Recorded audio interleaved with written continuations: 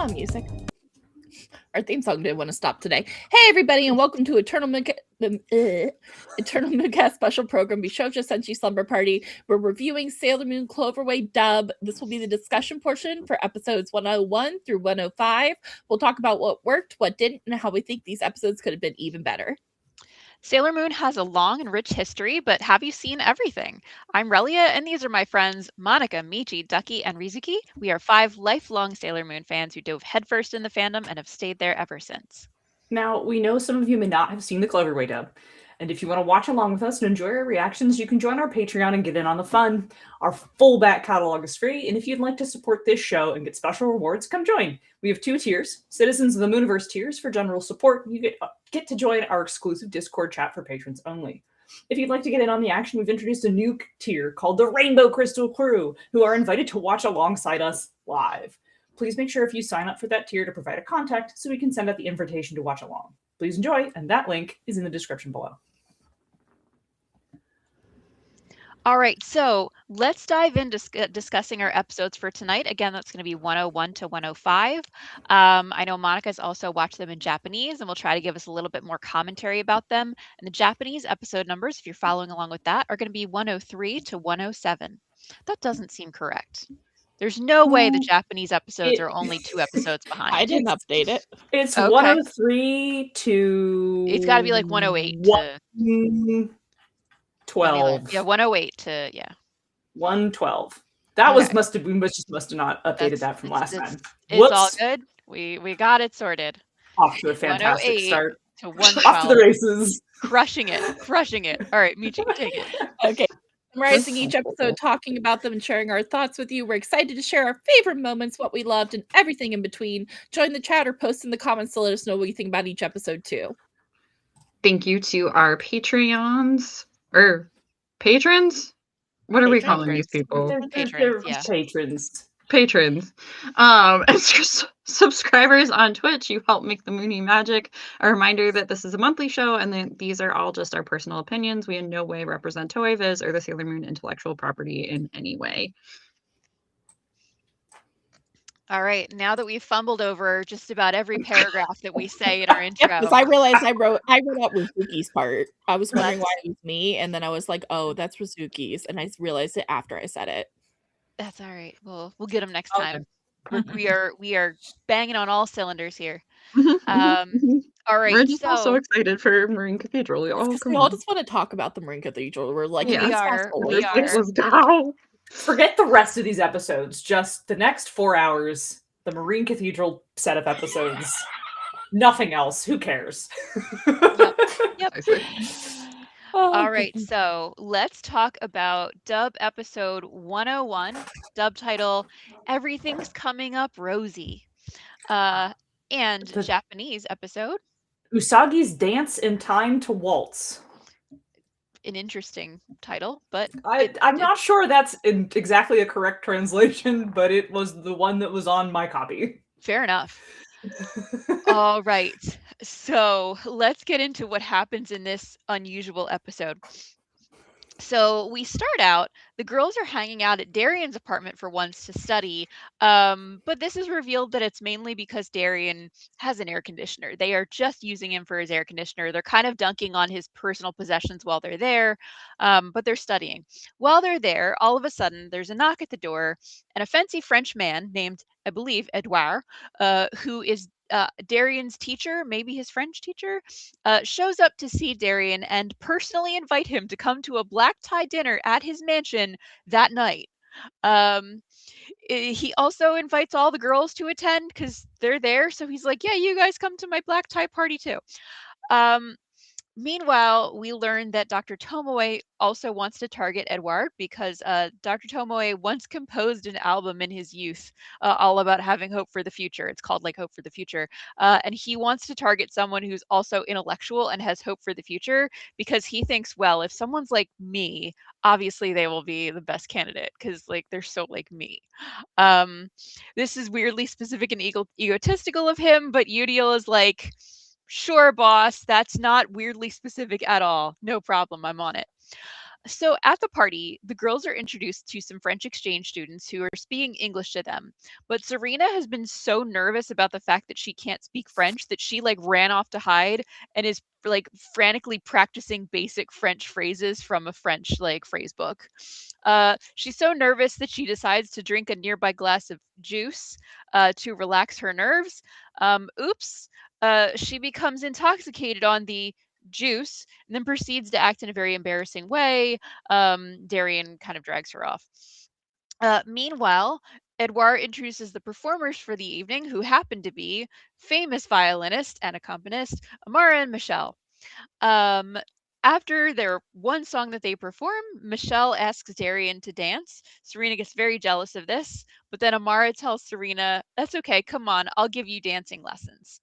Um, Subsequent to this, all the other men and women in the room all also want dance lessons with Amara too.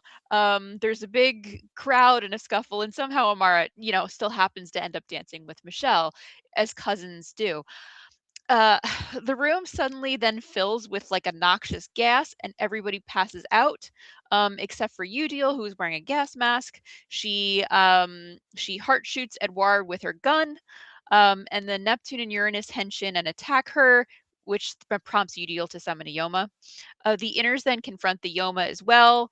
They check the heart crystal; it's not pure, so Udil's like, okay, then whatever. She fucks off. Uranus dusts the Yoma, and the Outers also fuck off, but Uranus didn't do the best job because the Yoma isn't actually dead yet. Tuxedo Mask arrives, he gives a speech, he ends his speech with, "Silence this freak, Sailor Moon," and Sailor Moon silences that freak. The party then resumes happily ever after. Honestly, what an episode. I forgot about that one. You forgot it. Yeah, I rewatched it to do my summary, and silence this freak, Sailor Moon. Like, they could have easily had Uranus dusting the Yoma just be the end of it.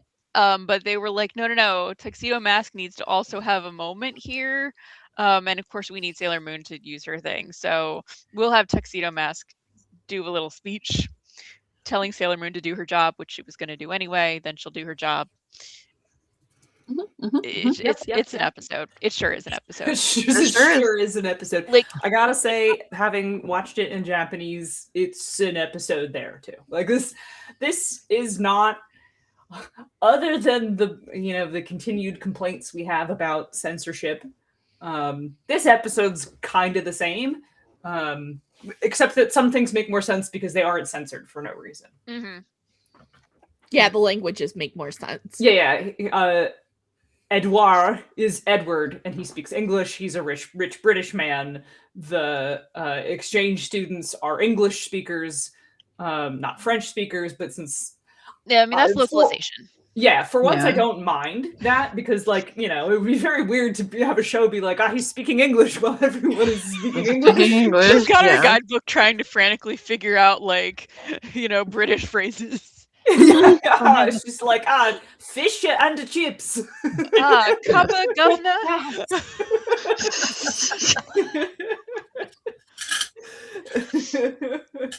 Yeah.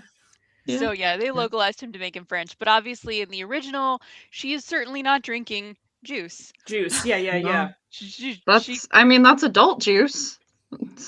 It was comes juice from a fruit. Yeah. X juice. Yeah. So let's get into it. Let's get into it.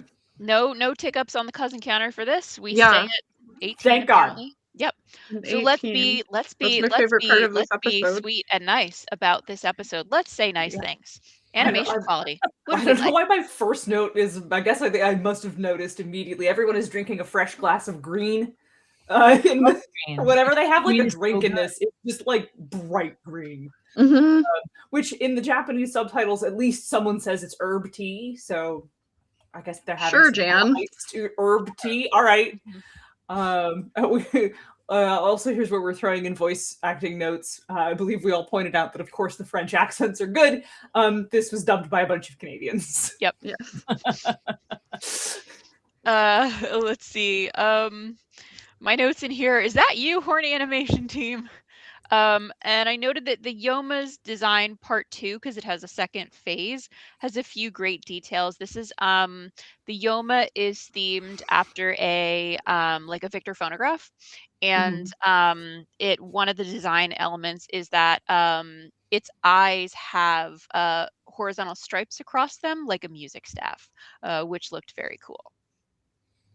Yeah, I loved the diamond this week. Like, it was really just, I love the two-faced ones. Like, they're always just so much fun to see, like, what they transform into for, like, the second part, and the party fits are so good. Although they're not black tie appropriate, but they're But, I cute. mean, they had no notice. They had like 3 They hours. had no notice, and they're really cute, and they're Sailor Senshi. They get a free pass. Yeah, they weren't black tie at all, but they were 14, 15, whatever. Yeah, but they were for so babies. cute. I really enjoyed everyone's looks in this. Like, everyone just looked really, really adorable, and I have no complaints for once. I thought the animation was good. I mean, it wasn't, oh my god, but it wasn't what it could be. So I have no complaints. It did have some really funny faces. Like, whenever she was like, and I know with Darian, oh, speaking French, like, that was actually like really cute sequence. Yeah. Yeah, this was meant to be a funny episode, and they had some like really good exaggerated expressions, which were very fun. All right, so plot structure. Some things we liked. I wrote that the pure heart requirements for this one are you have to enjoy the waltz and not be a nihilist, apparently. These are important requirements. This is a surprise tool that will help you later, kids. I also, I mean, I was trying to be nice. Like, this is a shoe. Fine. Darian apparently a guy who likes to have cultural club black tie affairs at his rich guy mansion. He invites Darian and the girls. They show up. Michelle and Amara are also there. Everyone wants to dance with Amara. Evil ensues. It's whatever. Yeah, plot wise, like, it's Serena plus straight washing and some LOLs. It's like, it wasn't anything to write home about. It was cute, but yeah. But we have you deal in proper PPE. Guys, we do care about science. I want to say she showed up in like a Kipao, but also she does, proper like P100 gas mask. Yeah, she was like, I will look amazing and also be protected from the noxious gas I am releasing. Yes. Honestly, she was the best part of the episode. Oh my like, I know I'm God. giving it away a little early, but I'm like, Udiel is just like... She is often the best part of the episode. Yeah. She's pretty great. Okay, so characterization, what do we like? In the Japanese, there's a very funny part where once they realize that this is Mamoru's pleasant British friend, all the inners attempt to speak English to varying degrees of success. And I just was really enjoying the gag of like, Ami can string together a whole sentence, and Jupes is like, thank you. Nailed it. Yeah. It's really cute. It's really funny. Yeah. Usagi has been claimed for Quebecois representation now, which I think was a bold choice. Momo is like so bougie. He has an AC in his house, which is like very rare in Japan. I loved Momo getting absolutely roasted by the gang for like his house and choices in the house. Because unfortunately we don't get him being roasted over his vast collection of mirrors and stars. So I'm gonna take it and just pretend that it happened later. Yep. It's fine. It's cool. It's fine. And I absolutely adore Drunk Usagi, like so ready to be like, whatever, Momo, I'm getting dance lessons from Amara. Yep. And the girls fighting all over her. It was like just so good. And Mako had like some moment with roses, which was like really, really sweet too. But it's like 10 out of 10 characterization in this episode. Yep. So I have an additional note here. There was a line, so you and Michelle are actually champion ballroom dancers. Very straight hobby for two cousins to have together. Very heterosexual hobby. Yes, no fruits to be had in there. Nope. Nope. So I didn't write this down, but I'm thinking of it now. Looking at Mamo's apartment, how did all those mirrors fit in there? But anyway, How did he get them in there? alone too. Like that must have taken a really long time. He But anyway. was dedicated to collecting Yeah. mirrors. He was so dedicated. I mean, he was being slowly driven mad. Correct. And like, I don't know, you can do a lot of things in a manic state, just saying. Yeah, I mean, like, he gets the shard in his, like, eyeball, and having had dual corneal abrasions, like, I would have done some crazy shit to get my eyeballs to stop hurting that much, I so, mean, yeah. Yeah. you know. Yeah, you know what? Yeah. But one thing I did write down was I found it really funny that Serena needed to drink juice and not get drunk at all because she drank juice in order to be able to speak French. Like that was just very like, girl, like, okay, you got there. I'm just proud of you for getting there. Monica? This is me. Sorry, my Yeah, cat it's all is good. being stupid. That's new. She's never done that before. No, she's never done that before. I was trying to make sure she wasn't like trying to dig under the closet door. Oh, I heard her committing a crime. Anyway, I love. I didn't remember seeing this in the English dub, which may have just been I was looking down when it happened. But when Uriel comes out of the lake, she splashes water all over people who are having a date. Yep. It is fucking hysterical. Excellent gag. The English dub also leaves out just how thrilled Usagi is to be dancing with Haruka, who doesn't offer her dance lessons. Of course, she just simply offers to dance with her. Michiru asks Mamoru to dance because she loves to flirt with a man. She does. She loves does to flirt with a man. She does love to flirt with a man, and which of course makes Usagi upset. And then Haruka's like, "Well, I'll dance with you then." I like having my safe friend to flirt with. Yeah. And that Usagi 180s completely and is like, yes, yes, I will dance with you. And Michiru and Mamoru actually have like a good conversation when they're dancing. I think we made a note somewhere about them talking about nothing. They actually they just talk about Edward.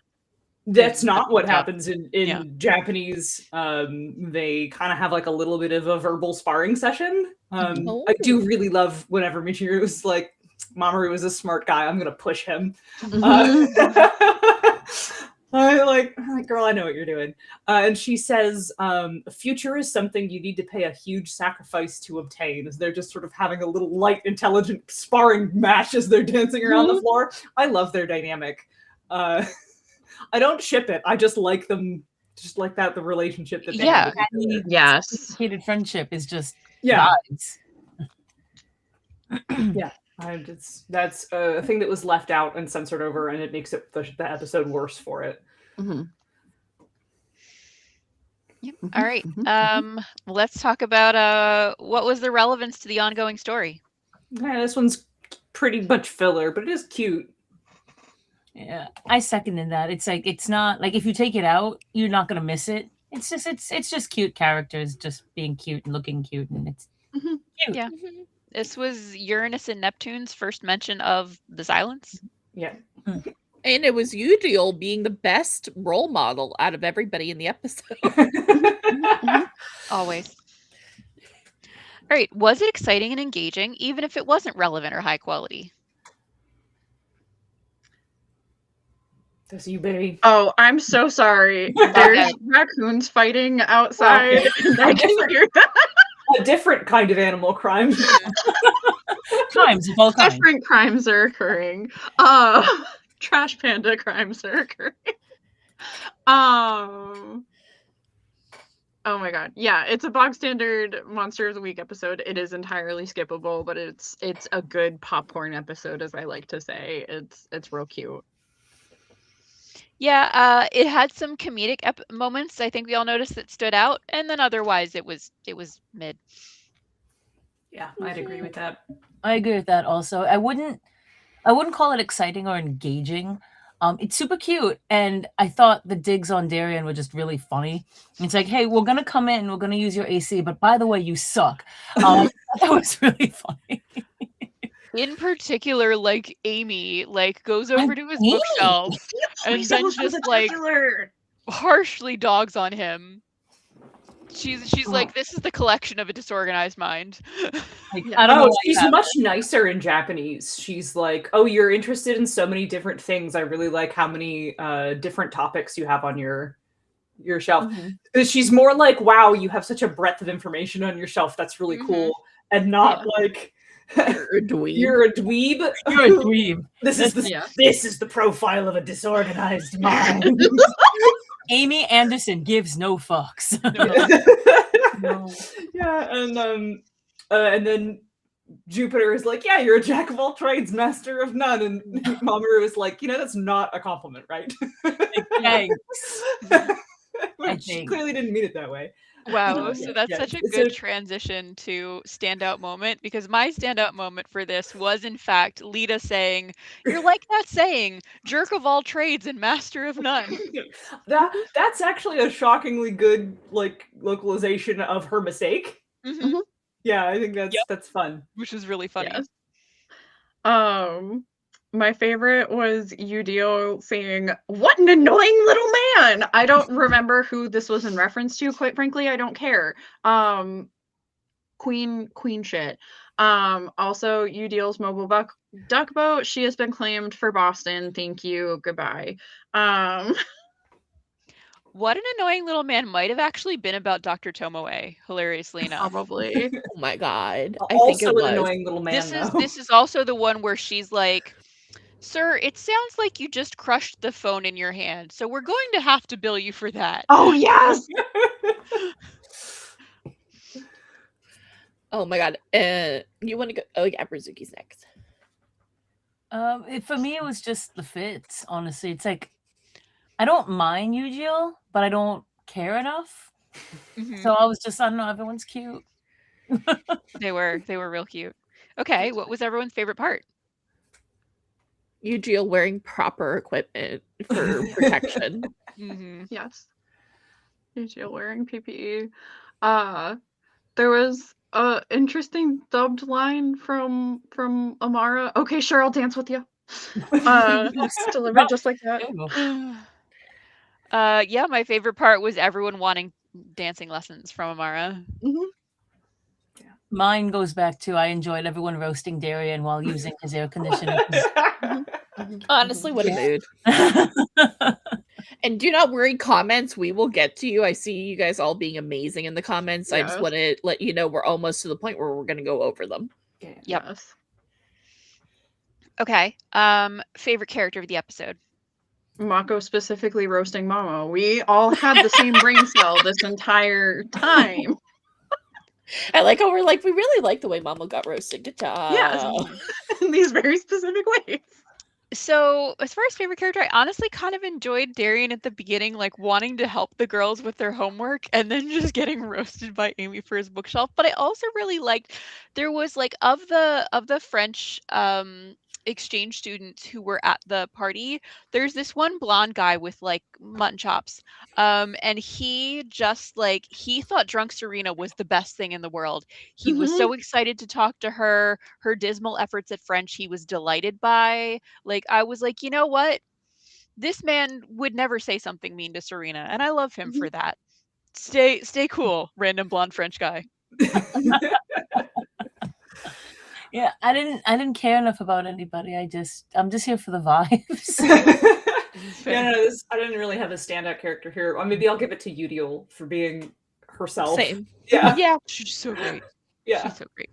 All right, so let's get comments do before we comments do the before we get comments. sassy. Yeah. Yeah. Yeah, so Ura says dance lessons code for lesbian angst. Yes. And then Sorley says, I want dance lessons from Amara too, to be fair. I mean, yeah. Sign me up. Who amongst us? Yeah. Ura says Eugeo gives us the iconic line, the last to arrive and the first to leave. Yeah. Mhm. And then Sorley says, this is a series. Oh my god. Is Tuxedo Mask a project manager? just telling Sailor Moon what to do. Sounds like a PM to me. As a professional PM myself. He is though. He's like, okay, everybody stand up. We're gonna everybody check in 15 minutes. What are you doing working on today? What are your blockers? Attack them, Sailor Moon. Time check. Yep. And then Ura says it's a cute little fluffy episode with Eugeo serving. Yep. So true. Yep. And then Scrum Ninja Master tuxedo mask. Sorry, that's a joke for me and Sword Lily cosplay. Anyway, Ninja Master 551 says not helped that they really want you to know their cousins as much as possible.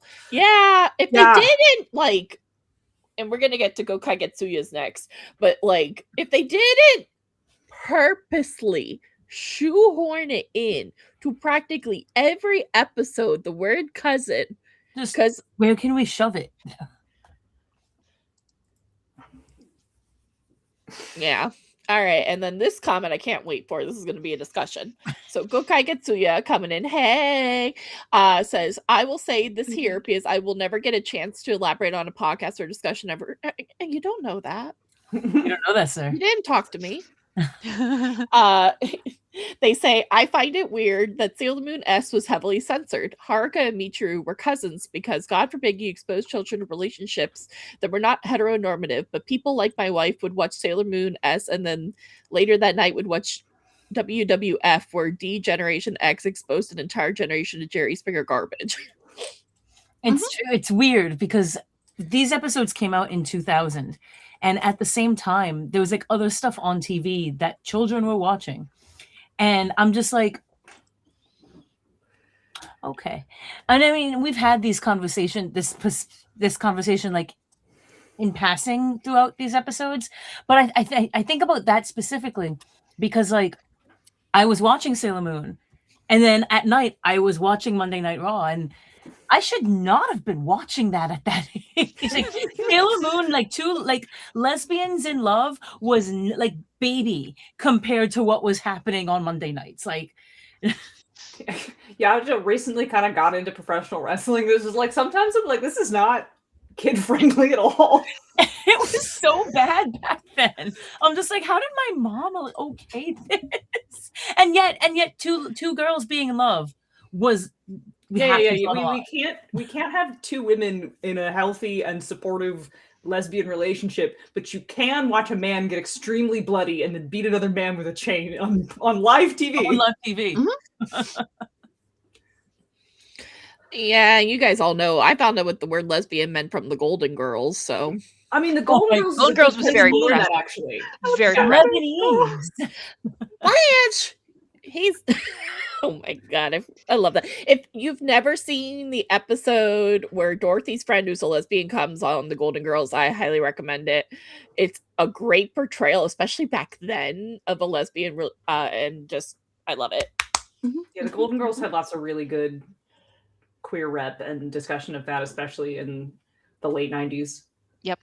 Yeah. It was the 90s. Yep, and then the last one is Ura says, I love how Yujul is the only one that extended the Witches 5 who is going to dedicate to her job not getting in bed with Professor Tomoe.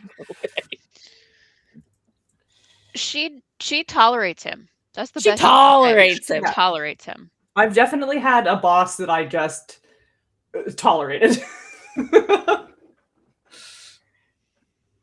Yeah.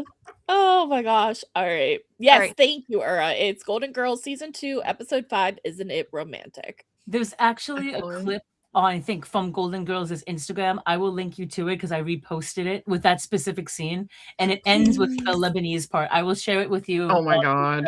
Michi. Please. That would be awesome. All right. So let's get negative. What didn't we like? We'll start right in animation quality. I just wrote down ugly for me. It's ugly. It's a little ugly. It's not the worst. It's like the B plus or the B minus C plus team. It's just doing per ugly. I like the French for this episode. Un petit peu. All right, so plot structure. This was a thin-ass plot and motivation, and there's no getting around it. The guy was targeted because Tomoe, screw him, I do not acknowledge his doctorate, wanted someone who I mean, liked waltzes and had hope he's for the fraudulent future. anyway. Yeah. Yeah, sorry. Someone who likes waltzes and has hope for the future. Nah, man. Yeah. Like, I don't. It's as thin a plot as any of the other, like, not super relevant people. I don't have anything bad to say aside from boo straight washing, make it gay, you absolute cowards. These were not black tie dresses, though. Give us the black tie fits, you cowards. Also, anyway. My only comment that I wrote was, wait, I have to do the squiggle. Nar. That is how it's written. Yeah, if I had a nickel for every time Usagi got sloshed at a party on fruity cocktails she didn't know contained alcohol, I'd have 2 nickels, which isn't a lot, but it's kind of fucked up that it happened twice. Yeah, I feel like begin the to green think- drink ones are the ones that just taste like a Jolly Rancher, and you cannot taste the alcohol in it whatsoever. Like, I don't know what those She are. may not know that alcohol exists. Yeah, she doesn't know what that is. She's What just No was one it? told her. She No sees one a told colorful her. drink and she's like, okay, juice. Is not Juice aware that for me. that alcohol She- exists or that drunkenness exists and occurs. She's also very clearly never had like a cocktail that didn't just taste like juice. She's never taken a sip of like a Manhattan No. or I'm trying to think of another drink that's like very alcohol forward, like Yeah. gin and tonic. Long Island. Cosmo, depending on how Julia yelled Long Island iced tea from the hallway. Long Island iced tea when mixed well tastes like a soda, though. She's never had like a dirty martini. No. Yeah, I'm talking about Usagi taking a sip of a drink that would taste like alcohol. Where the joke is that Usagi doesn't know what alcohol is. Are you gonna come and join the stream? She's like in the hallway. Yeah, like in the room. I don't know if you can hear her. A little bit, but not much. But you've opened a really good point, because my club days have passed me, RIP. Oh yeah. But my go-to drink, it was even my signature drink at my wedding. It was a Malibu Bay Breeze. I love those fruity drinks that it's when you realize what's happened, it's too late because those are my favorites. So I'm just like, wait, you know what? Maybe green is that. It's just danger. The only drink she's ever had are like a Malibu Bay Breeze, a Cosmo, a Sidecar, a Long Island iced tea. All these things that'll just knock you flat on your ass. But they don't taste like alcohol. It tastes like Kool-Aid or something. Yeah. Okay. Yeah, no, like I was so gone on those. They were delightful. But I have here to help. Oh my god. Pinch and Fabio was there. Would force her into premature season finale. Definitely be like, that's alcohol though. Like that doesn't old fashioned taste like booze. It does not taste like fruit. Or like a straight shot of like Jack Daniels or Fireball or something. Oh my god. And then Sortoli's coming in with you. Rizuki Malibu Sunrise was my wedding drink go-to. I forgot to tell people it was alcoholic, so I had a bunch of people come to me at one point like, oh no! They drank the juice. They pulled an Usagi. They pulled an Usagi. I mean, it was a comedy for me. It was fine. All right, where were we in the outline? We were about to talk about questionable characterization choices. Yes. I would like to question Tomoe wrote a waltz when he was in college? Yeah. I want more info on that. Like, he was just like a regular guy before the badness in this canon. I just want to underscore that regular guys do not write waltzes in college. No, he very clearly has the tism, but like he's a regular science guy. I'm sorry, I should have clarified. Bill. Damn it, now I'm gonna hear that every time I see him. I know, right? You're just like you go into any lab and it's just a bunch of ADHD nerds, a bunch of autistic nerds, a bunch of OCD nerds, or some combination of the three. Like, Mm-hmm. All right. All right. Characterization, Rizuki, what did you hate? Well, the Witches 5 and Tomoe with the fancy like record player, I'm just like, you let it break though. Like that bothered me. That bothered me more than it should. Like that, I'm just like, you have this really nice thing. Like apparently you wrote music in college. I want to talk about that. I want to understand. But like you have this really nice thing that like in today's day and age, like that would be so cool. Like just this piece of and okay. You shove it in the Whatever. easy bake oven, see what happens. Like, It'll will be it great. blend? Will it blend? Is it a good idea to microwave this? All right. Like- So, relevance to the ongoing story. You could skip this and miss nothing. Exactly. Yeah. Nope. Mm-mm. Relevance? Who is she? Yeah. I don't Right. know her. Right. Was it boring? If so, why? I mean, I basically felt like the comedic moments carried hard in this episode. Otherwise, this episode was blah. Agreed. Yeah, this is a goofy as fuck episode. Yeah. It is. But it like it's not quite as like absolutely hysterical as the next one. Yeah. Like yeah, Yeah. I don't know. Sometimes the Sailor Moon has a goofy episode and it's like pretty funny, but it's not doing anything. Right. And this is one of those. Yeah.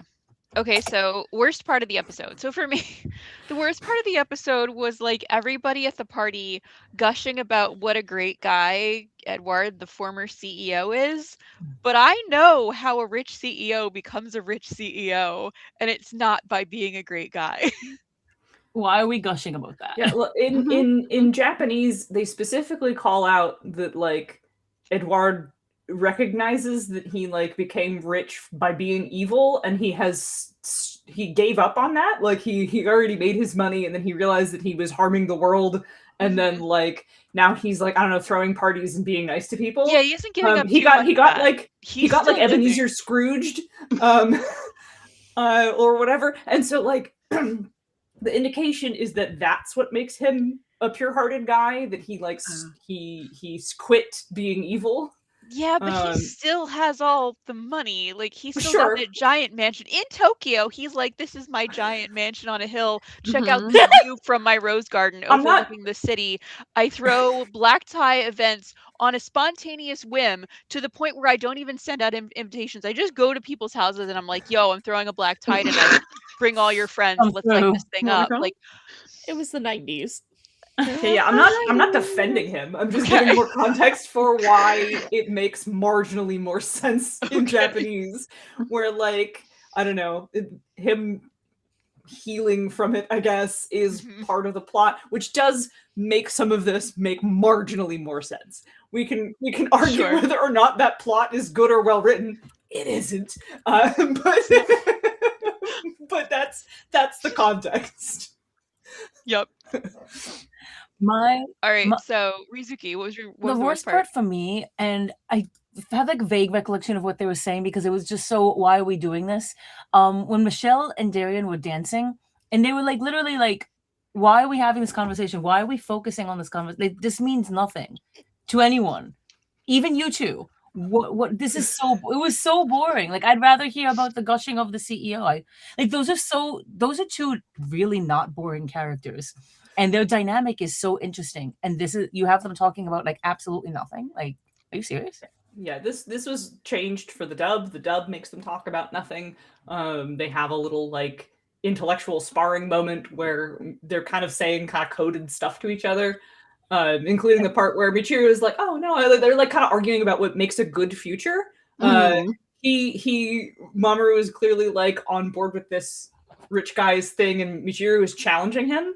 And so like that's really the conversation that they're having, and that's when she's like, I think a bright future requires sacrifice, knowing maybe that she's gonna die soon because that's her deal.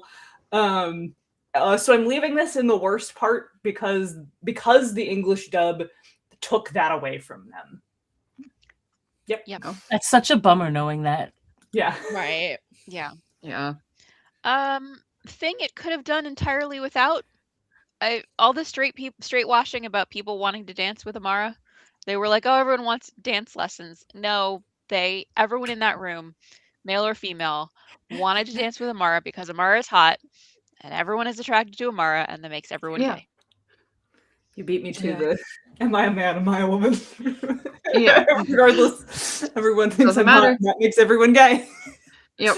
Love it. Exactly. All right. So, what would make it better? Make it gay and give us the black tie fits, you cowards, because we've seen these dresses before. I want new fashion, damn it. Oh I my second. god. That's so true.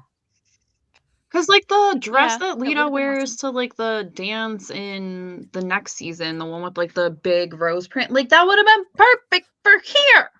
Yeah, they couldn't use I it. mean, let's be real.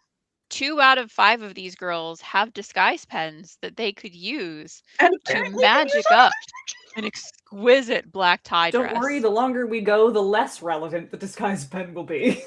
Sad but true. Including parts where you're Sad but like, true. girl, you have a disguise pen. There are a lot of situations in which the disguise pen would have made a huge difference, and we're just gonna forget that that's a tool in our arsenal. Yep. Too powerful.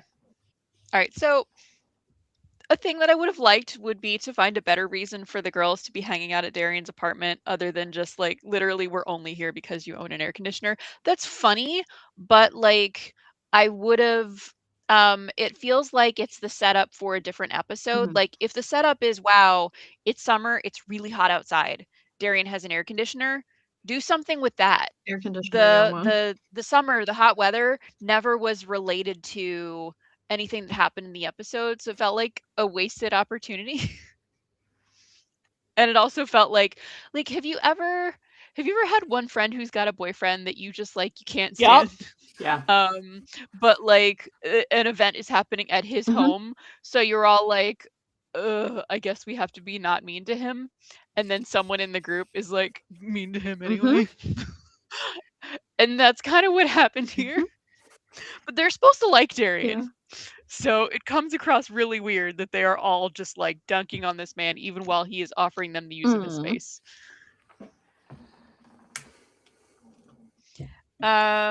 And yeah, Rizuki also has a comment here agreeing because there were a lot of options to run with in regards to Darian's schooling and the girls studying for their entrance exams. I don't know why they didn't open that door and instead slammed it in Darian's face hard. Okay, hear me out for what would make it better. What if Okay. we saw Okay, the fix episode it. from Michiru and Harugo's perspective more? Mm. Getting I prepared for I the like event. the Rashomon version of their episode where they were like, I don't know, having fabulous sex that morning and then get invited over to this person. That's how I assume their day starts always. And Yeah, mhm, yeah. And then I don't know, they have fancy breakfast and then walk out on the street and this British man is like, you two beautiful lesbians play at my play at my apartment. And then they like help fight a monster, defeat its first form, and are just like, do you want to go make out again? like and then they do that. Julie and I was watching this movie and I was like, my favorite thing about their characterization that you like just can't censor out of the way they're drawn and behave on screen is that like, they are constantly either like having just done it or about to go do it. Like they're just, Yep. And all the time. Yeah. Like it's not it's not sexual tension. There's nothing tense about it. It's just Yeah. Just sexual energy. Yeah. All right, so let's score this bad boy. I gave this a generous 3 out of 5. Generously 3 out of 5. Rizuki gave it a 2.5. I give it a 3 out of 5 too. Like, there's nothing like horribly like. It's not that It's not like objectionable. it's like 2.75. Yeah, I also said I'm giving it a 3-ish. All right, so I'm calling it 3. Yeah, 3. Sure. Not a strong 3. Yeah, like a weak 3. Like a little faded. A solid C-. Yes. Yeah. Okay, the audience is agreeing. Okay, and then what did the villain look like? The villain had 2 phases, and they were like a Victor phonograph, but as a person. I went for pass on this one. Okay. I'm gonna pass on this one. I said smash the original fit, pass on the second fit. Yeah, Rizuki said, "Nah, she's gonna yell or make noise and be off key, and that's a Yeah, move." you know what? I agree with Rizuki. This is a pass. Yeah. So, All right. Do we recommend this?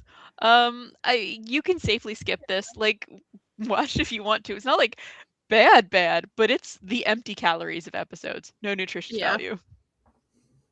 Yeah, I also just like, Yeah.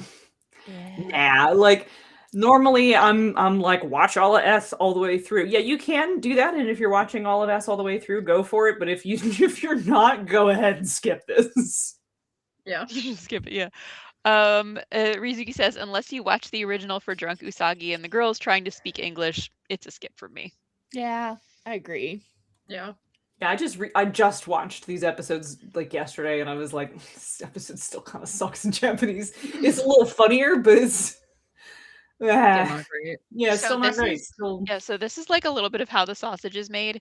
Michi, how come there's a giant like size 26 font comment in here that says right timestamp? What does that Because we're mean? trying to get timestamps for these because I've gotten some Oh. feedback that people, especially for this episode, Okay. Oh, that people want to come watch at the timestamp. Okay. Okay. Uh, Well, we're good news at- for our audience. We're gonna try and put in some timestamps.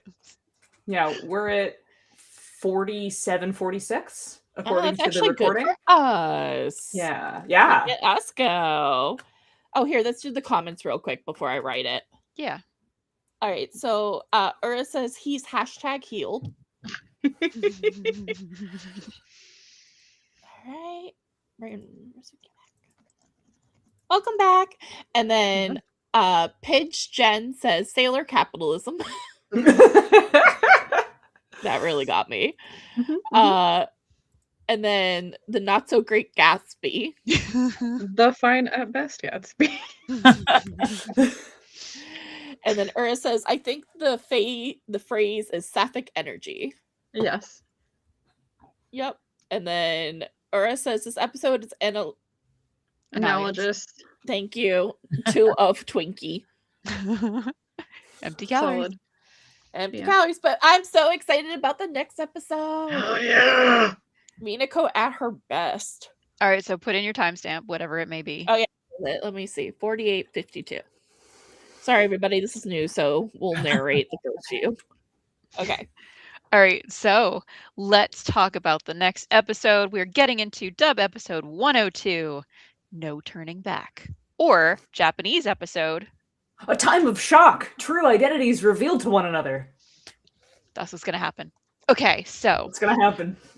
we start out with the villains. Yudiel and Tomoe are discussing that someone is getting closer to the Purity Force, but that they need to get there faster so that they can prevent the summoning of not the Messiah, the Ambassador of Good, and bring the silence. So the girls are together and they're studying as usual. Serena's getting dunked on. Afterwards, Artemis asks Mina, like, why are you suddenly so glum? And she confesses that she's upset that everyone else has gotten heart snatched except for her, like even Serena. She wants to push herself harder so that she'll get targeted, so she'll know that she's worthy. She's feeling very insecure about this. So she goes back to practicing volleyball. She's like pushing herself to the limits. And Serena shows up with Luna and Artemis to check on her because Artemis ratted her out to Serena, who's worried. Mina flatly dismisses their concerns. Don't know what you're talking about. Would never try to do that. Don't worry about it. She then goes to a bookstore by herself to research, I assume, goodness, and encounters Amara and Michelle. She asks them how they think someone with a pure heart would behave, and they both agree that someone with a pure heart would be different from normal people, that they would be helpful and give to others. Just then, a blood donation truck drives by, and Mina chases after it. She wants to donate all her blood, and she goes around Tokyo, going from one blood drive to the next, donating all her blood. She's doing great. All of the girls and Darian and the cats are now all trying to keep an eye on her. But before they can, Udiel finds her and gets a snatching. Knocks her heart crystal right out. Mina, delirious from the blood loss and the heart snatching, is excited to see her heart crystal and runs off with it. Everyone chases her, good and evil alike. Eventually, Mina, of course, collapses in a parking garage, and Udiel then summons a door-themed Yoma to assist. Amara, Michelle, and Serena are on site, and they're all sort of in the parking garage with them, but they don't want to transform in front of each other or in front of Udiel. But Serena, who's not willing to risk Mina's life, transforms anyway because fuck that. Amara and Michelle, in their untransformed form, stop Udiel, and then they transform as well, their identities also being revealed. Sailor Moon attacks, but her attack is countered by Udiel just with a flamethrower, and leaves only the Yoma to actually be killed by Sailor Moon's attack. So then Mina, whose heart crystal has now been restored, chucks a bunch of Crane Game toys that she won earlier at Udiel, distracting her long enough for Venus to transform and attack. Udiel sees that she's outnumbered, she escapes, and Moon confronts Uranus and Neptune, revealing their identities to the rest of the Inners. Uranus and Neptune are like, sorry, but we can't help you. They leave. Did Mina learn anything? No. Her character episodes never end with her receiving healthy affirmation. That's the episode. There's no resolution for Mina. But I still really like it. I enjoy the hell out of this episode. There's just kind of a problem with Mina's episode. Yeah. Oh, Mina Yeah. was dirty in the 90s. Like, the 90s did not do her well. At all. No. All right, No. so But hey. we do have a lot of positives about this episode. We did really enjoy it, so let's talk about it. What worked? What did we like about the animation quality? My Cousin note here counter. says, Wait. yeah, cousin counter. My bad. Cousin's counter remains blessedly 18. Yeah. Yay! No cousins.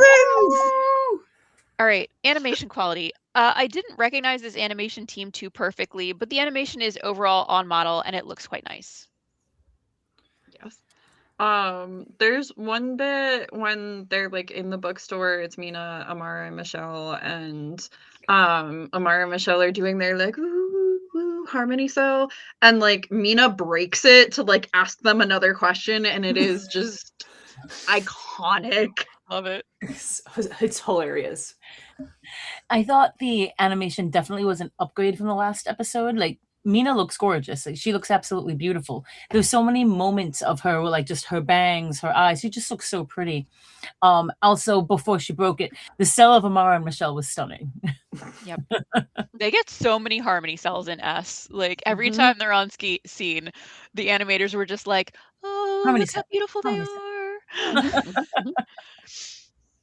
Yeah, I really liked all the extras that are in the background in the manga shop scene. Like it's so, I like for a hand drawn animated show like this was, they could have just drawn like a guy and copy pasted it, or just drawn some suggestions of people. But no, like all of the people in the background. And I actually noticed this in a lot of episodes. All the people in the background are different. Yep. But I really liked the extras in the manga scene. They're all funky looking people who you would see on the street. Like there's the part where it pans out and there's like this like tall blonde dude who's like there in his shorts and flip-flops. Just like, yeah, schlubby, shaggy dude. I loved it. Like, Yeah. you and I both commented on it in the watch. I'm like, Yeah. I just love how specific and real he looks. Yes. Yeah. You're like, I've seen that guy at the mall before. I've been that guy at the mall before. Yup. Yeah. No, but my favorite thing of the animation quality is when Usagi is shaking Mina against the claw machine and she somehow wins all of the prizes. It is As a really claw funny. machine enthusiast myself, I'm like, how? Makes sense. Like, It's not real, girl, baby girl. It's not real. Exactly. I know, Movie because I magic. know. I got 10 and 10 tries, and that girl got like 10 in one go. Yup. All right. So, plot structure. What do we like? Oh, well, Dr. Tomoe finally explains the plot and their motivations. A little bit late, but here we are. Yeah, he got it done. Yeah. Well, Yeah. We've now just been introduced to the concept of like, oh, we aren't just doing this because. Yeah. Because. Ah, whoop. We got the real threat. I'm happy to finally see movement in the plot, like that. Like, oh yeah, we have a plot. Oh crap! Like, I'm happy that we remembered the plot was here. It was really nice to see them explain what the Deathbusters, which is Tomoe's goals were for the first time, even if it was a vague intro. The fact that they were like, oh yeah, here, it's something. Honestly, this episode was a great plot concept. No notes. Love the concept of Mina wanting to get heart snatched. So good. And honestly, you can kind of get why. If all your Mhm. friends have had it happen to you, you start being like, damn, what's wrong with me? Yep. Mhm. Okay, so again, this is we really liked characterization in this episode. We have almost a page of notes on it. So characterization. Leading off, I love Mina's insecurity here. I would die for her. She always goes off to lick her wounds alone.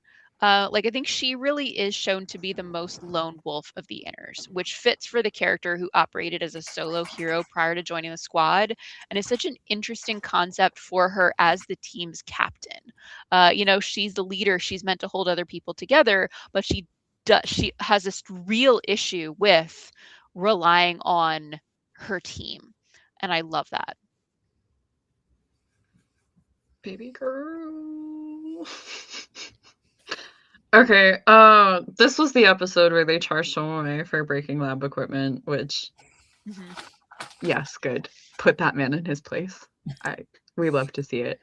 Yep. Also, hi, hello, here's my Sailor V dissertation episode. I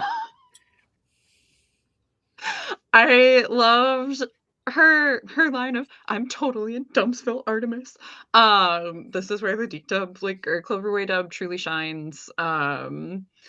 And he asks her, also, Artemis and Mina's interactions in this episode are so them, and them at their best. And he asks her at one point, you think it'll prove your heart's worthy? And she's like, I don't know. And it's like, girl, yes you do. Yes you do. You know you want to have proof that you are worthy. You don't believe it in your heart of hearts. And she's still trying to figure out her identity as a solo senshi, and not being seen as good enough, especially in comparison to Sailor Moon. And she is so manic doesn't even begin to describe how she is after she gets heart snatched. She's like, do you see it? She wants to show this off to everybody, see, I'm worthy, I got a pure heart crystal, it's right here in front of me. And Mina donates 2 pints of blood. I used to donate platelets for giggles on the weekends, and I got the rest of my blood bits back. That used to knock me out for the rest of the day. So she is on the ceiling. And also, if we go with kind of what's been alluded to in the Amara Michelle entry episode of oh yeah, they usually turn back if we can zap them quick enough for the monsters. Mina was fighting alone for a long time with no healing powers. A lot of those people in the manga probably got gotted for real, so she probably has more of this kind of weight similar to the outers than the rest of the inner senshi, who were introduced after Sagi and after oh yippee, we just heal the person, moon healing escalation, yippee. We don't gotta kill nobody except for the Shitano, because pocket rocks.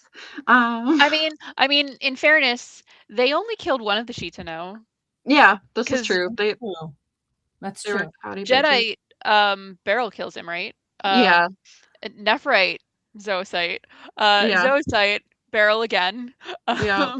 They really they only get Kunzite. Yeah. Yeah. That's True. So, yeah. But I love her so much in this episode. Baby girl. I just wanna pick her up and oh, my heart. She's so good. Rizuki. She's so good. You For me, I appreciate Mina's perspective so much, because she's 14 turning 15 at this point, so it makes sense for her to be junior high. I'm kind of feeling jealous, I'm kind of feeling inadequate. Why like what you were saying before, why is this happening to all of my friends and not me? What's wrong with me? That whole just young teenager kind of thing. But it also goes back to Ducky was saying, her being Sailor V, and she was the star, and it was about her, and she was the hero, and she was the focus, and everyone knew who she was. and now not so much. So it's almost like I really wish they dove into this more. I really wish this was stretched out, not just in this episode, but like in any of Mina's episodes. They never, like Relia said in the opening, they never give her a conclusion. They never dive into it. They're just like, oh, Mina's just the comedy. She's just funny. Just move over, Mina.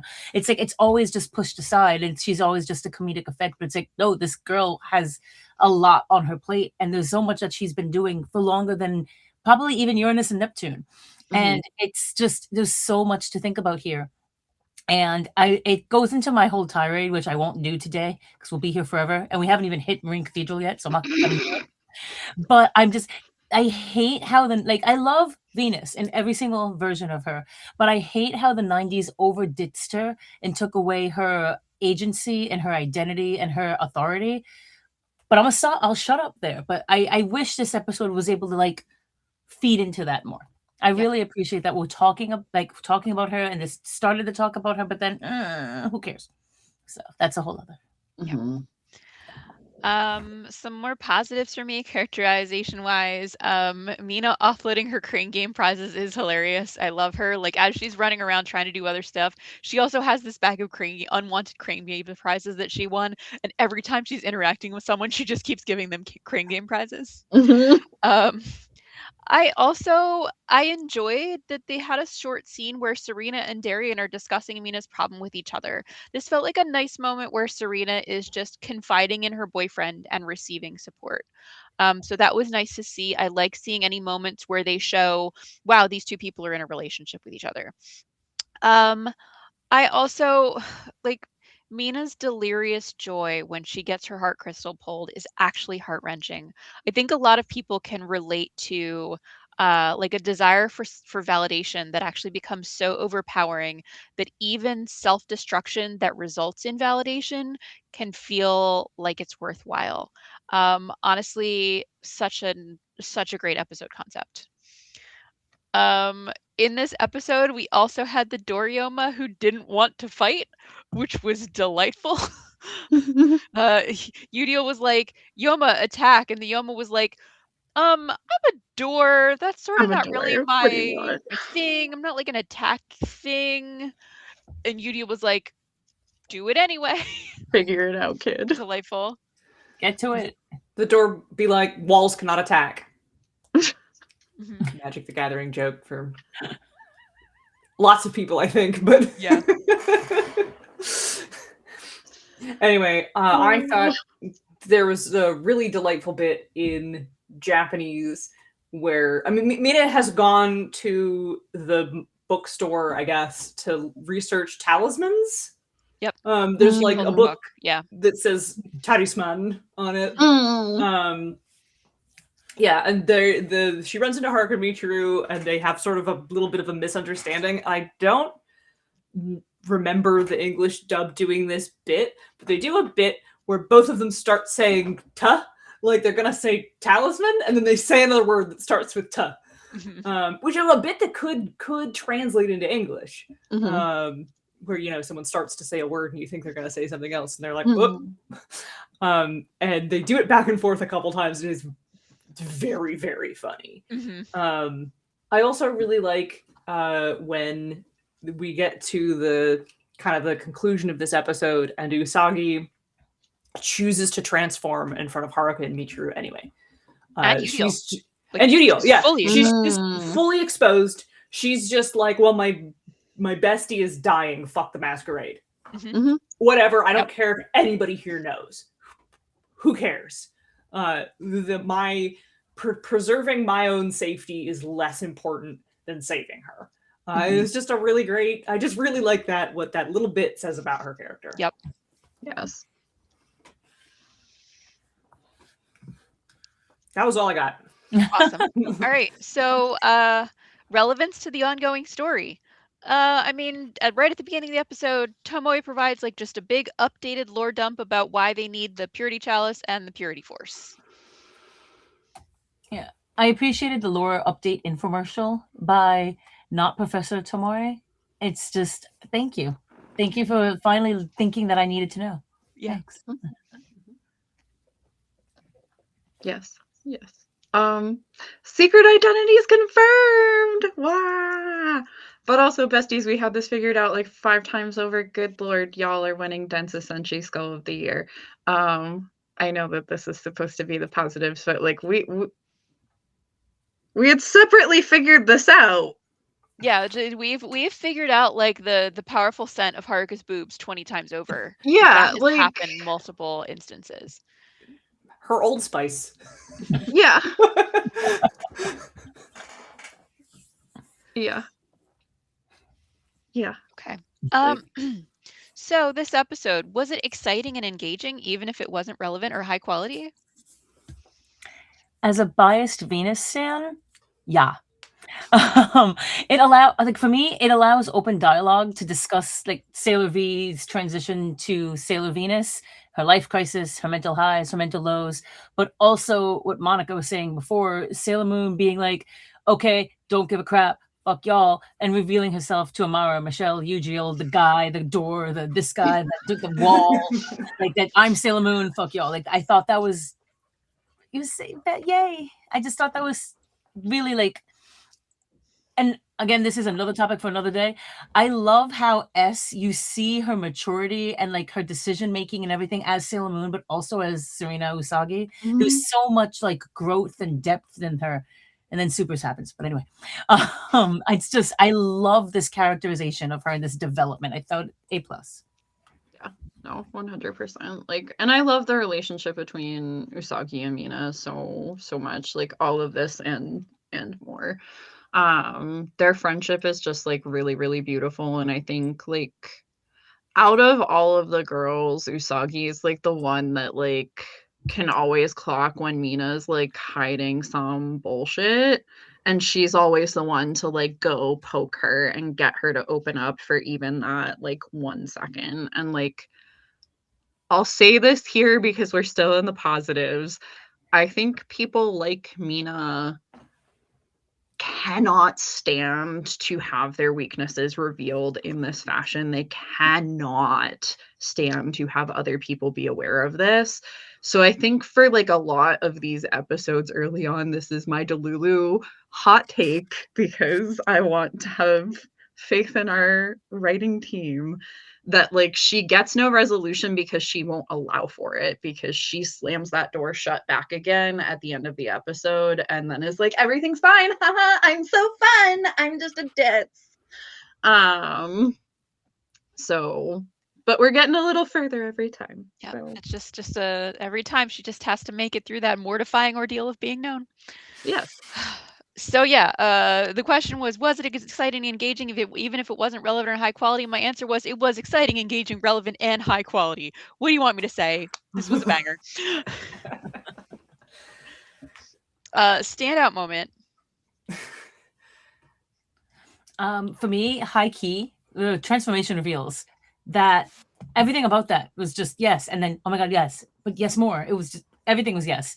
Also, Mina losing her shit when her pure heart was taken. Girl. Yeah, I mean, absolutely. Seconding Mina's devastating elation when she gets her heart snatched. Like you feel the complexity of that moment deep in your soul. Mm-hmm. Okay, what were our favorite parts? Doorknob I've been dirt. begging to go back in the box. Just so sweet. It was so cute. Yeah, I like that Ducky and I had the same brain cell. We were both just like the door. Yes. It's so good. I love Door. Look, that door did not want to fight. Mm-hmm. It's a pacifist door. I mean, Yeah. My favorite part, I'm just repeating myself, it's just the transformations. I was a happy bean. I love a good transformation reveal. So, a couple things. The one that I wrote down was Udiel working smarter, not harder. This is classic Udiel. She made a flamethrower out of a blender and some other appliances, and she uses that to overcome Sailor Moon's powers on multiple occasions. Sailor Moon starts her attack, Udiel's like, oh, she's starting her attack, pulls out her flamethrower and just shoots regular fire at her. And this works really well for her. I love it so much. My other favorite part is, so we've mentioned that the Yoma in this episode is a door. So whenever they're making Yoma for the Witches 5, they take like the object that they want to Yomify and they put it into their giant evil easy bake oven. Well, this has been fine when it was like a Victor phonograph, like a postcard, whatever. But in this case, Dr. Tomoe really wanted to use just a whole door. And if you've ever compared the size of an oven with the size of a door, you may realize the logistical issue that Professor Tomoe runs into here when he just attempts to kind of shove the door at the oven and nothing occurs, and he then has to go in with a hacksaw. He just cuts out the doorknob part of the door and just sticks that in the oven, and it is so like it's an unnecessary moment that is hilarious. Yes. Same man that wrote a waltz in college. Yes. Yep. Tried to shove a whole door inside of an oven. Yes. Are we sure he's telling the truth? No. I don't think so, personally. Oh, do we think you plagiarized? I think I he's just lying. think he's lying. Okay. Like just Straight lies. lying. Just lying. Mhm. Just making some shit up. Because like I think pretty bad Tomoe seems like healed Tomoe seems like a sweet little science guy. Like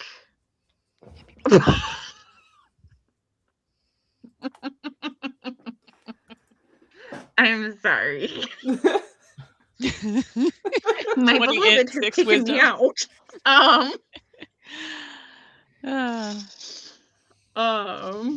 So like I believe that like maybe like past Tomoe did this, but I think like present Tomoe is like maybe perhaps the Lulu about what happened. I don't know how like weird Yoma mind control shit works. Like, So here's my question for you. If you were to ask Tomoe's coworkers, let's say you asked Udiel, do you think that Dr. Tomoe really wrote a waltz about hope for the future when he was in college? Do you think she would say yes or no? Otaru had to get here somehow. yes, exactly. He had to have some riz. He had to sleep with a woman. Maybe Yeah, that's easy though. It's getting laid is really easy. In college, not gonna- especially. Yeah, I'm Marry not a gonna hand woman. it to him there. He is alive and breathing. That's all you need to do to He just had the cup of green, and that's all he needed. He's Yep. That's not hard to make a baby, just saying. I think Udiel would be like, of course not. Yeah, no Yeah. fucking way. Yeah, but like if you asked his like Mugen Academy colleagues, they would be like, "Oh yeah." Like, I think if you asked Kaolinite too, she'd also be like, no. No. yeah. like, who said he did that? No. Who told you that? He did? Why did you believe him? Like, you're dumb. You're dumber than him for saying it because you believed it. Stupid. Ugh. Oh my Sly god. dog. Holy shit. I will never be okay. I am not highlighting that. Well, You've- if we ever get a true like American live action Sailor Moon, David Tennant for Dr. Tomoe. That Moving on. that would frankly kind of rule though. God, It that would. would be It like kinda honestly, would. he would love the parts where he just cackles like insanely. He would love that. He would eat that up. Sorry. So, Where the hell were we? we were at favorite Favorite part, character. but I was distracted. Oh. Okay, so favorite character of the episode. Mina. Are we gonna say it Mina. on three? Mina. Yeah, Mina. It's Mina. Mina. This is- Mina. this is Mina with her a small episode, side and of she Artemis. crushes it. Yeah, Artemis was like the caring dad. Yeah. Like I love it when he goes down mode with her. It makes my heart smile. I thought like there's a really cute part where so it's at a certain point everyone is stalking Mina because she's now running around the city donating all her blood. And they're like, we have to do something about this. And Artemis is like, they're like, we have to keep an eye on her. And Artemis is like, I've already developed a plan for us to keep an eye on her 24 hours a day. And Luna's like, well, I'm not taking the night shift. Wow, Luna, what a champion. But like Artemis was out here, he's like, I've got a rota. Here's the schedule. Here's some maps I've put together. Like he cares about her. But it's Mina. She's the best. Okay, so Comments? do we want to hit comments? Yeah. Yeah, let's do comments. Yeah. All right. So we've had some good ones, so I'm excited. Ninja Master 551 says, I've heard a lot of complaints over how Venus is handled in the 90s anime. You heard them here first. Yeah. Kind of true. Probably. Yep. And our multiple Venus episodes. And I still want to do more Venus because I feel like we haven't quite finished her yet. Maybe we should do like an Oops All Venus episode where it's Rizuki, Ducky, me, and we invite like Lunar Lynn back. We invite like all the Venuses back. Oh, yes. And just You have guys like should go Oops All off. Venus. Mhm. And to see what happens when you put that many Venuses in one room. I support this. Okay, so Lily Cosplay says, Mina is best girl. It's these episodes that really ground the characters. Even if it feels silly on the surface, I love seeing the insecurities of the girls because it's so relatable when they have much stronger moments. It makes you cheer that much louder. Mm-hmm. Yeah, definitely. And then Ura says, I mean, they did hit Jedi with a plane. They They did did do hit that. Jedi They with did. a plane. He deserved it. He He had it did. coming. Well, that doesn't count. And then Ura says, iconic line, cut off her hair, maybe she'll lose her powers.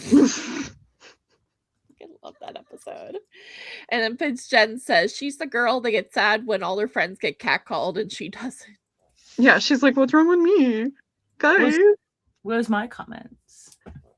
Oh, there's more comments for. Oh, okay. I thought I was missing your comment. Oh, no. Ura says, Tomoe having the tism is my new headcanon. Thank you, Ducky. You're welcome. Courtesy of working in science lab. And then Ura says he got that tism riz. You do. You do. And then Pidge Jen says, I would do anything to be a fly on the wall for the performance review. Oh my god. Yes.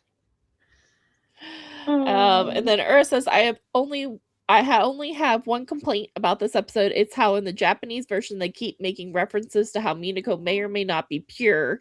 And I'm like, that's not an appropriate joke to make about a 14-year-old girl. What? Yeah, like- Monica? Please explain.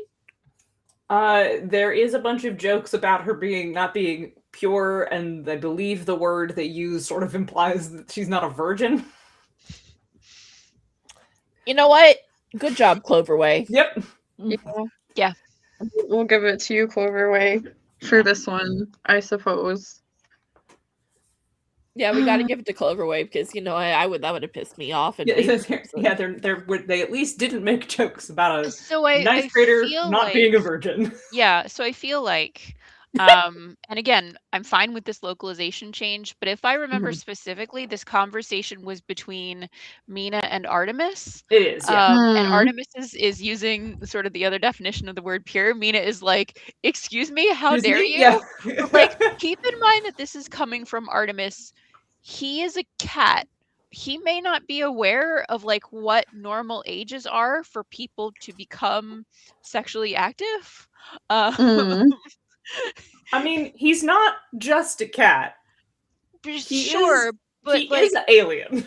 he is alien, but I think the implication is that Artemis and Luna have been in stasis for hundreds of years, just like all of the like Senshi were sort of reborn. And so it's not like he's not been in successive existence operating for the past 1,000 years or whatever. So even on Mao, they may age sort of developmentally at the rate that cats age. What is their adult development for them, because like, they are 10 years aliens. ago, Whether you think of like- him as a cat and therefore developmentally different, or alien and therefore developmentally different, like, I'm willing to give Artemis a pass based on the fact that he's an alien and maybe He's just not. doesn't He's not know. human. Just he's doesn't not Not he's human, not being a full stop. pervert. Yeah. He's a really. mouse. Maybe Yeah, he 'cause, just doesn't fucking know. Yeah, because like Tin Yanko looks like a baby, but she's out here in her little BDSM fit, and like she's got a whole adult job. To be fair, So like, Galaxia put everybody in those fits. She was I like, mean- my squad will be mostly naked. Yep. I Yeah. will look at beautiful women in lingerie all the time. Thanks. You They're know what? I just see in your vision and I lingerie. get Like, it. Like if you look Yeah. at there's no way to look at Iron Mouse and not be like, oh, that's a teddy. Yeah. all Yeah, of them right. are It's just just a teddy, in like- sexy lingerie. Yep. And she did that on purpose. Yeah, Oh, absolutely. and like, so like, presumably the people on Mal like develop similar to like our cats. Let's see. And then coming know? back, but then he does it again when he's in Cloverway making his plan for Mina in Japanese. He's debating whether or not Mina is really pure still, and the girls are like, oh yeah, she's definitely pure. Like her friends stand up for her by being like, no, she's Mhm. definitely not had sex. Nope. Like this girl has no game. Of a square. Damn. I think Fighting the police, just but sort too of- much of a square for I think this. it's just really supposed to be sort of a play on words and misunderstanding type thing, Yeah. but still, I'm kind of with her on this one. A little bit of an inappropriate I joke think- to make about a teen girl. Like I think Agreed. the difficulties is in the fact that like this while like so like I was a teenager at like the time when they were teenagers, and a lot of the people around me were sexually active at very young ages, That's and true. would have talked about things like this. However, it's different when you are an adult writing about teenagers talking about things like Mhm. this. Yeah, it would have been different if Usagi asked her that, because Mhm. then that's her Sure. peer Yeah. Mhm. talking about, oh, have you swiped your V card? Right, Right? Like, yep. which was Yeah. like a pretty normal conversation that teenagers have. Exactly. But it's specifically like the adult man in her life asking her that question that makes the joke a little iffy to me. Yeah. Agreed. Yeah, especially where like Artemis and Luna are like portrayed to be much older than the Senshi. Yes. Yeah. As they certainly are in British Luna. Yes. All right. right. So we all agree, just better to localize that away, frankly. Yeah. Yeah. Okay, so do we have any more comments? Yes. Do you want to read this one, Ducky? Oh. If alien logic is close to cat logic, cats can get pregnant at 4 months old. Artemis probably thinks humans are prudes. Case in point. Oh, Um, that escalated quickly. And then Sorely Cosplay says, have you swiped your V card? V-part. But your Venus card. Oh, clever wordplay. Womp. Usagi asking her if she swiped her Sailor V card, that would be very, very funny. I would giggle at that. I'm not gonna lie. And then Pinch Jen also pointed out, I mean, the cat canonically banged. Not at this point in the series, though. He doesn't know that he's done it yet. Oh Well, my he- god. Yeah. All right. Presumably, good. I don't know. All right, so let's get nasty in a meanness way.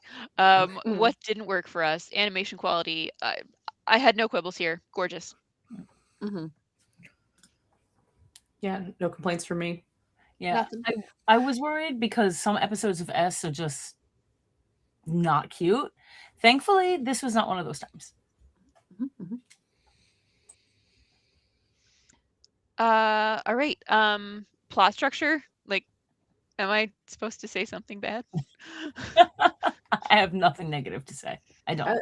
I guess the closest thing I have to a negative point is that this episode is just so much funnier in Japanese. Mm-hmm. It's just funnier top to bottom. Minus can- the purity I jokes. can say it. Yeah. Yeah. All right. Characterization. My complaint here was Luna's really out here trying to cheer Mina up by talking absolute garbage on Serena as fucking usual. Luna, you really are the worst. Yeah, agreed. absolutely unnecessary. Like, being a little mean, okay. This was so much worse than it needed to be. Like, Luna could have been like, "Hey, man, everybody has flaws. Like, even Usagi, look at her." But no, we had to like, you know how like when the cats they get their claws stuck in you, and it's like not on purpose, but then you try to like withdraw them, and then they like dig in even for that. For why? Yeah. Luna? Why you gotta be Luna? Why you gotta be this way? All right, so relevance to the ongoing story. I thought it went well with the story because, like, we're going through all of this like Venus lore, but it's Venus lore tied into the pure hearts and all of that. So I thought it did well with that. I thought it was a nice balance of filler, but filler pushing the plot along. Agreed. Yeah, Was it boring? If so, why? Agreed. Nah, Nah. lots of plot points in there. No, It And also was not boring. Mhm. It was not boring. it's so All right. good. What was the worst part? I will be a good bean. I actually have nothing negative to say. Enjoy that at this time. My worst part was still Luna trashing Serena for no reason. I don't think she does in Japanese, so I guess I'm gonna have to just give it to the inappropriate virgin joke. Okay, yeah, fair. Yeah. All right. Thing it could have That's so done fair. entirely without. The inappropriate virgin joke. Yep. There you go. Yep. When it comes Okay. to the Cloverway version, I have nothing shitty to say. Please sound the bells because this won't last. I'm gonna put up the graphic before anything else. Like, No, wrong one. oh No, wait, no, no. wrong one. No, Wrong one. why? Wrong. No. There we go. We love Let's this watch this episode. episode. Oh, Watch thank this you. episode. I was All right. gasping. All right, so let's improve on perfection. What would make it better? It goes on to what I was saying before. I do wish they talked more about Mina's mental health and her mental state, going Venus, Sailor V, Venus, Mina feeling inadequate. And I wish, like, I don't know. I wish it was more heartfelt convo. I do appreciate like that Usagi was able to grab that like second out of her, and I love her and Artemis's dialogues like always. Like it happens throughout the series in the manga. I love that so much. But I really wish there was more of those conversations and really like taking that seriously and not just like, wow, Mina's crazy or Mina's so weird, or I wish it was taken more seriously. That's what I wish happened, and I feel like that would make the episode even better for me. Yeah. I mean, honestly, about 5 more minutes of runtime, I think just would have been beneficial here so that we could get a scene where Mina's friends actually get to talk to her about how they already knew that her heart was pure and that if she had trusted in their faith in her, she wouldn't have doubted it either. Once again, Mina had a crisis of identity and there was no real resolution to it. Yeah, it just. Ugh. We need a little debrief. Although there is an episode in Super S with Mako and Mina fighting that kind of follows this plot line along with the Lucky Charm one, and then there's another one in Stars where we get kind of a resolution to this whole like Mina identity crisis. So like, yippee, but like. Yep. All right. So let's give it a score. What's our rating? 5. Yeah, everybody's giving this a 5. I don't know if I'm giving this a 5, but it is really good. What? Majority rule. What? Yeah, I was like, it's just gonna average up to a 5. It's like if I was giving it a rating, it's still gonna be a high rating. Like I'm still gonna give it like a 4 or 5. So Yeah. we're still gonna give it a 5 out of 5. Yeah. Also, I know that we have put this in our panel as one of the funniest episodes of Sailor Moon. So you should, if you're going to Katsucon, and we'll say this again at the end. I know I've been outvoted. It's okay. But I still like the episode. I just don't think it's one of my favorites. I'm saving my 5s for my favorites. Yeah, but this is definitely one of the funniest episodes of Sailor Moon. It is hysterical in Japanese. It's delightful. Yes, you should watch it. And if you're going to Katsucon on Friday night, Friday afternoon, really, we are going to do a panel on our favorite episodes of Sailor Moon, and you can come Oh yeah, that's the meetup. You can go to that too. Wrong graphic. Cameras reversed. Which way do I point? This way. Everywhere. I mean, that's important Sorry, I too. thought I We're grabbed also the right hosting the meetup graphic. right after. Do you have the panel graphic? Working Which on way it. do I point? Here, let me put Point up the other towards graphic your while you talk. wall scroll. Point towards the roll Yeah, scroll? point Okay, towards the yeah, Empress. yeah. Yeah, Yeah. Okay. Yeah. there you go. There we go. There we go. There we go. Yeah. Yay. Sailor Moon meetup at the gazebo on Friday night. At the That's gazebo. You can meet us there. We'll have cool badge flags to hand out. We There will. our panel. We'll have a panel. Our favorite episodes of Sailor Moon from 4:30 to 5:30 at KatsuCon. If you are at KatsuCon, you should come see us, say hello, get a cool badge flag, and hear about our favorite episodes. Yep. One of which will be this one. Yep. Several of which are from this batch of episodes. Yes. Yeah. Yes. Yep. It'll be 4 out of 5 of us. Unfortunately, Does. Suki won't be there, but she will be with us. In I'll be spirit. there in spirit. Yeah. Yay. She did help Yeah, develop and she the helped panel. us All with 5 of us make it, developed so- this panel together. So Girlies, we have a month. That's why. What? I feel so like, it's fine. because normally this time of year I'm like, oh, let me get ready for Katsu. Now I'm like, What do I do? What do I do? I don't have this to get ready for. Mhm. All right. So, yep, we gave this one a 5. Do you have the 5 out of 5 graphic to pop up? sorry. Our first Nice. Oh, 5 out of dang. 5, by the way. Okay. I mean, not Because so I've long. never searched 5 out of 5 before. Yeah. Not for Okay. very long. Now, not to be missed in this episode. Smash or pass. This is the Doriyoma. Okay. Y'all, sound the bells for birds because we found a thing that she will not smash. Wow. Um, Wow. She's like a Meeseeks. She just wants to die. She just wants to go back and eat the bake oven. Like, she doesn't want to be here. I want to have a good time. This does not sound like a good time. I believe I may be the lone smash on this. She was so charming. I was delighted by her. Like, all right, girl, smash. I don't want to get shanked by key hands though. I'm just Hands do not need to be involved. I'm sticking with my I'm not fucking the sexy object rule. Oh, you're Okay. sticking with that? Harsh but fair. Sticking with it. Miji, smash or pass, Doriyoma. I'm kind of with Relia. You're like the personality is winning it for you. Personality is, Yeah. I'm so demisexual. She's so Like, charming. she's just so, like, she's so charming. I love her. Yes, thank you. All right, we're in this together. Okay. Do we recommend it? Audience, guess what you think. Guess whether you think we Just recommend guess. this And episode. let's guess if I'll put on the right graphic. Yeah, because then we say yes. I think this one. Yeah. Mhm. Yes. I guess. No. All right, All right. pop that timestamp in there. Oh wait, we got to Yeah. do the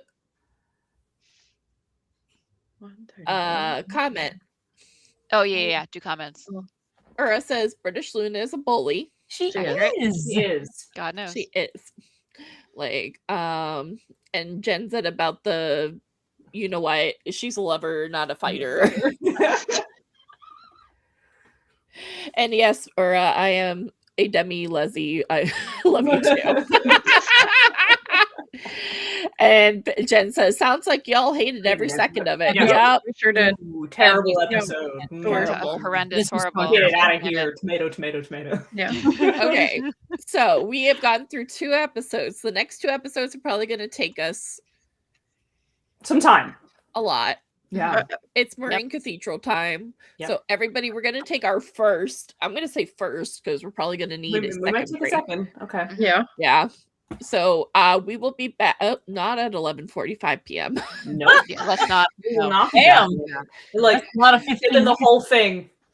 Go take a nap, rehydrate. Rehydrate. Get the whole Stretch. It's like 15 minutes. Would We're going to be taking a 4-hour break. We're just gonna play the song the whole time. one Oh my song on loop. So we'll be back at 7:50. Would you please update? No. Restream. Nope. Oh my god! Ah! Okay. Yeah. Yes, everything about that is incorrect, but that's okay. Whoops. You know, I'm close okay. enough. So close yeah, 752 and 852 are two different numbers. Just Yes. we are not taking an Like, hour and 10-minute break. Our Chiron now says Eternal Mooncast Saturday from 7 to 10 EST, which is correct, but Which is it's not the correct. message we're trying No. to send. Oh, can you guys hear me? Yeah. Yes. Yeah. I give up. It's not working. Okay. We're Okay. coming back at 752. Yeah, so please stick with us. Marine Cathedral's next. All right. Yeah. Okay. Bye.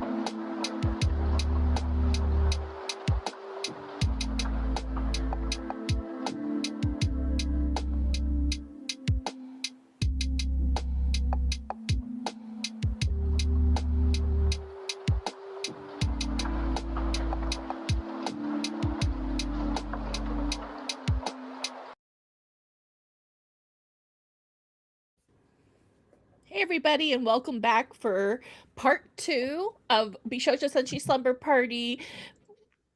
I think I titled it How Censorship Ruins Perfection. Sounds good to Because me. that's how I feel about this next episode. All right, you want to pop the timestamp in the document? Yes. I'm being Yeah, so we helpful timestamped right the now. document. Also, our Thank break you. was over at 1:52.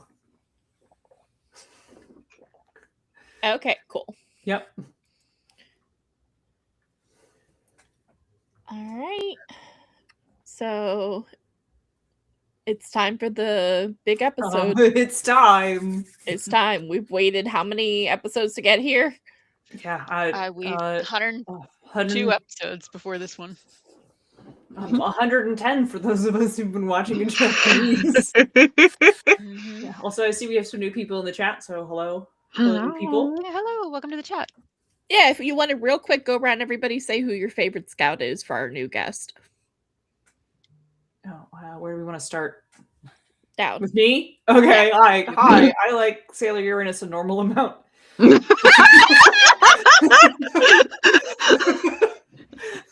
Does Sailor Galaxia count too? Because that's like 1 and 2. She's a Sailor Senshi. Yeah, Senshi, she yeah. counts. All right, Rosie. We're on episode 103, Destiny's Arrival, or Japanese episode 110, The Death of Uranus and Neptune, the Talismans Appear. You know, No spoilers. vagueness at No all. vague- Rosie, who's your favorite? Who's your favorite scout? Going off who's in these episodes at this time, I might enjoy Venus. I'm not.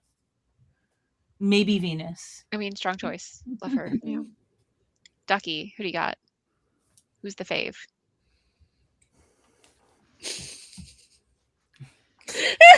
She points to the shrine.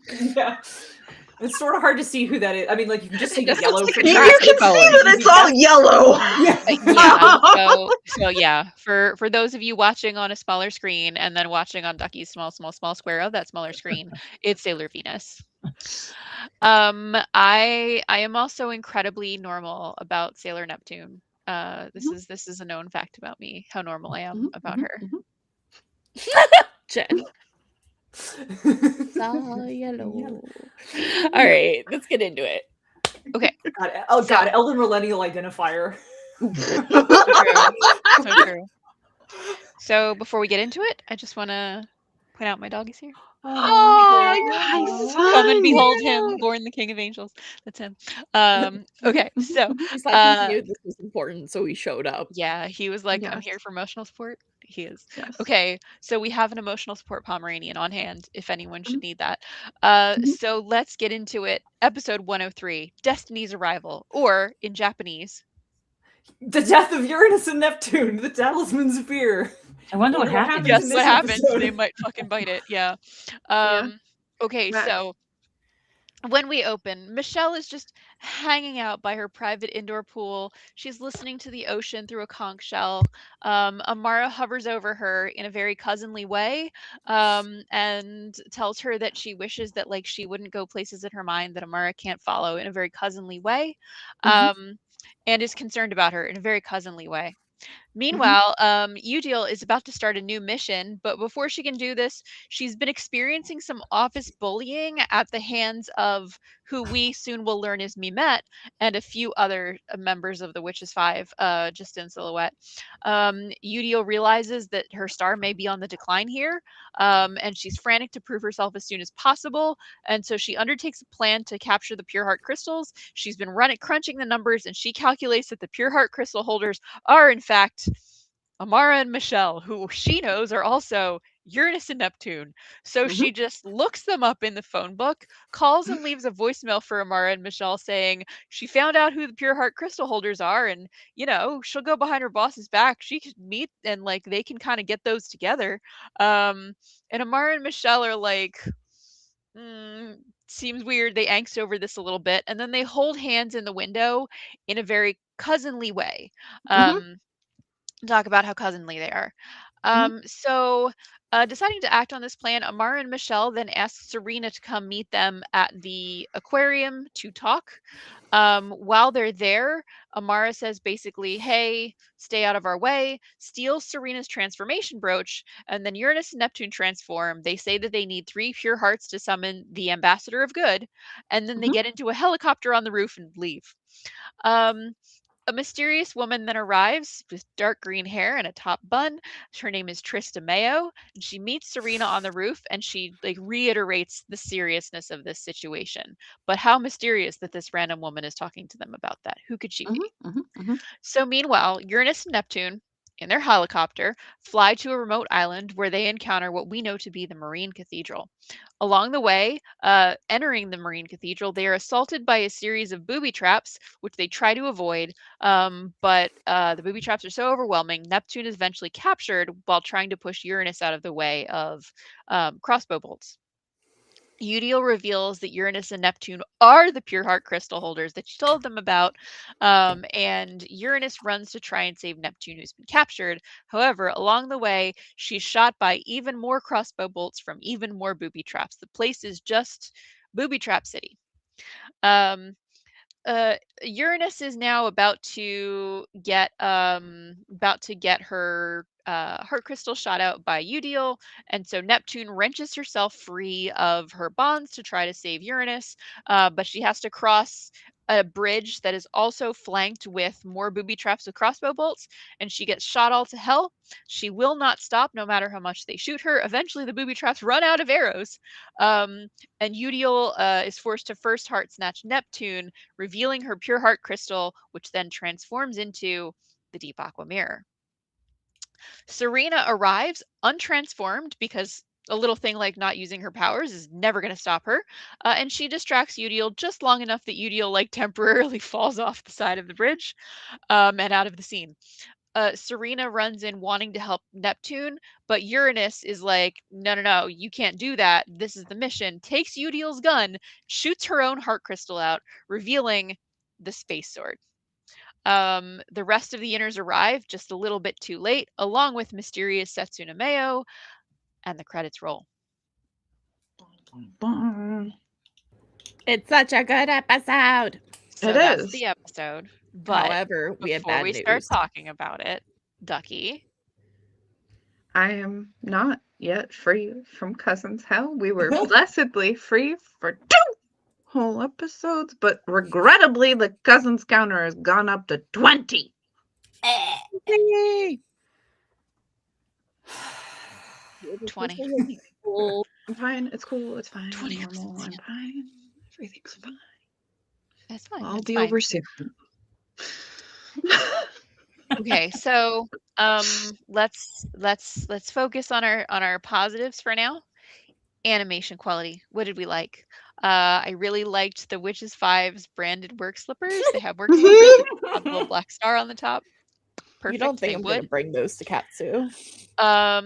As expected for a key episode, this is the first string animation team. Like it is, the animation is a delight to the senses. I also specifically love that Udiel attacks Neptune and Uranus using as her controls first a foosball table and then a pipe organ. Like neither of these were necessary. Both of them are delightful. I love Udiel. I love everything she does. Our gadget making queen over here, honestly, oh no, I guess her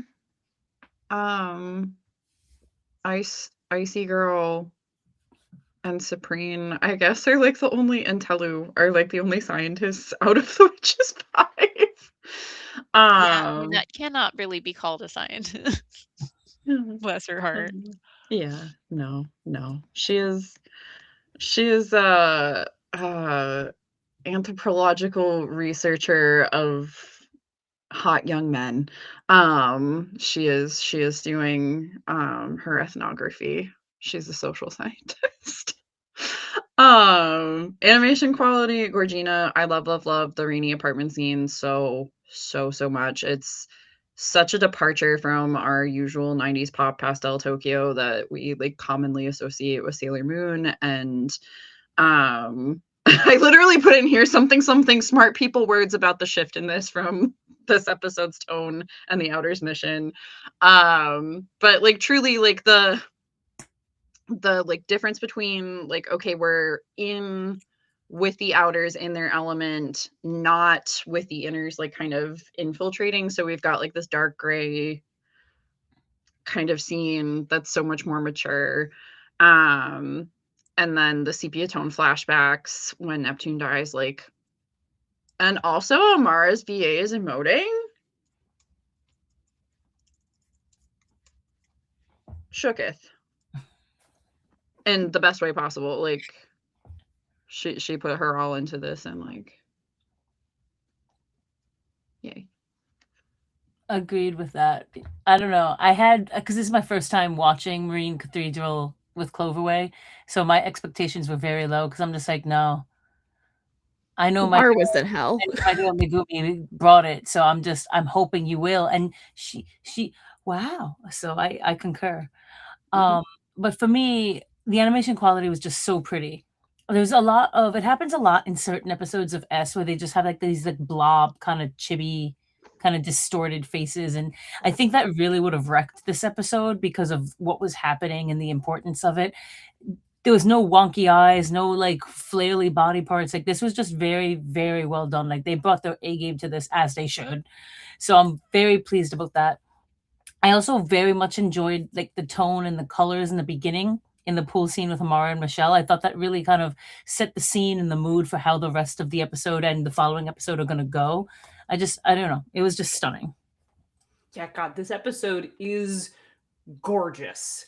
I was really struck by the voicemail scene, which is like, there's a bunch of strong scenes in this, and the voicemail scene is one of my favorites. And like, there's just this beautiful watercolor painting of the city reflected in the window as Haruka's sitting on the windowsill listening to you leave a crazy voicemail. And like, it's just this absolutely gorgeous painting of the city, and then when it flips around you can see the actual city in the background. It's just, this episode's beautiful.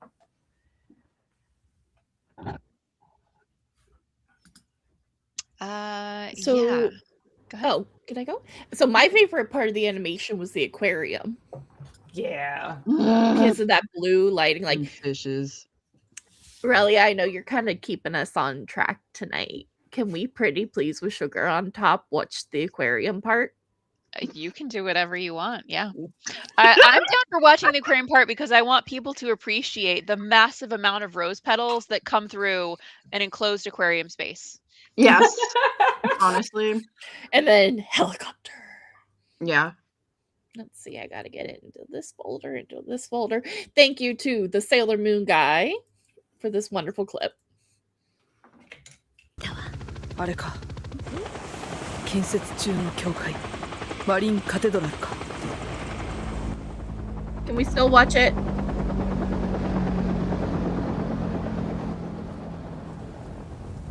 Any objections? No.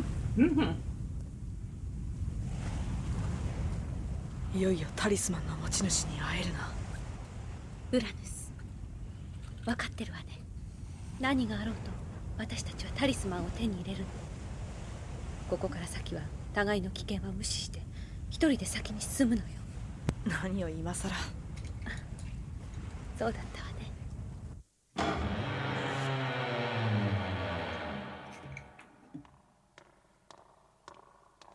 招待しておいて愛想がないな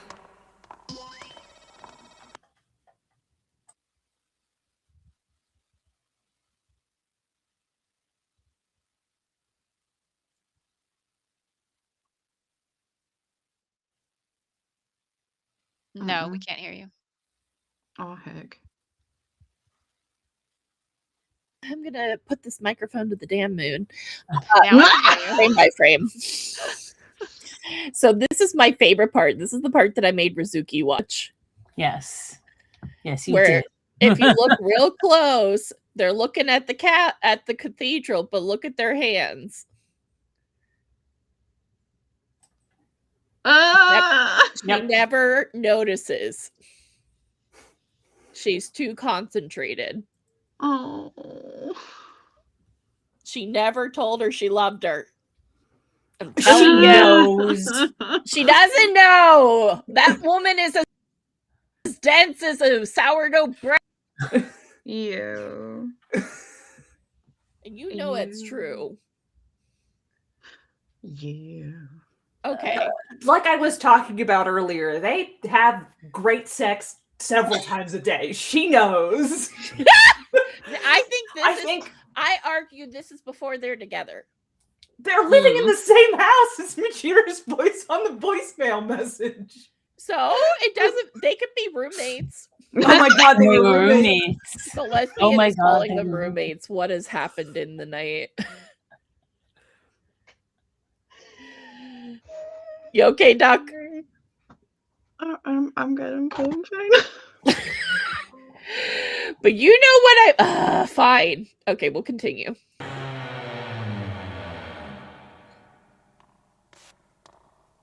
I mean, I will buy that maybe she isn't aware of how afraid Michiru is, though. Yeah. Yeah. I'll give you that. You can sense it. Yeah. どうしたネプチューン That is, in fact, as many spares. ウラです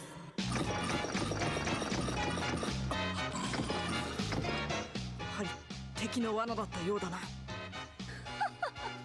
バカめ決まってるだろうが Yes. We also the just evil appreciate foosball. this. Yes. Like, how did she do this? She's resourceful. She She's made a her flamethrower out of a freaking blender. This is such an Ikuhara gag. It is. It is an Ikuhara gag. This is such an Ikuhara gag. This is some Utena level tomfoolery. This is the beginnings of the Ikuhara. Yeah. Yep. All right. ゲームスタート I love how unhinged Reveal is. Right? Like, she is putting her whole effort into this in the most weird way possible. And I love that for her.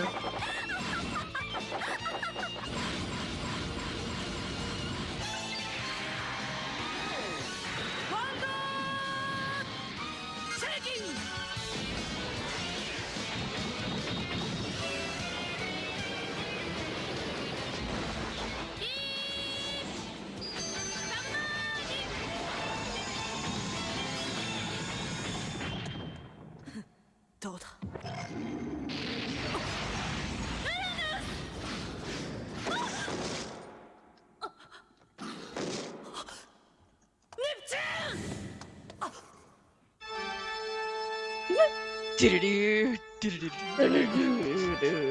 This is why we are the way we are. This is what we grew up on. セーラーウラヌスタリスマンの持ち主はいただいたぞ何を言ってる私もまんまと引っかかったよお前たちですら気がついていなかったんだからな一体何のことだ教えてやろうタリスマンの持ち主とはお前の相棒セーラーネプチューンだすぐにネプチューンからタリスマンを抜き取るどうだ見物したければこ I の can 先の just understand enough to get by. ネプチューンがタリスマンの持ち主だバカな So let's talk about this moment. So Haruka is just for the first time realizing Michiru might have a pure heart. For the first time?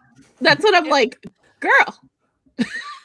You didn't think she could have been one of the targets? Like, No, so I think that, I mean, they make it really clear, like Uranus, I mean, in the Cloverway, she definitively rejects the idea of herself as a pure heart crystal holder, and by extension, she rejects Neptune for the same reason, because they consider themselves so morally compromised by their mission. Like, no one who has a pure heart could be willing to do the things that we have been willing to do for this mission. Therefore, we cannot be the pure heart crystal holders. And she believes this even when she's sort of faced with evidence to the contrary.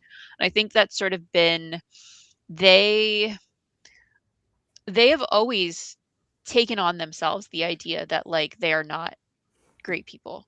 And Uranus especially, like she had difficulty coming to this point. You know, she didn't want to be involved in all of these complex difficulties. She tried to reject the call to adventure. Like she didn't want to be this person. But in becoming this person, she therefore had to take on the moral burden of the idea that she was now a person that like she wouldn't want to be in any club that would accept her as a member.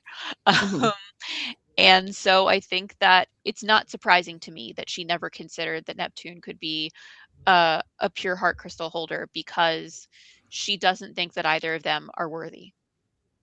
I think there's also an element of like, fuck, I have to do it now.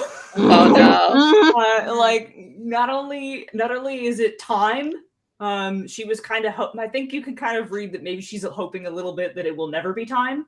Yep. That like maybe we can But just they'll maybe ultimately fail. fail, like maybe we won't actually have to do this. And not only now is it time, it's time, and like the person she loves the most is the target. Yep. And we already know that she's constantly dissociating. We're going to talk about Haruka being incredibly depressed. That's a topic for another show. Yeah, constantly dissociating, and so has just sort of maybe come out of whatever was in her head to be like, oh, fuck. Not only is it now, but it's happening to her. We're going to keep holding on that it's not going to happen to me. And that it's going to happen to her. And we're going to see how well she responds to that. Poorly. Yes. Yeah, and so she's been tenderized to this internal conflict and this decision by the previous episode, the Kalanite waterfall episode, where Neptune just fucking gets knocked over a waterfall, and Uranus is like, I'm supposed to keep on with the mission, and Sailor Moon's like, yeah, but like Neptune might be dying. Like we should do that. And Uranus is like, I'm really supposed. She would want me to stay on the mission, and Moon is like, but like, do you want to? Do you want to stay on with the mission? I mean, also to be fair to her in that episode, she did just get knocked into the water. Yeah, which is literally her thing. Yeah, that's her natural habitat. She's fine. But there is an element in that episode of Haruka both being like, we have to stay on mission, I have to stay on target. Stop trying to get me to stop this. But also, she's been knocked into the water. She's fine. Oh yeah, it's the dumbest episode. Like if you go back to our review of that episode, it is such an unfortunately dumb episode for the fact that it should theoretically be relevant. Yeah. Like if it was any other like Senshi? No, but just like, hi, she gets knocked off a cliff. Like, just not a waterfall specifically, and then it would have had the appropriate stakes. But yeah, no, like I think the two of them are like okay, and especially with like the Senshi or the inners, now that they've like gotten to know them, are like, oh well, these babies, like we have to do this because they won't do it for the good of the world because they're sweet innocent little baby angels, and also we wouldn't want them to have to be the ones to do this, so we are going to dirty our like so mature adult hands, being a whole year and some change older, to like save both them this suffering of having this like moral stain and ideally the world. And now it's like, oh, do I actually have the strength to do this now that this is my wife? Yikes.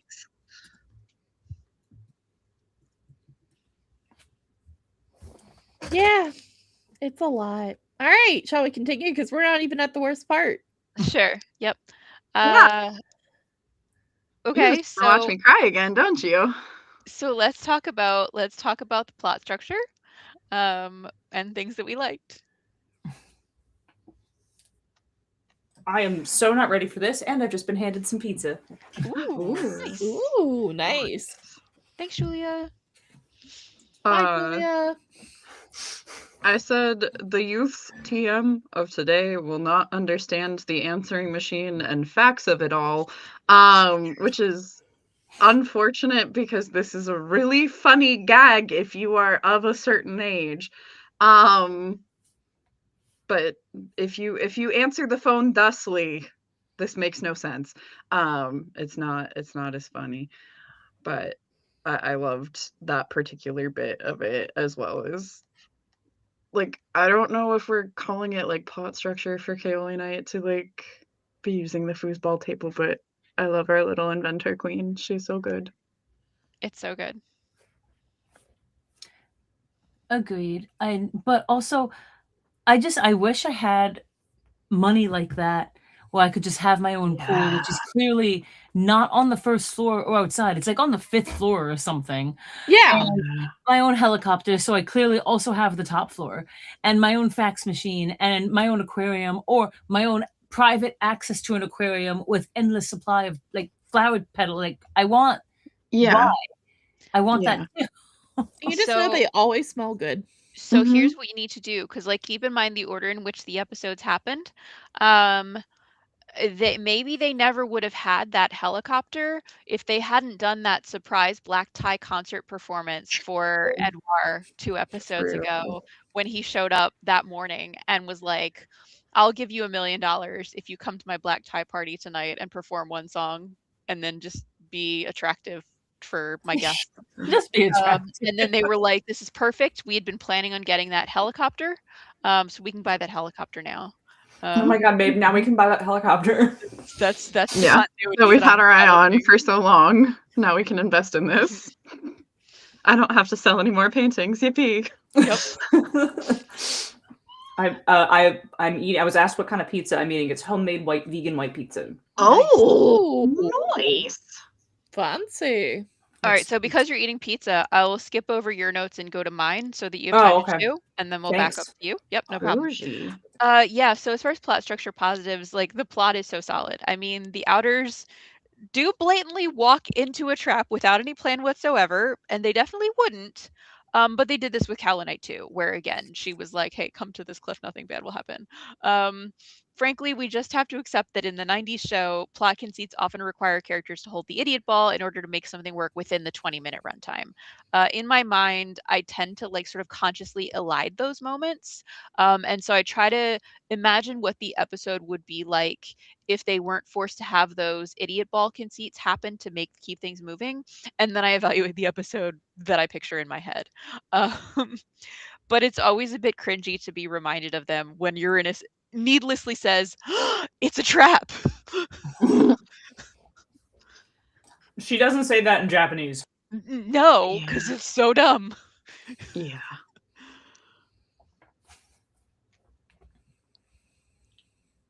Of course, I took a bite the second you finished. Here, I'll talk. Michi, you gotta talk. Okay, so I just love this episode, just like top to bottom. Like plot structure is great. Like I love Udil. Udil is such a smart noodle. Like she figures it out. She has a plan, and it's in the middle of freaking nowhere. So I still want to know how Usagi gets there. Something Tristameo. Tristameo. She's with her. Tristameo. Or remember that one episode where they just like quote unquote question mark stole a yacht? That's true. Yeah, that's true. That was also a Mina episode. Yeah. It was. Yeah, so that could have been. But yeah, no, I think it's perfectly paced. I think that the exciting moments are exciting. The very like will she won't she moments are great. I still argue that she didn't know she loved her before she went in, and then when she figures it out, that's whenever she loses her freaking mind. And they have metaphorical sex on the windowsill. Listen, I don't believe it. Our policy is all respectful Mooney opinions are welcome here. So although I disagree with Michi's take, I'm like hearing it out. Okay. That's all I want. Listen, I'm it's just- a lot more dramatic. I write too much fan fiction. There's so much good fan fiction about how Like- Haruka didn't know that Michiru loved her. Like, I'll grant you that they could have been like, okay, well, we can't, like, obviously, we are but two humble gays What? They who were fuck cannot buddies? see You think they any were in a normie situationship? people because we can't. There was only one bed. Because they're like, Ducky. I'm trying, okay, I'm trying.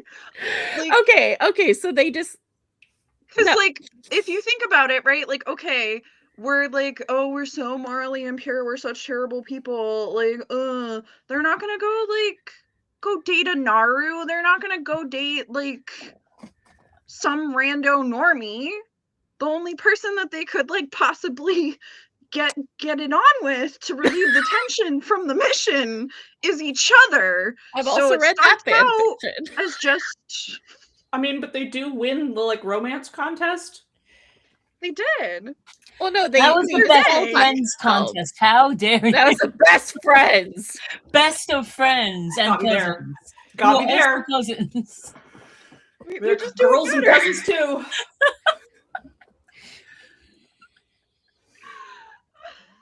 No, Oh, now I'm crying. she does not realize that, oh no, I have actually caught feelings up until this moment.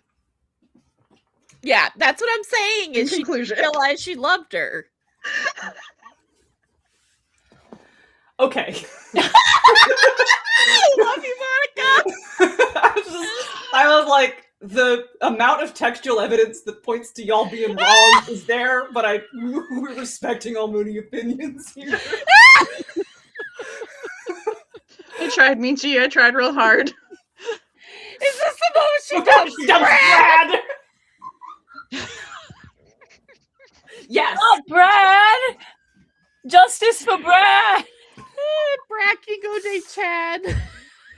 It's just Haruka with a stick-on mustache. She's like, hello, I'm Brad. It's always been Haruka with a You stick know, on mustache. Brad would have stopped the Marine Cathedral. Brad This would've. thesis I will. Oh God, where were we? Sorry. It's I'm okay. fine. We were at Monica's plot structure My positives. plot structure points. So I'm putting this into the positives because I do like it and it is really funny.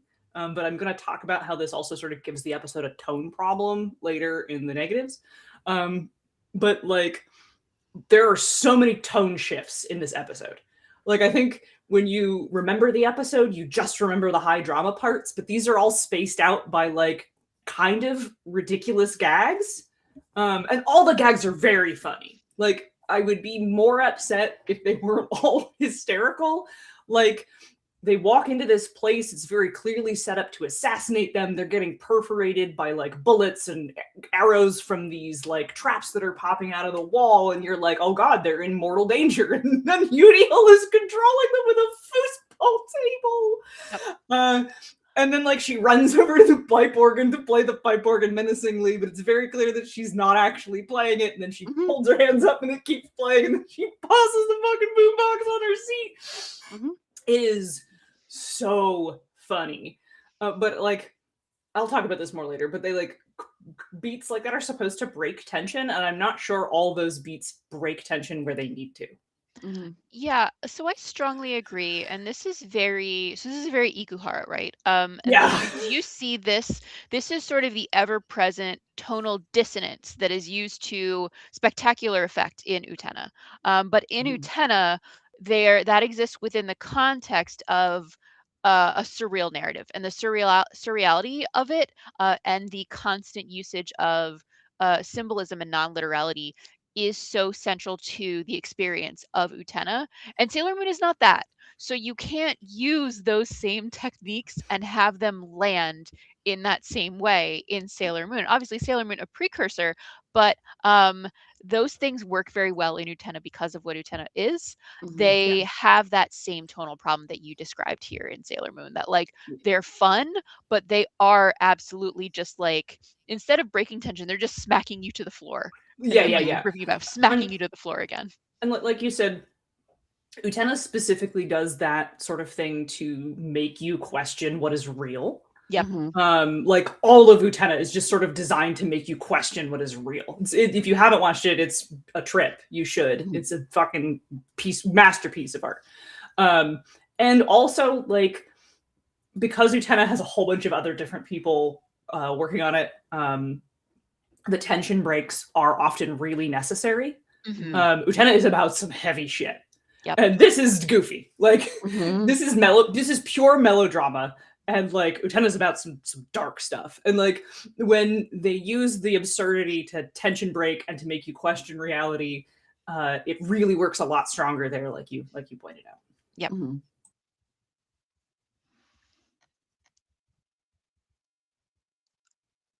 All right, so let's get into positives of characterization. Let's start there. Hell yeah. I love the shit talking of Witches 5 and Mehmet being an absolute slime bucket. Yo, Snails referenced. That was so good. I feel like I make it no secret that I have my problems with this iteration of the dub for many reasons, but the trash talking is peak. It was just so good. Uranus and Neptune obviously are like just their absolute best in this episode. Minus the like idiot ball for It's a Trap, but like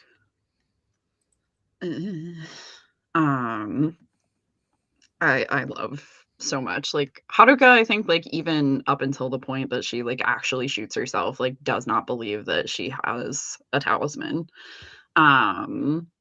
Like I love these messed up little babies so much. Yeah, same. So characterization wise, my very first thing I loved was like we have all been in a workplace like this. Like the office backstabbing is so real. Another note that I loved was I love the bit where Yujil has to call Amara back because Amara's voicemail cut her off. Like they didn't have to include that. And they did, and it's hilarious. Also, due to a brief misunderstanding of a line in the dub, I thought Udiel had said the snails had paid time off. Snails' rights. Also, I was super touched by Satsuna's mysterious appearance in the crowd, and the one person who notices her is Chibi Moon. Yeah. Yep. Also, the Japanese voice acting is just incomparable. Do not watch this in any version of the English. I'm sorry to throw shade on the Viz dub, which I think is very serviceable, but like this is an episode you must watch in Japanese. Like the way Haruka and Michiru talk to each other, the emotion in their voices, the way they deliver the lines. This is a watch in its original language episode. Yeah. Yeah. I also loved the flashbacks with the inners and outers juxtaposed. Like it's just so juicy and like a way to recap like kind of the conflict that we're going through here in terms of like their missions and their worldviews and like what is an appropriate means to an end. And it's just so effective and like my heart. And yeah, like I was saying earlier, like Amara just like not believing that she's the holder because she thinks she's so bad. Like, oh, my depressed little idiot. Also, Usagi just straight up bodying Udiel, like completely depowered. Like, she's a fucking hero. I love her so much, and like. To call back the previous episode too, right? Of like Usagi is like rubbing off on the two of them, right? Like they have like they're pretty like, oh, we shouldn't transform here. Transforms here anyway, because that's what Usagi has done several times over, right? So and like Usagi puts them on the same level as Mamo, right? Like she's gone after him when she's been depowered to save his ass. And so now those they're of a level of importance to her, and that just makes my little heart smile. I appreciate that Udila is smarter than the other Witches 5 give her credit for. Like the fact that she's able to figure out who has the pure hearts, who's got the talismans, but also, okay, where can I bring them? How can I set this up? Well, even though it's from the outside, it's so clearly a trap. Like it should just say trap in front of it, but it's fine. But like the way she has everything all set up, the way she has the foosball table, like it's all just so meticulously planned out.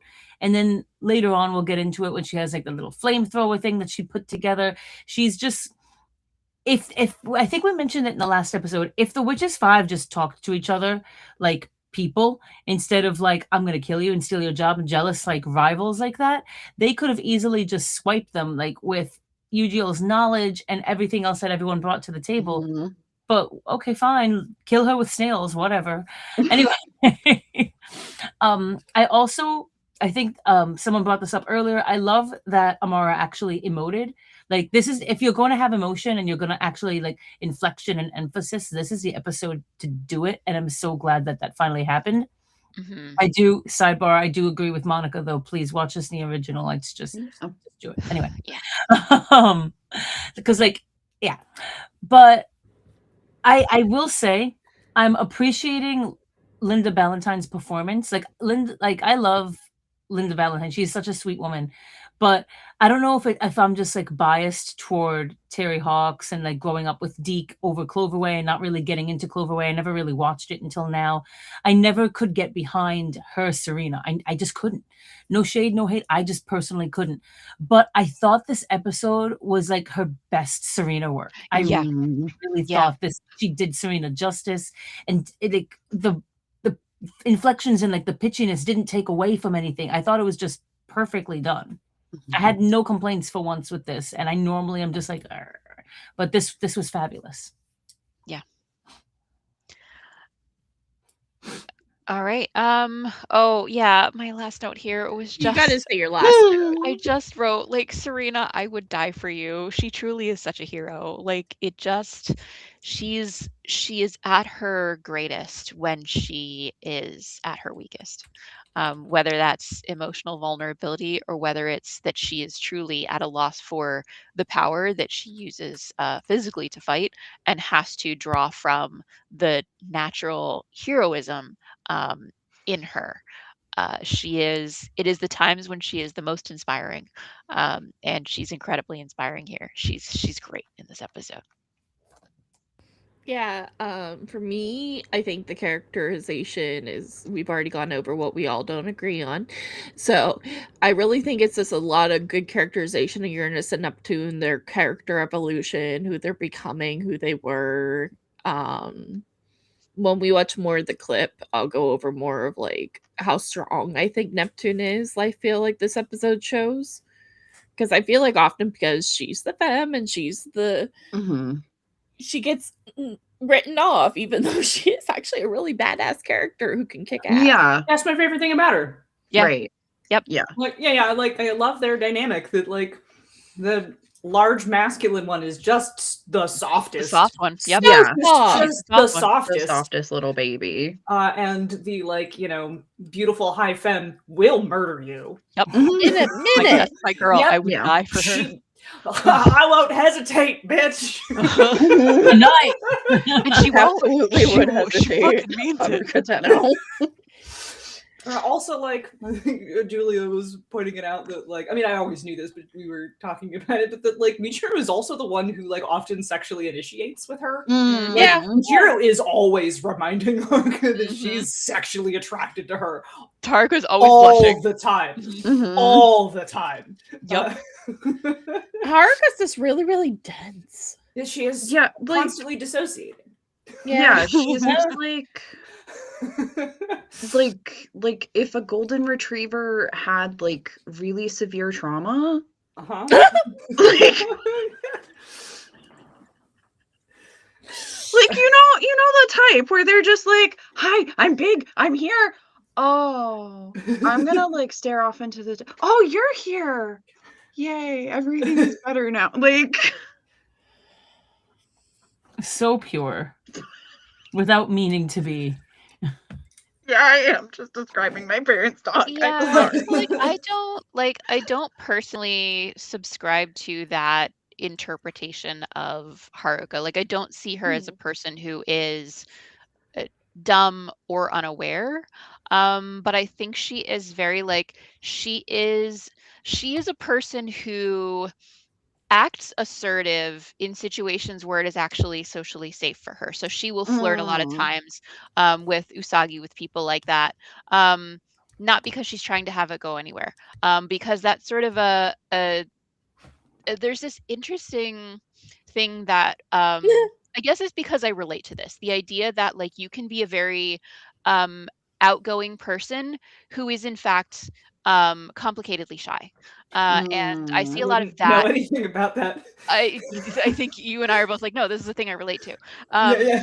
And so I think you see a lot of times with her that like in fact the one who is the one who has that true the genuine confidence but is not outgoing but is very confident is Michiru. And so she is always very willing to like, you know, they're in public, she's going to talk about, you know, when she kissed Haruka for the first time, she's going to like make like sexy comments when they're like looking at each other and she's like, oh yeah, the fish are nice too. Like she is always out there, and Haruka, who loves this, is always blushing. Like this is they are in a relationship. Many of these comments come at a time when they have undeniably been like having sexual relations for however many years, and she still blushes. Like there is still they have that dynamic to them. And I don't think that like for me, it's never been that Haruka doesn't realize, but that she is a person who can puff up and like play a big game, but like, you know, it sort of plays it when she knows she's not going to be like catching the car. Yeah, So like it's just nobody's that's gonna the come and angle I come pop at it that from with her. balloon, sort of a thing. Kind of glass cannon confidence, almost. Yeah. Yeah, like I don't think Haruka's like dumb. I think she's just like I don't think she's dumb. I think she's dense with love. I think she can be at times. Like I think both of them are in different ways. Like Michiru sometimes will like push people too far without realizing, and Haruka's like, girl, like all of the like, hi, time to go in the car. Haruka does sort of do the tism thing of like, I just interpreted the thing you said literally. which like does sort of make her seem a little thick. But like I think there's plenty of evidence to indicate that she's actually just sort of like thinking all the time. Like I would interpret her as a person who is like, I was being a little flip by saying constantly dissociating, but like she's a person who's in her own head all the time. That's why she almost runs Jupiter over in Oh, she bruised. And like because she was just driving and dissociating. Like she talks about like enjoying driving and dissociating. She likes to become the wind, you know, which is her saying that like I'm going off into my own world. She starts this with like, Michiru, how dare you leave me here? You're going off into your own world. Well, you're also always in your own world, girl. Like you two are the same. Yeah, you're kind of the same type of guy. Yeah. I don't think Haruka sees it that way, and I think I draw on their backstory episode for this, which is, you know, Haruka has a real struggle seeing herself as decisive because she thinks she's not decisive. She says when she was talking about the hot racer, she's like, you ran because you wanted to run. I ran because I was running away from things that I wasn't ready to make a decision on. And like she's confronted with Michiru, who is like, she's like, yeah, I had this vision that I was Sailor Neptune and that I had to fight evil, so I guess I fucking had to fight evil. Come on, Haruka, like, you're Sailor Uranus, we gotta fight evil.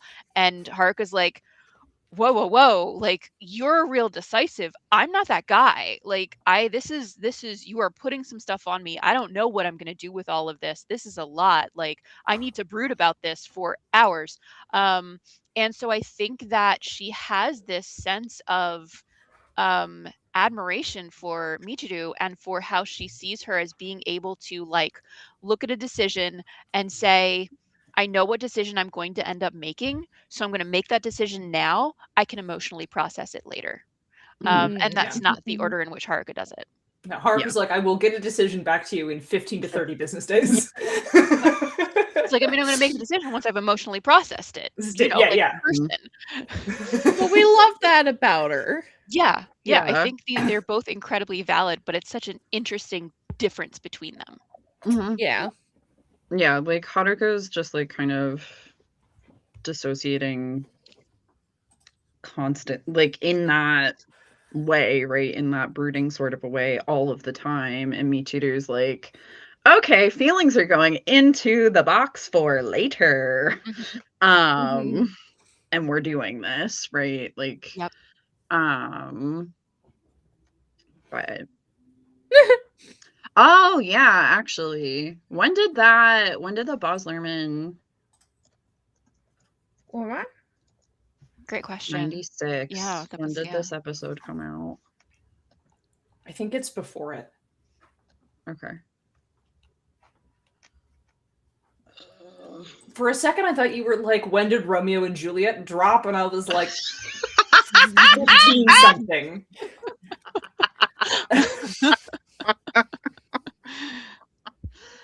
Well, I was thinking because like there's like a scene in Panty and Stocking with Garter Belt that is like a direct like reference to that. But I was like, oh wait, these were both 90s films. Like, hold on a second, maybe. But no, I think when did Sailor Moon? I think this season is 94 to 95. Okay. Yeah. Ended on This March is- 2nd, 96. Yes, So this would have been before. So if anything, yes. So if no anything, connection. Romeo and Juliet But- looked up this. Yes. Yes.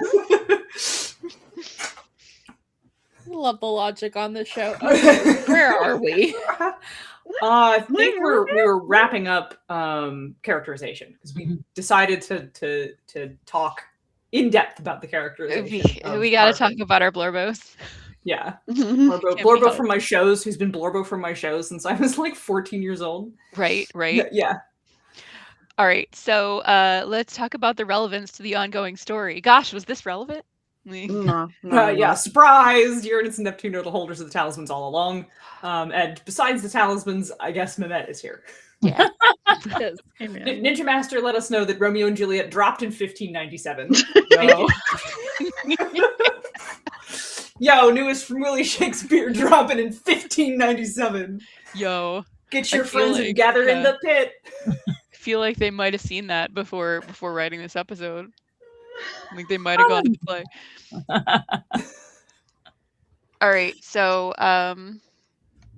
Ducky, you also had a comment about relevance. Oh yes, to the story. it's very relevant to the ongoing story. Mehmet is here because I'm being cheeky at this point. She is, though. For me, I love a good reveal. Lots of reveals. The owners of the plot crystals. The owners of the pure heart crystals reveals the plot crystals. You're not wrong. You're not wrong. Love those plot crystals. I hate the title, but the ambassador of good. Who? The ambassador of good. I can't. Oh my god. Mehmet. Hey, I guess, girl. What up? Also, I also loved that Trista was first noticed by Rini because nobody else noticed her. And I also love that whenever anyone like mentions her name in the show, it's never just Trista. It's always Trista Mayo. Like really quick, like it's one. So yeah. So there's a lot of important things in Trista Mayo. It's that's this product placement for her mayonnaise company. That's how she's rich. Relevant to the ongoing story for me, Uranus and Neptune were the most important characters all along. Rename the show? What? I don't know, but All right. kidding. So, was it exciting and engaging, even if it wasn't relevant or high quality? I mean, incredibly. This episode goes by so quickly, you will be actively startled when the credits roll.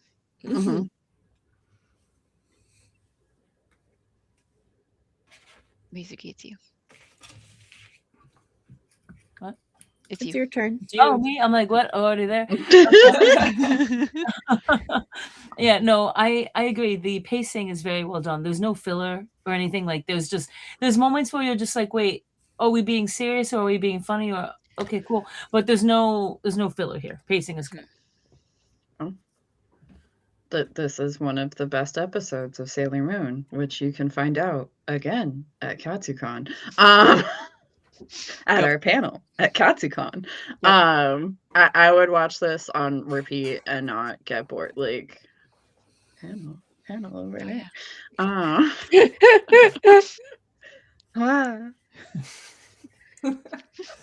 We did it. Vanning. Disguise pen, turn me into Vanna White, please. But yeah, not like. Yeah, it's a winner. Good. All right, so what are our standout moments here? It's you again, Boo. Yeah. Once again, Haruka not believing that she's good enough for, because like this on the heels of Mina's episode too is just like like Mina's, and I love that it's like the leader of The captains, the inners yep. and the outers back to back, right? Like, like just narratively, this is so good, and like, how does this look for somebody that's like anxious but like knows somewhere in there that they are like actually truly good, and like somebody that thinks that they are like truly morally corrupt and like irredeemable, like owie, like best but good. Mm-hmm. Let's see. Standout moment for me was definitely Neptune going in to save Uranus and then as a result being revealed as a pure heart holder, because that kind of ties into what Ducky was saying, because that kind of makes Amara, Haruka, Uranus, whatever, her, it kind of makes her really be like, well, shit. Well, first off, this sucks. Secondly, the time I've been hoping is never going to come. That time is now. And thirdly, that means I do shit. So it's just there's just a lot happening. So that's my favorite moment. And I'm with Rizuki. I second that. That's a great choice. I was trying to like that whole interaction scene. I don't know. I also am very partial to the part where Haruka is like, "Nope, I think I have to go kill myself now. Like, give me the gun.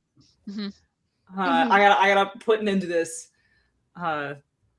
Do people still make AMVs? I would make an AMV of this to Muse's Butterflies and Hurricanes.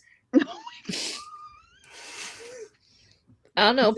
You're laughing because you know it's a good choice. No, absolutely. Let's talk about that. Like, let's talk about because I'll get to my favorite part in my stand-up moment in a second. But like, let's talk about the complexity of Haruka's suicide here. So because this is very far from the first time in Sailor Moon when iconically someone's beloved has died and they decide that what they must do is follow after them, because that was the inciting incident in the Silver Millennium for their entire reincarnation cycle, was that Endymion died and Serenity loved him so much that she could not bear it. She took up the sword and she like killed herself in turn. This is like, they are the Romeo and Juliet moment. And so it is unquestionably like you have this excusing of it of like, no, I have to do this because this is the mission. I have a talisman and you need it. Like, so I'm just following the mission. Don't worry, I'm just following the mission. But like, is she just following the mission, or was she just unable to go on in a world where Michiru was dead? Oh yeah, no, 100%. Like this, yeah, like. A little and of like both. even if it had been flipped, right? Like that would have been the same, because we have that, like, a world without Haruka is not a world worth saving line next She season, says it. right? She will straight up say it. Yeah. So, like, I think Michiru would probably, like, stick around long enough to do whatever it was that she had to do to end the entire world and then commit suicide. But, like, that's the only difference here, right? Is like Like a Haruka world has to that has be taken Haruka from her is, like, not worthy of continued existence. But yeah, like, in that moment too. Haruka also has to make an emotional decision right Mhm. then. yes. She and like Usagi tries to stop her from doing it, and she like gets angry about it because she doesn't. She knows if she processes this for 15 to 30 business days, the answer will be no. She won't be able to do it. Yep. So she has to do it right then. Get away from me! I have to do this right now, or I'm not going to do it, and I have to do it. The time has come. Like, it's now or it's not. Yeah. Yeah. Because Usagi, like, the thing she wants to do is like, okay, here's this deep aqua mirror. How do we put it back inside? How do we Right. save Neptune? Mhm. Like, Haruka not only has to find the strength within herself to end herself, but to find the strength within herself to not help Usagi save Neptune. Mhm. And that is almost insurmountable for her. She has And a few moments of strength that she's calling on. she says, Haruka says, like, I have to do this because it's going to save the world. And then Usagi says, you don't have to, I'm going to do that. And Haruka is kind of like, well, when you say it, I do believe it. But and hesitates for half a second, like, when you say that, I do believe it. But, like, also, get away from me. I have to make a decision. This is so difficult for me. Yep. Right, because, like, can we imagine a world where Haruka does not do this in this moment, and, like, they're not able to put the genie back in the bottle with Michiru? Like, what a haunted existence that would be for her. Yeah. And she's like, yeah, okay, I believe you, kid. I want to believe in you. I want to believe in miracles. I want to have that, like, childlike, you know, like, belief in the goodness of the world and everything. Like, but, like, I can't do that right now. Yeah, your hard times are ahead. So my standout moment, and in its way, it connects to so much of what we were saying, is actually at the beginning of the episode where Amara is standing over Michelle poolside and asking her not to go where she can't follow. And because that is to me that is so much of what Haruka finds solace in their relationship, is that, like, Haruka is following. Michiru is always the one who's decisive, who is keeping them on the mission. Haruka is always the one who feels like she is emotionally being swayed by Usagi and by the other inners. She draws her strength from the fact that in her mind, Michiru is unshakable. And so she's always borrowing her strength. She is following. And so Michiru is her emotional support girlfriend. And so as much as Haruka is always brooding, it's hard for her to see Michiru brooding, because she feels that she's always hanging on by her own fingernails so hard, and that what she's hanging on to is Michiru, and that, like, she genuinely needs her in this deep way. And they didn't have to create this moment of by the pool with the conch shell, with her begging her not to go where she can't follow. That was such a conscious choice, and I thought it was such a powerful moment. It lives in me. So similar favorite part. For me, favorite part gotta be Neptune, like, staggering through the crossbow fire to reach Uranus so unceasingly that she is unstoppable and the traps literally run out of ammunition. Like, I second. fucking baller. My girl, she will not be stopped. And like I love that for her too, because like she's doing this like in a similar way to Usagi, right? Where it's like, okay, I don't give a rat's ass what the consequences of this are. I'm going to save you because you are the most important thing in this world to me, actually, not the mission, not this, not whatever, but you. And I love those parallels so much. You're right. It's such an Usagi moment. Miracle romance who? Yeah, like Right. eternity all the way, baby. Yeah. So like, did you want to say anything about that, Rizuki, before I talk about the window sex metaphor scene?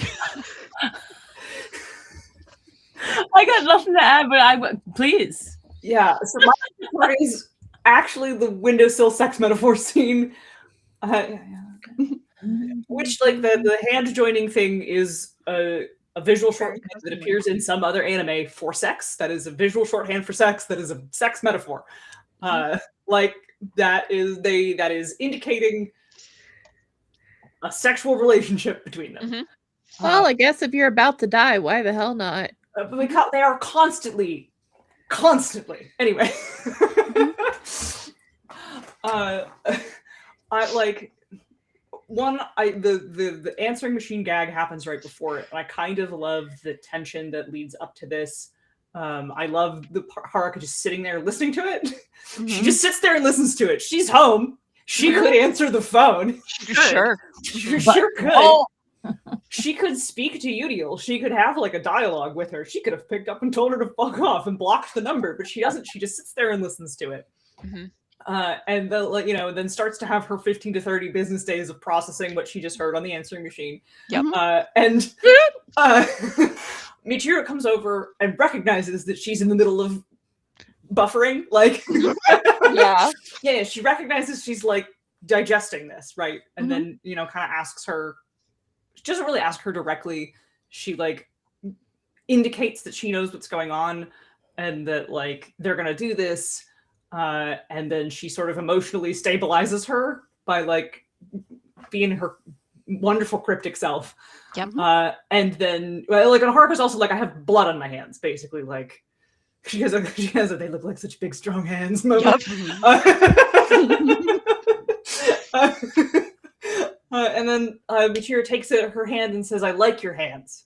And then they finger bang, and then they like have that windowsill sex metaphor that tells you about like their relationship and their closeness and how they feel about each other before they go into this life or death scenario. And they make their plan to be mean to Usagi and then take her brooch. Girls, I don't know why you thought that part was necessary. They really thought that like without her powers, Usagi would stop. Well, I think this is like telling about how they think Usagi feels about them, right? Because they were the ones that literally drove her bitch ass to go rescue Mamo when she was depowered previously. Very true. It's true. So like they know she's willing to throw just her regular little 15-year-old hands. But they don't think that she's gonna do that for them too. Yeah. So they think, oh, if we yoink the brooch, she won't come save us. Yeah. Like they don't understand how she feels about them. That's just how she is, and they don't know that about her yet, or that she feels that way toward them yet. I mean, they're about to find out, but they don't. It's not math's not mathing. Yeah. Yeah, what a great choice for your favorite part. Thank you. There are no bad choices, but I was like, oh damn, that is a really good one too. All right, favorite character of the episode. It's the lesbians for me, dog. Yeah, it's them. This is an episode about them. Yep. Yeah. All right, so do we want to hit some comments? Let's hit some comments. Okay, so we'll go to comments. So Saul Garcia 6326 asked, who loves the theme song for Sailor Moon the show? Me. Yeah, I definitely. mean, yeah, all Yeah. versions of the theme song. Yeah. Yeah, doesn't matter. all of them. Yes. And then Felipe Barak says, girls booby traps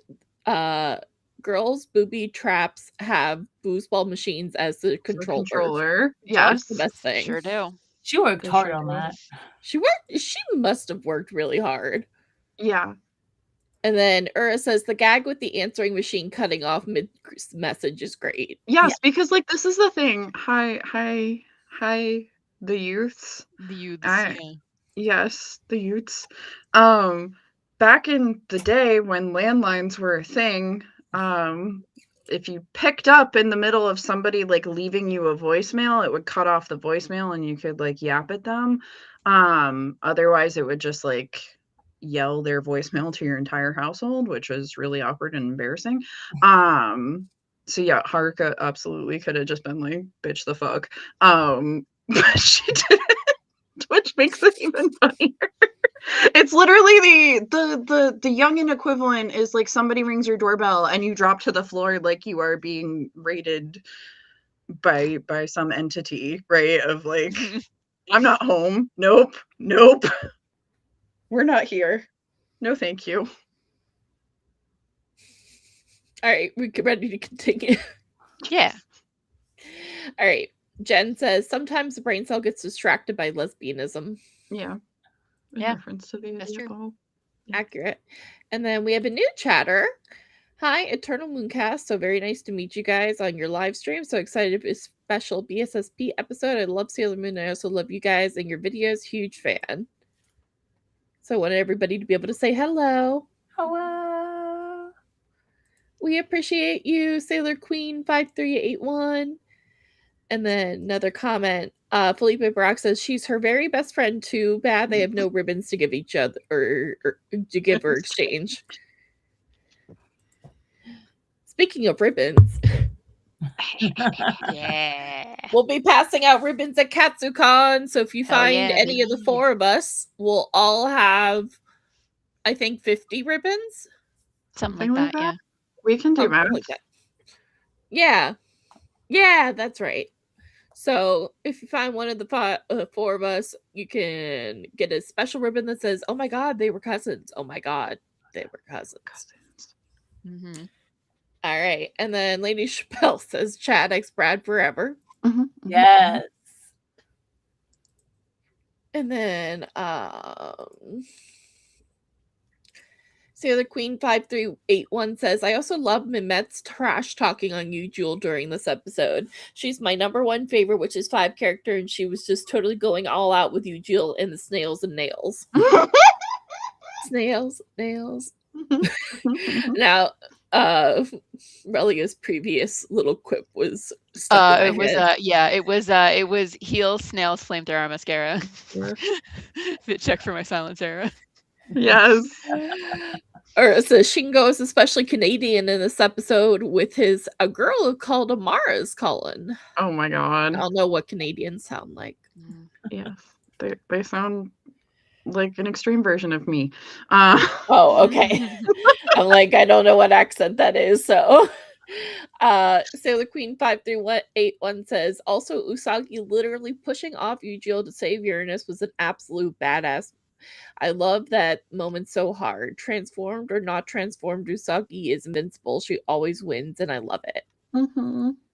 That's our That's baby so girl. And Jen was saying about the Witches 5, immune to the power of friendship. And that's why they lose. Yeah. And then Ura says, y'all remember when the silver crystals were important? I do. Not today, Ura. Not today. Not today, Ura. It's all about the space sword and the deep aqua mirror today. Hey, welcome in.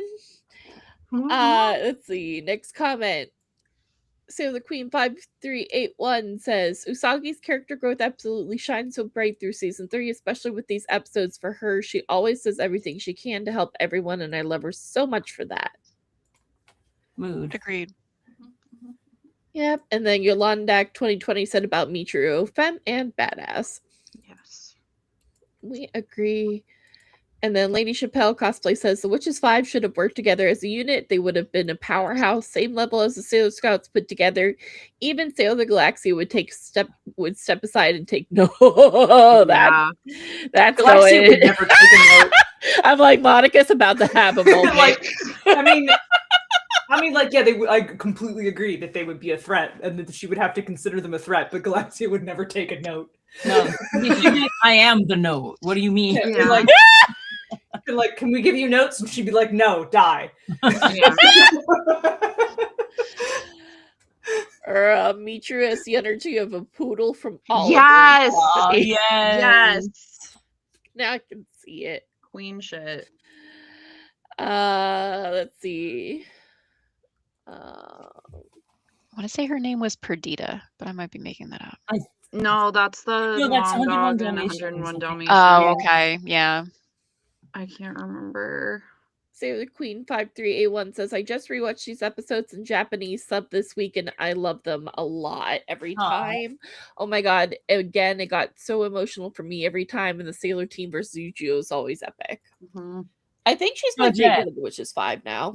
What? What was Poodle that? is Georgette. Georgette! Yes! I'm Yes, sorry, you're that so just right. Yes. Incredible. Yes, and then let's see. I'm going through the comments.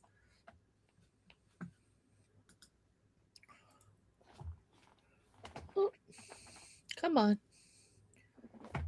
Okay, and so the Queen 5381 says, I agree with the part of Neptune sacrificing herself to save Uranus was the top moment of the episode, and also the part with predictions of the Messiah being shown that Usagi might be the one. Yeah, like It's a very the powerful moment. superimposed little angel Yeah. butterfly Yeah. over her. The and rainbow on light and Yep, all a that. powerful moment, undercut, of course, by Cloverway's use of the Ambassador of Good. Ambassador. Yeah. Yeah, and then Sailor Queen 5381 also points out the relationship of Usagi x Mamoru and Haruka and Michiru is similar. If one of them is defeated, the other must keep on going to protect the world. That's shown on both sides. Mhm. Yep. Let's see. And then, yeah, Yolanda 2020 points out Michiru straight up said in the episode that was with Ami no Hatsuko, special that a world without Haruka isn't worth living in. Yeah. Yep. And this is an interesting reflection on Haruka we can talk about. I'm sure Haruka, deep down in her heart, she truly believes Usagi can save the world as she saw her fighting resolve to protect everyone. Mhm. Yep. Haruka's a softie.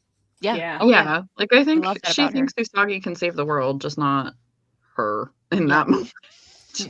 Yeah, she's I think for me, I don't think that she thinks she can save the world, but she wants her to. Yeah. Yes. She like wants to Wants that. believe. She wants to believe. Yeah. Yeah. Mhm. It's like, oh, I just found out Santa's not real, but like I still want to believe that he is, Yeah. sort of a thing. Same kind of vibe. I love yeah. Lady Chapel's response to me. 1 second. Let me get to it. I'm in the other section. That's There okay. we go. Okay. Go ahead, read it out. Which is fine. Would have given Sailor Galaxia's side eye from hell and just given her notes the briefcase. So true. I read that in the comments thread, the like comment scroll that's popping up on our stream UI, and I was just imagined like her making Iron Mouse go out to go get it. Yes. Oh my With god. the fear of landline phones. Yes. The briefcase of notes has been like left like an unattended bag. Oh my god. Like, Perfect. we don't know what's in it. Send Iron Mouse out to go get She'll it. get it. She'll get it. Go get it. If it explodes, who cares? Whatever. It's just Iron Mouse. Just Iron Mouse. Poor girl. I'm so bummed I didn't get really in her little Iron Mouse costume. All right. And- So, go ahead. No, I just wanted to welcome our other new chatter, Wow. and then sorry to hear about your rabbit. Oh. Hi, Crasher. All right, we can continue. All All right. So let's talk about what we didn't like. Surely there are things we didn't like. So let's hit it. Filing my voice acting complaints in our animation section, because that's usually where we put them. Good God, why did they make Amara deliver the lines like that? Ugh. The eternal question. Also, wow, I hate Pluto's Cloverway dub voice. Oh boy, do I hate her Cloverway dub voice. Why do they do this to her? She sounds 14. Yeah, she does not sound like a grown woman At all. No. Yeah. I also hate the way they say Trista Mayo, like she's Patty's Trista Mayo. mom. Ms. Mayonnaise. Yep. QP Mayo. She's She's the heiress to the QP Mayo fortune. Oh wow, it's just Mayo. Oh my god, I can't believe just Mayo came. Like, Just me. okay, I'm just gonna proclaim all my friends by their full name from now on. Mhm, Like, mhm. oh, it's blah blah. Like, do you have a friend who you always refer to by their first and last name? I will now. Okay, I was like, I have at least one friend who is like first name last name, and that's what we call them.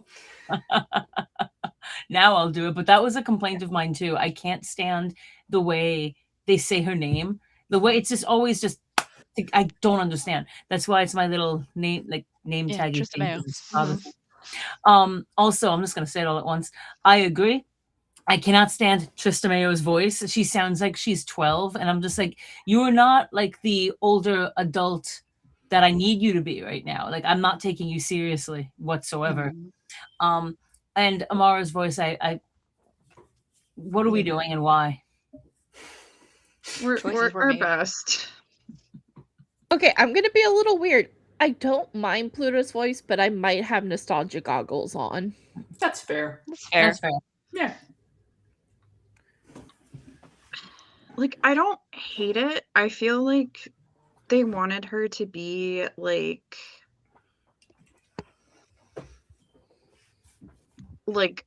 soft but mature. So like she still sounds young, but like I don't know. Like if they had done like Ikuko Mama dialed, or like even Haruna Sensei, like that would have been fine. But she sounds like how I think like Hotaru should sound almost. Yeah. Yeah. Like in that precocious child Mm-hmm. sort of a thing. The voice doesn't match. The voice is good. It just doesn't match the animation. Yeah. Yeah, like it doesn't match like, hi, this is a like 20-year-old but actually functionally immortal woman. Yeah, like no discredit to the voice actor. I think the voice actor did the best they could. I think it's just it doesn't. Yeah, she was just miscast. Yeah. Yeah. Like she could have voiced Mehmet. Yeah. All right. So talking about more things that we quibbled with, here was my quibble with in terms of animation decisions. We experienced A, flower petals in the wind indoors at the aquarium. And then B, Uranus and Neptune going from being in the aquarium to magically being on the rooftop helipad. So some choices were made. I love that they're in the aquarium. God knows what floor they're on, and then the doors Top just floor. open up, and there's a It's combination helicopter aquarium outside. helipad, It's specifically obviously. the top floor, but it's Okay. not like the roof. It's the top floor, but the doors open up and there's a And helipad. then there's a helicopter active waiting. outside. Waiting. Yep. Waiting. Yeah. Yep. Yeah. Ready. Don't worry about it. Don't worry about it. You Don't worry about had it. to like do crazy planning for maximum melodrama for this like high stakes encounter, right? Like we picked Marine Cathedral of all places to like stage this. So the Outers, in an attempt to match her like extreme planning, have set up like a fan and some flower petals to like go on with a remote start, as well as the helicopter. Haruka can just summon a vehicle. Yeah. Yeah. Yeah. Yeah. That's fine. It arrives in the nearest location, regardless of narrative appropriateness. Yeah. Yes. Naturally. like what is it, like summon steed or something like that? Is that the thing in D&D? There's like, it's not find familiar, but it's like summon like a rideable Summon Steve. thing. Yeah. I was about to make a bunch of jokes that no one is going to get. So, So, Rizuki, what didn't you like? Animation quality. I think I popped it all together. It was what do you call it? Tristameo. Tristameo's voice and Amara just not the original. Yeah, I mean, we've covered it, but I also I don't vibe with Trista's voice casting. The voice doesn't sound right for the character. For her. Like if it was another character, it probably would work really well, but for this character and this it's just not. Oh yeah, the VA. I don't quibble with the VA's performance of the role. Not at all. This is a very different issue than I have with Amara. But yeah. Yeah. And Ducky, what didn't you like? The ambassador of good. This is our localization choice. Don't you want to be the ambassador of good? Somebody cosplaying Usagi needs a like hashtag ambassador of good. Yeah. Like, because she is the ambassador of good. Yes. Like, this isn't like big technical. Like, because you've got the Sovereign of Silence, which is admittedly like baller and like rules and scary and appropriate. The ambassador of good, like, okay, you've got the ruler of the silence.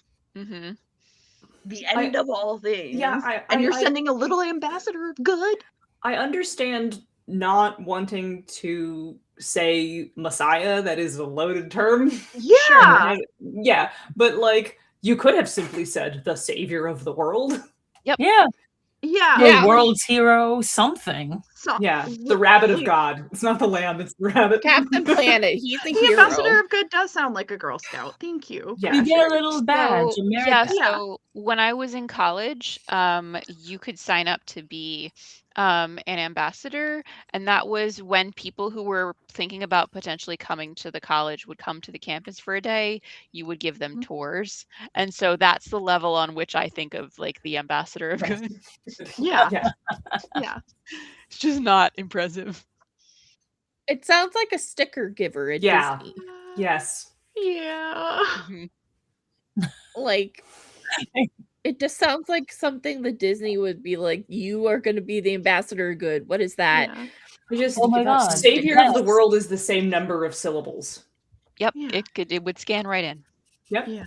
That's the new plot. You dress up as a Sailor Moon Girl Scout because you're a Sailor Scout, and you give out cookies, and each cookie says the ambassador of good. Yep. Yes. Yep. All right. Yeah. So, plot structure. Let's dive into it. What didn't we like? Oh, why? If we are trying to censor their homosexuality, did we leave in the metaphorical windowsill sex scene? Which, like, I'm sure people missed that, but even when I was watching it the first time as a repressed Catholic conservative high school student, I was like, that's a metaphor for sex. Oh, really? It went right over my head. Nope, I caught the message from the beginning. Yeah, it's really funny that you say that, because when I first saw it, it was like 99, 2000. So I'm in 8th grade, 9th grade. Also, private all-girls Catholic high school, private all-girls Catholic junior high. And I'm watching it, and I'm just like, I'm pretty sure. I'm pretty sure that they just. You know what? I'm not mad. Go at it. They might not be cousins. Yeah, like, I don't remember when this was airing, but I was Bambino. I was very small. I knew there was some fruity shit happening. I didn't know what it was a metaphor for, but like, I knew those were girl kissers on my screen. I think I would have seen this maybe my freshman year of high school. And like I think I've told the story about my friend who was my friend from the internet who moved and went to my high school. Like the thing that seems fictional really happened to me. Yep. And she had all of Sailor Moon on VHS because she had stolen it from a video store in California.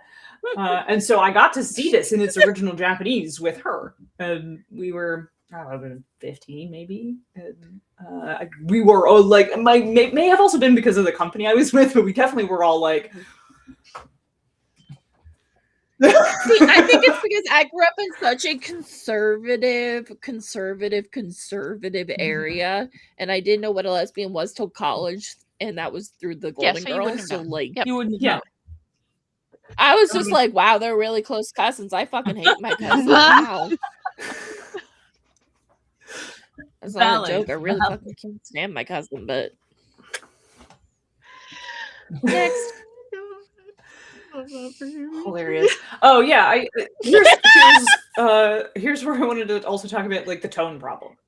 Yeah. Right? Like as much as I love this episode, it has a tone problem. A lot that like I think when we look back on it, we just think about the parts that are really, really good because the melodrama parts, if you just sort of cut them all together, make this like incredibly intense, outstanding episode. Like they have this moment where they're Michiru has had her premonition that today is the day. They have their emotional bit. We can leave the answering machine scene in because I think the answering machine sort of walks a really good fine line between funny and dark. Like it's a good black comedy bit. Yeah. Beat, Yes. right? It's an excellent black comedy beat, and it relieves some of the tension from the scene previously. And then we cut to the aquarium and like the tension between them and Usagi, and they're needlessly violent with her, and they melodramatically get in the chopper. They get to the chopper and escape. Oh, puppy cam. And then like they go to the Marine Cathedral and they have this moment where they're like embracing that they're about to die, and Michiru reaches for Haruka's hand and changes her mind. And then they deal with the traps, and then if we just don't see the foosball table or the boombox on the thing, we then just go right to her getting kidnapped, and then, you know, the reveal and her getting shot a whole bunch, and the willingness, the lengths to which they're willing to sacrifice, right? This whole thing that they've been building up to is now paying off right now. And then those moments of tension, I'm not sure needed to be broken. Yeah. Like the tension is not built so heavily that we really needed that gag right there.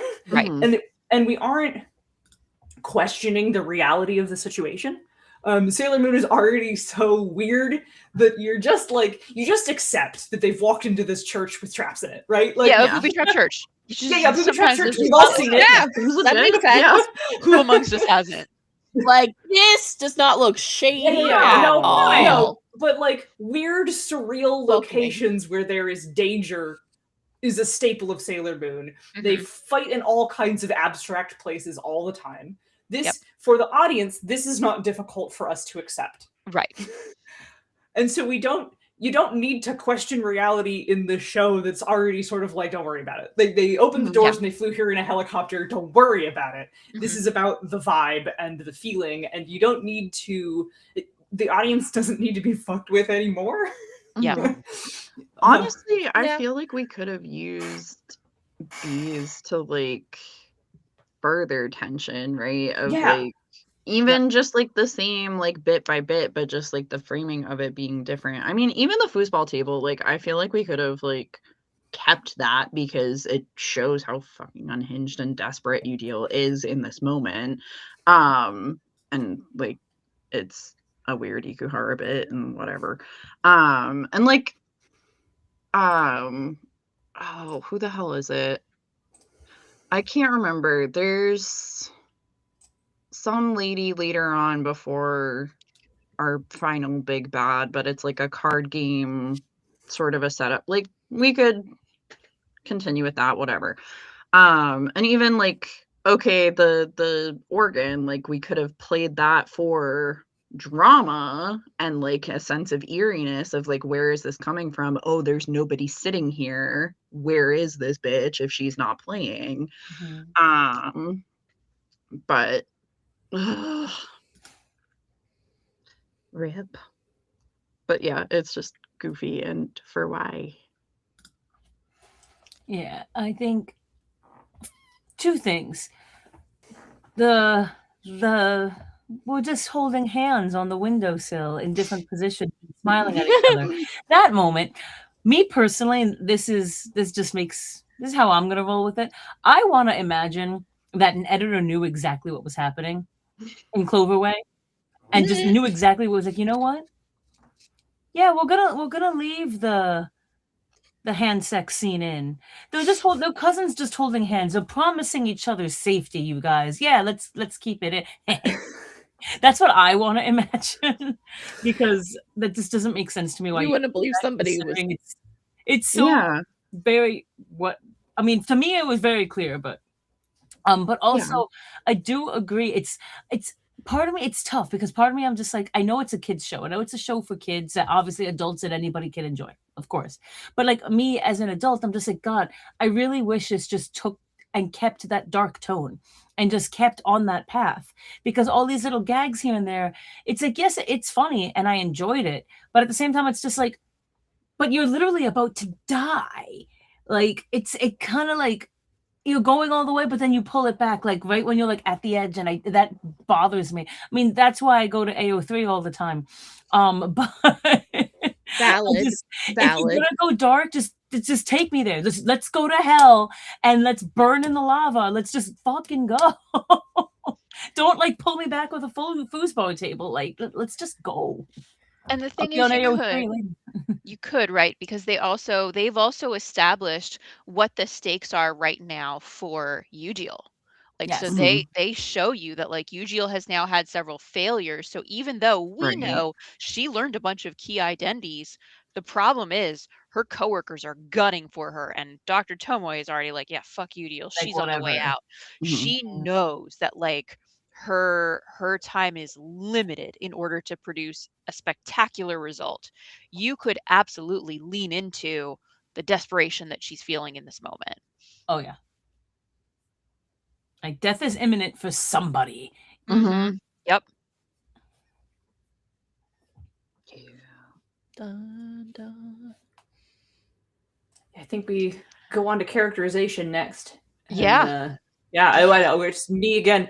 Julie, as we were watching, Julia pointed out, and I don't know why this had never occurred to me until right then, that Udiel has her like little homemade flamethrower, but like in the manga and in Crystal, which Julia has seen but hasn't watched this, so she's watching through this for the first time. In the manga and in Crystal, she just has fucking fire powers. She just magic because she's a witch. Yep. It is pretty, I'm gonna mark this as a negative, it is pretty fucking weird that the Witches 5 do not do magic at any time. No. Yeah, so there's this, like, I think the anime particularly goes in this direction of the idea that, like, any sufficiently advanced technology is indistinguishable from magic. And I feel like they decided to use that as their theming for how they're going to do, because everything starting from the very first beaker of like dumping an egg into a beaker and creating a monster, or sticking things into your easy bake oven and creating a monster, to all of the like ways that all of the witches work, they've taken out all of the magic of the witches that is in the manga, and all of their like their rankings within their witch their coven essentially, and this and that. My next point literally says they also got rid of their wacky power rankings. Yep. And they've replaced it with strictly, what if the enemy here are a bunch of like alien scientists? And so it's I don't hate it as a concept, but it is absolutely a strong diversion from the manga, and not the only diversion they make. Kalinite, you have suffered, my darling. You deserve better. I like, like if you want the darker tone, read the manga. The Death Busters are terrifying in the manga. Oh, like it's sort of funny how how much they're sort of nicened up in this. Mhm. They got the Mr. Rogers treatment. Like, Yeah, the big time. Deathbusters are completely different people. I don't know who these nice people are, but the Deathbusters in the manga are fucking terrifying. yeah. The Infinity arc is scary. Yeah. Like it's Sailor Moon at its most horror. Yes. Yeah. Mhm. Anyway, that was I have another point here. Normally I also use the animation section to complain about the voice acting, but this is very much a characterization point. So like here's my obligatory point about how the 90s cut just robs Haruka of all her gentleness. Yep. And it is very relevant in this episode. Yes. Yeah. That's been one of my biggest complaints throughout every episode of S that Amara Haruka has been in.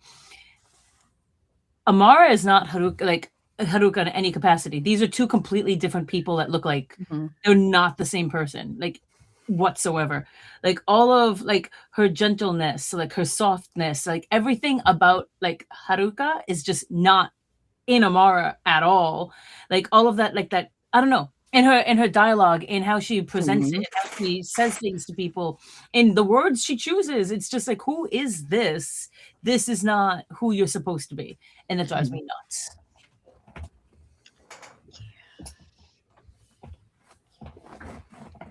I feel like she gets a smidge back at the end with Usagi in this episode, but like only because it's like there's no other way to run this scene, right? Like you're in a corner. It's only when like the localization team is like kind of boxed into a corner that they give her like a crumb.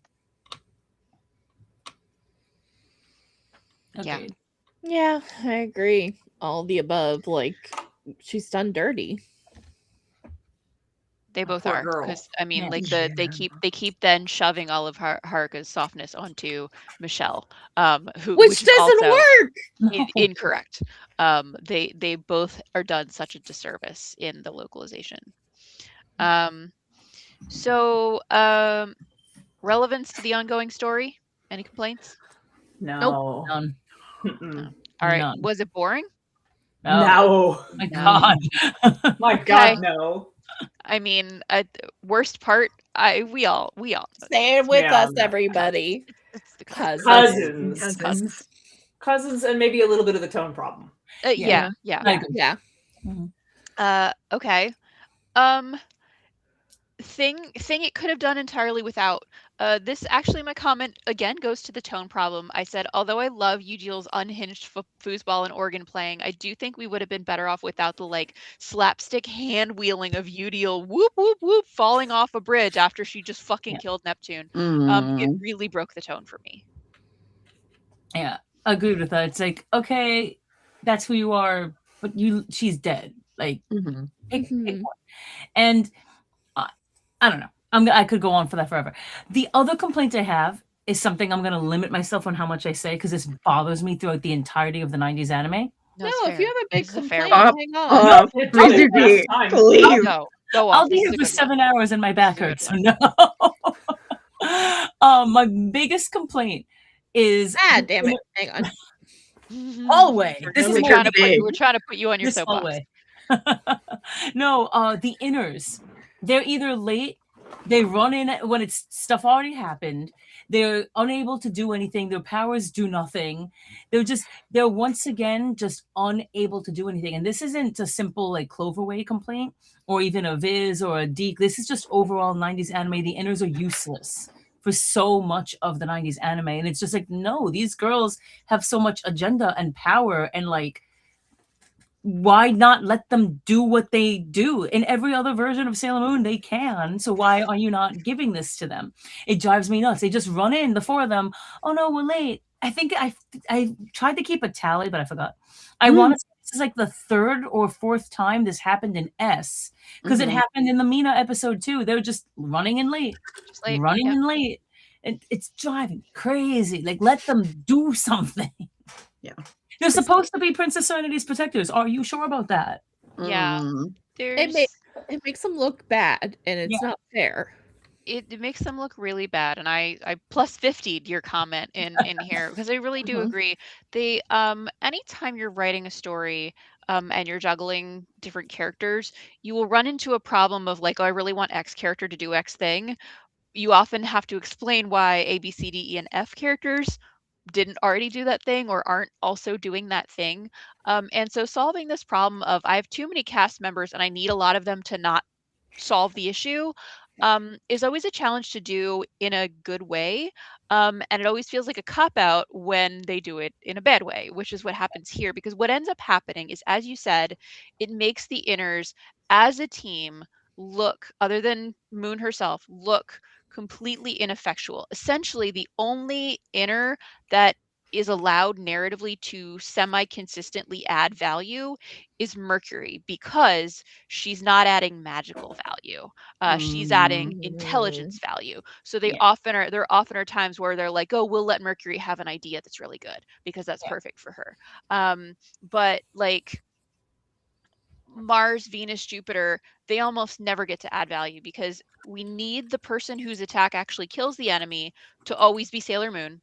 So their attacks have to be useless, but they're also not allowed to contribute anything narratively because it's like not about them. So they just have to like not be there at all or be there, and they might as well not be there because they're ineffectual. They've contributed nothing. Yeah. I agree. The Well last said. of our series of 5 episodes, Neptune at one point is going to say to the inners, like, also, you're not in our league. And she will be correct. She's She's correct. 1,000% We're not meant to think correct. she's correct, but the evidence is there. She's correct. It's like when you're young and someone's like, you'll get it when you're older. Like, they're right, you will get it when you're older, but like that doesn't solve your damn problem. So yeah, I'm glad you went off on that tangent because like I think you are spot on. What could make it better? Yeah, but what could make it better? Go ahead, Ducky. What do you got? Make it gay, you cowards. Yeah. I mean, the original's plenty gay. Don't worry. It is. So I as usual, like I wanted to kind of take this seriously and see like what thing for me was a thing that would have like made the most improvement of my like experience of this episode. And I really think it would be like having Uranus and Neptune say that they know it's a trap, but they're going anyway. Like show them actually successfully evading some of the earlier traps by having been prepared for the fact that there would be traps, and then ultimately being forced to go through a trap that they know they can't evade except by leaving. Like rather than just having them be like, wow, I never imagined that this suspicious meeting we were invited to by our enemy might be booby trapped and we might get killed. Holy shit, booby traps. And it's always the same booby trap. Like maybe just like jump over it with your super jumps, which they didn't do, or like rappel along the side of the bridge, which they didn't do. No, they just were like, oh shit, I didn't realize these mysterious red wax babies would shoot air like crossbow bolts at us. Holy shit, oops, we died. Like instead show that they show their consistent running theme, which is that they're willing to make sacrifices, and the sacrifice they're willing to make includes themselves.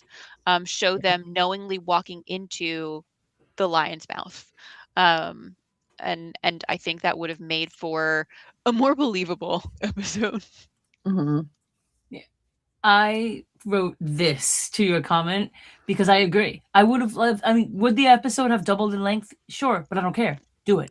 I would have loved to have seen them have these conversations, do some strategy, some battle, some fighting scenes. Like, oh, okay, wait, this is clearly a trap. How do we want to go about it? Maybe you go first and then I'll come around, or anything like that. Because we know they're capable in terms of power, intelligence, agility, everything. We know the capability is there. Let us see it. Right. Yeah. Or I just thought of this, but like having one of the traps require one of them to sacrifice themselves, right? Yep.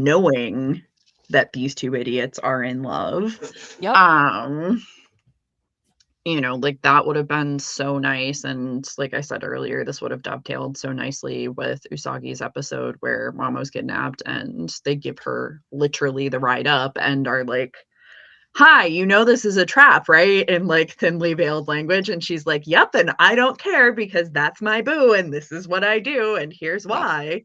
Right? Of like even them just explicating of like, yep, this is a trap, but this is what we have to do, even if it was just like for the mission, like fine, but like don't tell me these two are this stupid because they're not. They're not. Able to recognize when someone else is walking into a trap, but somehow Right. oblivious to the idea that they might be. You deal for Okay. John Cena, you cannot see her. So let's rate this bad boy. Let's give it some numbers.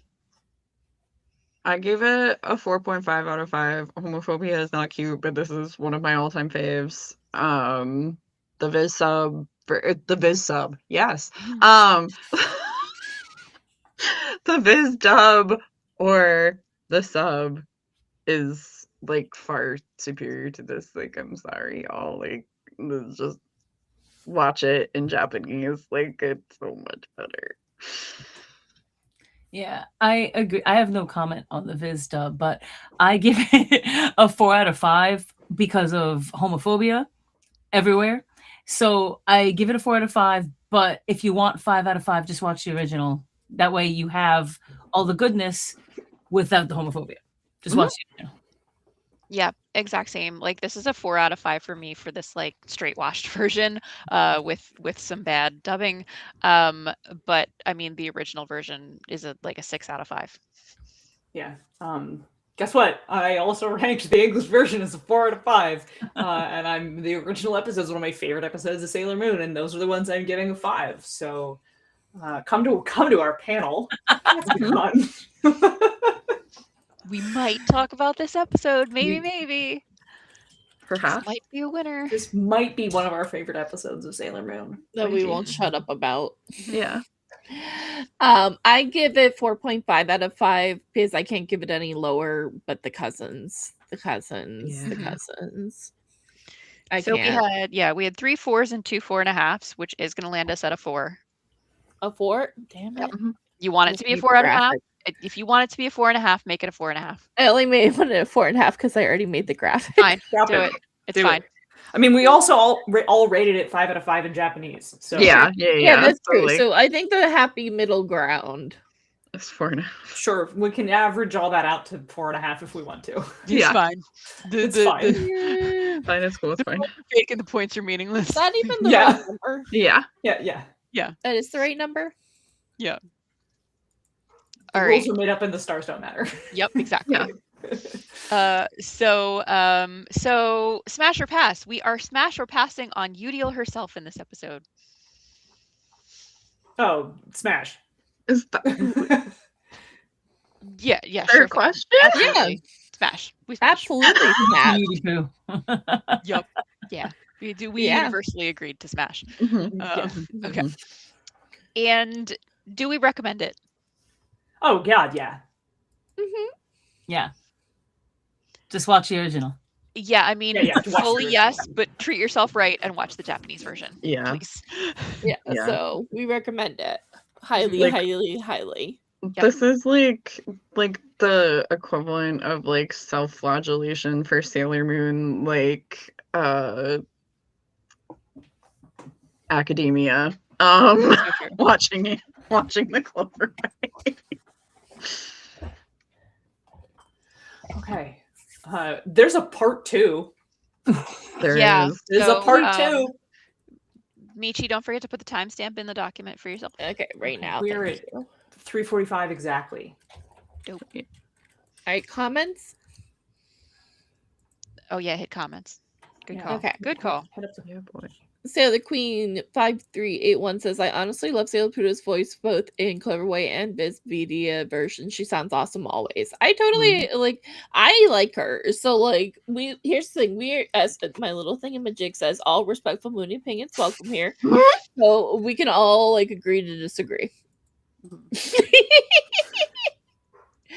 Crasher TM says they renamed Mako to Lita, but low-key Mackenzie would have been a better fit if you need an English name for Makoto, and abbreviating it to Mac during scenes where she's dressed as Mako, it fits the original tomboyish energy Takuchi intended with giving her the name Makoto. Mm. This is Liz, a you know the reason for this localization. I mean, wait, hang on. Okay. Like, this is a weird sidebar, but in the 90s, I never fully understood the name Lita. And then I forget what year it was. This is going on some random niche tangent, so hopefully someone join me. There was a women's wrestler who went by the name of Lita. And she was the tomboy. She was the one that actually wrestled. She wasn't just body. She wrestled. She was with the guys. She was one of those. So when she was introduced, I was just like, okay, I'm here for it now. Because I didn't understand. I had never heard that name ever before. Mm. But then when this wrestler was introduced, I'm just like, yeah, no, bet, Lita. Bet. Just yes. That's cute. Yeah. So yeah, that's why Mako was localized to Lita specifically. I didn't know that. Yeah. Well, no, because Lita came out when in the 90s is when she got, what do you call it? Deke gave her the name Lita before Lita joined WWF at the time. Really? Yeah, because this was I always 90. thought that it was the other way around. She joined. The Deke dub came out in 95. Lita didn't debut until I want to say it was like 2000, 2001 or 2 or something.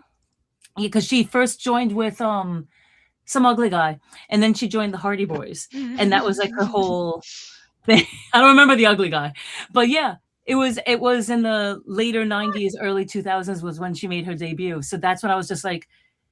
So whenever I hear Lita, I see Sailor Jupiter and I see her, and I'm very happy. I like that. I love that. All right.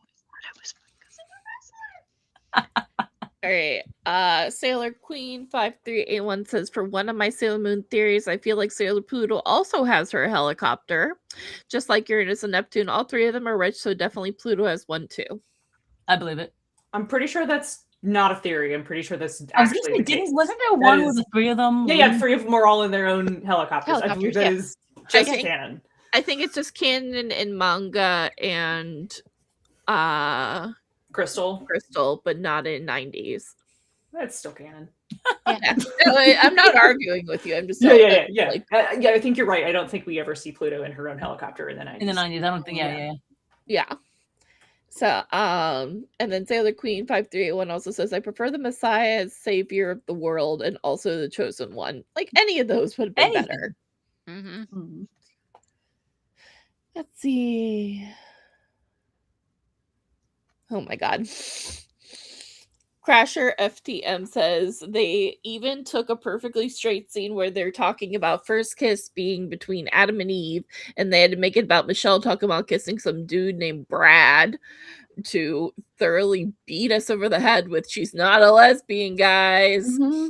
But Brad, the coolest guy in school. He's so cool. Is the Brad in the room with us right now? Like, it's giving my girlfriend who lives in Canada. Like, yeah, it's truly like my girlfriend who lives in Canada. Oh my god. Crasher FTM says, Howard was saying in the window, I like your hands being a metaphor for them doing stuff. Finalists have short nails and great finger dexterity. Oh my god. Sailor Queen 5381 also says, I honestly was upset Cloverway censored the entire season for Sailor Moon S. I did love the episodes, but they were censoring was unnecessary. I love the uncut version and the LGBT relationship. Yes. Mm-hmm. We're all a fan that we just like to. The purpose of the show is so that we can literally look at what was actually Monica luckily do it watching the Japanese for us and like really take a look at it and look at why they did what they did. Mm-hmm. Like looking at it with adult eyes instead of when we were kids watching it, which is such a different experience. Join our Patreon. But Lady Chappelle cosplay asked, "Do you believe it's that the stained glass is a hidden message that the author was trying to convey to the audience?" Just curious about what you guys think. Oh, which stained glass? The one with the butterfly in it? Yeah, that's the only mean- one I can think of. I mean, it's definitely foreshadowing Mm-hmm. the whole deal, like because Super Yeah, Sailor Moon has yeah. the butterfly motif, and Yeah, all the butterflies that surround them, like the entire time. the entire time, like they've I don't know, butterfly Jesus is a metaphor throughout this whole thing. Yeah, Yeah. so It's there's definitely sort of foreshadowing that, unless you meant another Yeah. stained glass window.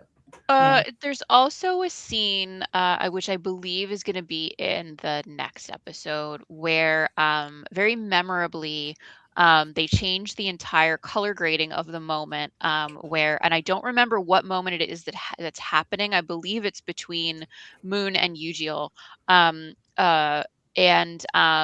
there's a moment where the clouds clouds are passing over the moon, and as the clouds break, the whole color grading turns to this like sort of beautiful soft rainbow because moonlight is now coming through the stained glass windows, and then the clouds cover the moon again. It's obviously a very specific visual decision to make, but I don't remember what exactly is the thing that is happening in that moment. So I The can't soft interpret it. Go ahead. the soft rainbow hits Usagi. Haruka, who is actively dying, sees her, like, the butterfly imposed over her, and she's Yeah. like, "New butterfly Jesus, have you come for me?" There it is. Okay. Yep. I forgot about that. That's absolutely true. Okay. Yep. Also, your little name thing just made me giggle. I just saw it. You know, watching AEW. Yeah. If you can always talk about professional wrestling, everyone should be watching If you liked 90s WWF, you should truly be watching AEW. There's a lot of good stuff going on there. Yeah. They're doing like intergender wrestling. One of the previous women's world champions is a character and a real person who's gay, but like her character is a raging lesbian. They now like are maybe doing a throuple with her tag team partner and a very bisexual man. You should watch AEW. Yeah, there's a lot of good stuff going on. Yeah. I didn't know you were a fan. Hot dog. I got you. Okay. All right. Do we have any more comments? Yeah, and then Crasher FTM says the back and forth of the dark to goofy, Haruka offs herself from grief, and then Yujiel immediately gets Looney Tunes treatment. Yeah. Welcome back. What a way to come back. I aim to please.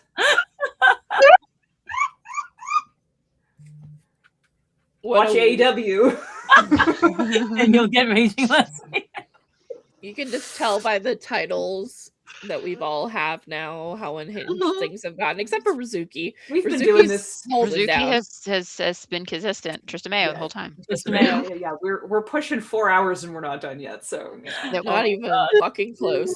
All right, almost done. We have 2 All more right. episodes. We're getting there. Yeah. Sailor Queen 5381 says the inner senshi always have great potential, and they're also stronger and more powerful, just like the outers too. They should have a chance to help out and win the battles too. Yep. Yeah. Agreed. And also agree with Crasher FTM. Yujiel's kind of fine. Yeah. Her little crop top, her little, what was it, Miss Puff her little Pants? Puff pants. Yep. It's also smart. I don't want to reveal the theme, but I will be cosplaying Yujiel at Katsucon. Yeah, it's true. That's true. I was so excited to see. Oh, were we not supposed to give away the theme? I just want people to be surprised. Yeah. It's whatever, but I want if our audience can like go follow our socials and find out. But not mine. No.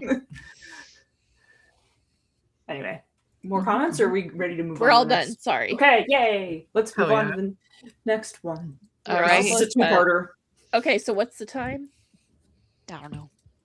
3:55. Thank you.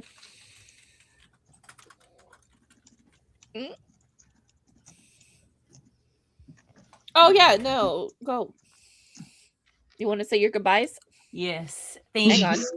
First off, I Finally. love my co-hosts very much. I am very grateful to be having these conversations because these episodes rock. But my back is 900,000 years old, so I am going to dip, unfortunately. But please enjoy. You still have so much Marine Cathedral to go through. You can find me on Instagram and Threads with my 9,000-year-old spine.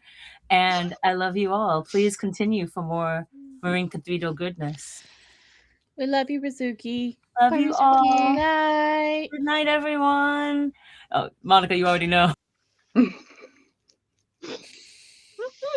No, it's really a show. Apparently. I mean, this is the part where I do the summary of the episode, so it is. That's like, fair. So temporarily actually, like me we going go off, like so- yeah, okay, all right. So let's do it. Snail time. Okay, so it is dub episode 104, The Purity Chalice. Or Japanese episode 111. The Holy Grail's mystical power, Moon's double transformation. All right, so we pick up where the last episode left off. Serena desperately wants to know how to put the talismans back, but Uranus, who's still dying, begs her not to, because she says they need to find the third one to summon the Purity Chalice and give it to the legendary princess. Apparently, she too thought Ambassador of Good was a bit weak sauce, so that she can save the world. Udiel then returns and just steals the talismans instantly. Like they were just floating there, and she was like, yoink. She sticks the mirror in her bra. Nature's pocket. Yeah, that's right. And Sailor Moon henshins to fight because now she's got her brooch back. Udiel uses her flamethrower to create just a massive fire, which none of the scouts' powers work against, because of course they don't. Tuxedo Mask appears along with Chibi Moon, who uses Luna P to extinguish the fire, because of course that works. The inners then chase Udiel, who slows them down by covering the ground in like a mysterious sticky goop. The inners are all stuck on their hands and knees, but Sailor Moon jumps on their backs to cross safely and continue onward. Sailor Moon confronts Udiel alone and attacks, which Udiel then blocks with her flamethrower again. However, Pluto it briefly distracts Udiel and transforms into Sailor Pluto. The other inners arrive, and Pluto shows off that her garnet rod also contains a crystal treasure. Check it out. Her garnet orb summons the other two treasures towards it. Uniting the three summons Neptune and Uranus, whose pure hearts separate from the treasures and restore them to life. Yay! Uniting the three talismans then summons the Purity Chalice, which everyone stares at and which Udiel just steals. Once again, using her flamethrower, distracts everybody else and takes the thing while everyone was standing around with their thumbs up their butts. Moon then jumps through the fire to try and stop her, and the two race to grab it together. Sailor Moon just barely manages to get her hands on it first, and she immediately uses it to power up into Super Sailor Moon. She instantly holds up a hand to deflect Udiel's fire attack and knocks her out a window. Udiel, sensing that the tides have turned, gets into her car to flee. As she's in her car, Mehmet calls her on the car phone, which was a thing that existed back then, to just dunk on Udiel, and Udiel discovers that Mehmet has used snails to corrode the brakes of the car, and Udiel drives off a cliff to her death. Sailor Moon, meanwhile, transforms back to her normal power and collapses. The Outers suspect that Moon might not be the Ambassador of Good because the Ambassador of Good should have been able to fully use the Purity Chalice, but Moon collapsed. So they need to find the real owner because clearly it's not her. Meanwhile, a mysterious black-haired girl is sitting in a room looking very distressed. That's a stinger for the next episode. And then the episode ends. Dun dun dun. Okay. So, Ducky. Our where are we at? cousin's counter remains at 20. Blessedly, we are finally free. They were dead for most of the episode, so This is true. But still, They didn't like wake from the dead and be like, my cousin. my cousin. We are. Yep. All right. So let's be positive. What worked? Animation quality. I said the longer shots of the fire are really pretty, and Chibi looks so perfectly pitiful with her face stuck in the goo. Yes, he There's like a does. sound choice part where like she's trying to attack, but like it doesn't have its usual music when it fails. And I'm like, oh, this is just good. And there's a really good shot of the rainbows on Udil's face as she's attacking Moon, and we've got Pluto's transformation. Yes. And then Gorge, super transformation with the Chalice. Yes. And then I had a note for Tomoe's voice actor being so good in this episode. Oh yeah, the voice acting for Tomoe kills. Like Yes. he's a waste of a person, but like Yeah, like the voice performance consistently, is like fantastic. love to hate him.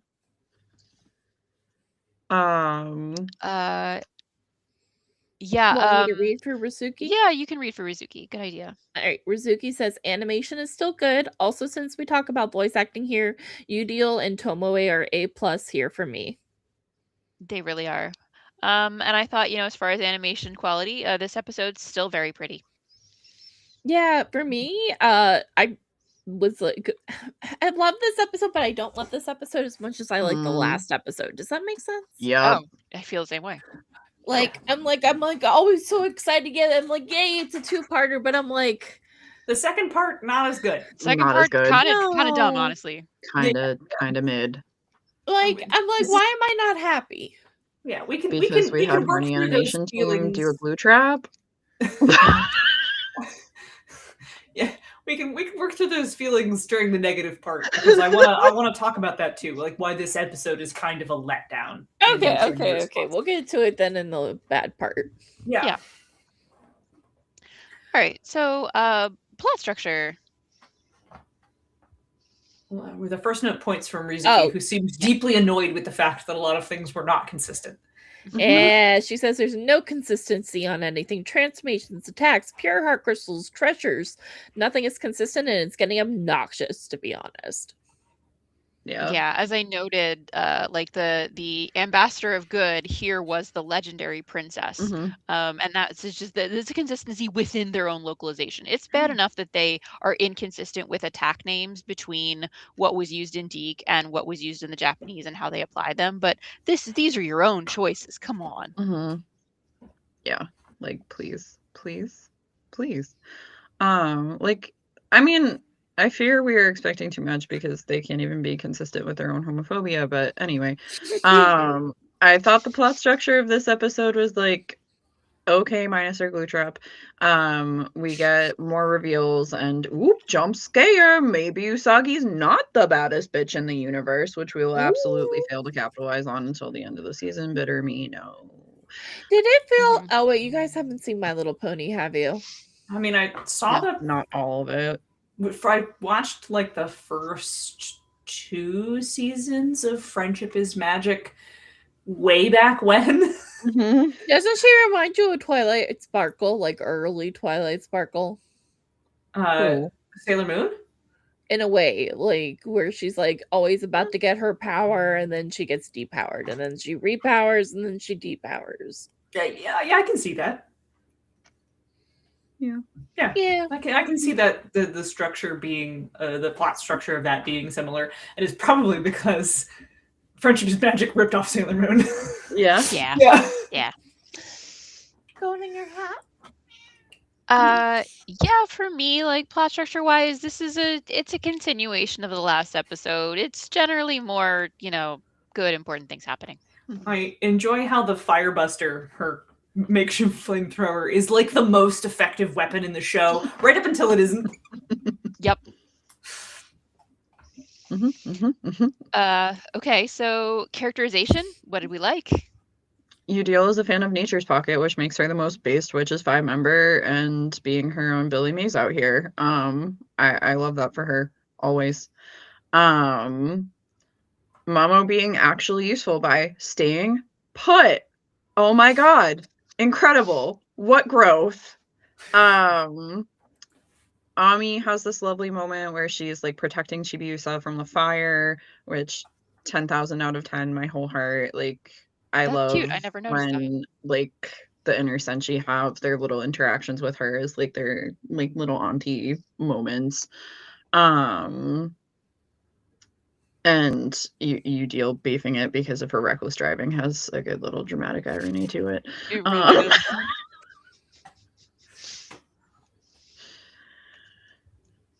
Oh, is it Uzuki's?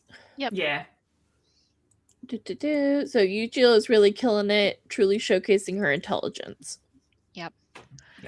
Characterization wise, and again, this should not have been in the positives, but like, so like, Pluto, I do love you. I love you terribly.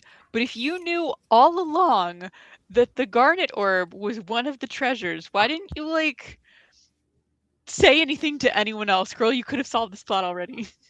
Yeah. I think she likes to wash them suffer a little bit, like, as a treat. Maybe if I'm being charitable, it's because she doesn't want to go back to the time door, and the longer they take to fix their shit, the longer she gets to stay because she has an excuse to abandon her post. I love that for her. But, like, I think the most reasonable read is that she literally just showed up. That she has, when she talks to Usagi, that is the first time she has made her appearance. That she was not present in the world before then. Why she didn't, like, I don't know, maybe preempt this by going to Usagi earlier is certainly up to interpretation.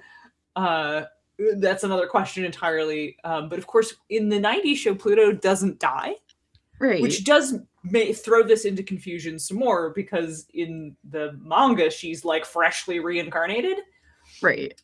Pluto showed up Yeah. like with Starbucks. It makes more sense because she's just like reformed. She just right? like got her body back. Yeah. She just got here. Like, she couldn't have saved this beforehand. She just got here. And the fact that, like, there's no explanation for why she has left the time door or any of that does put a big question mark on, like, why did she wait until now to show up?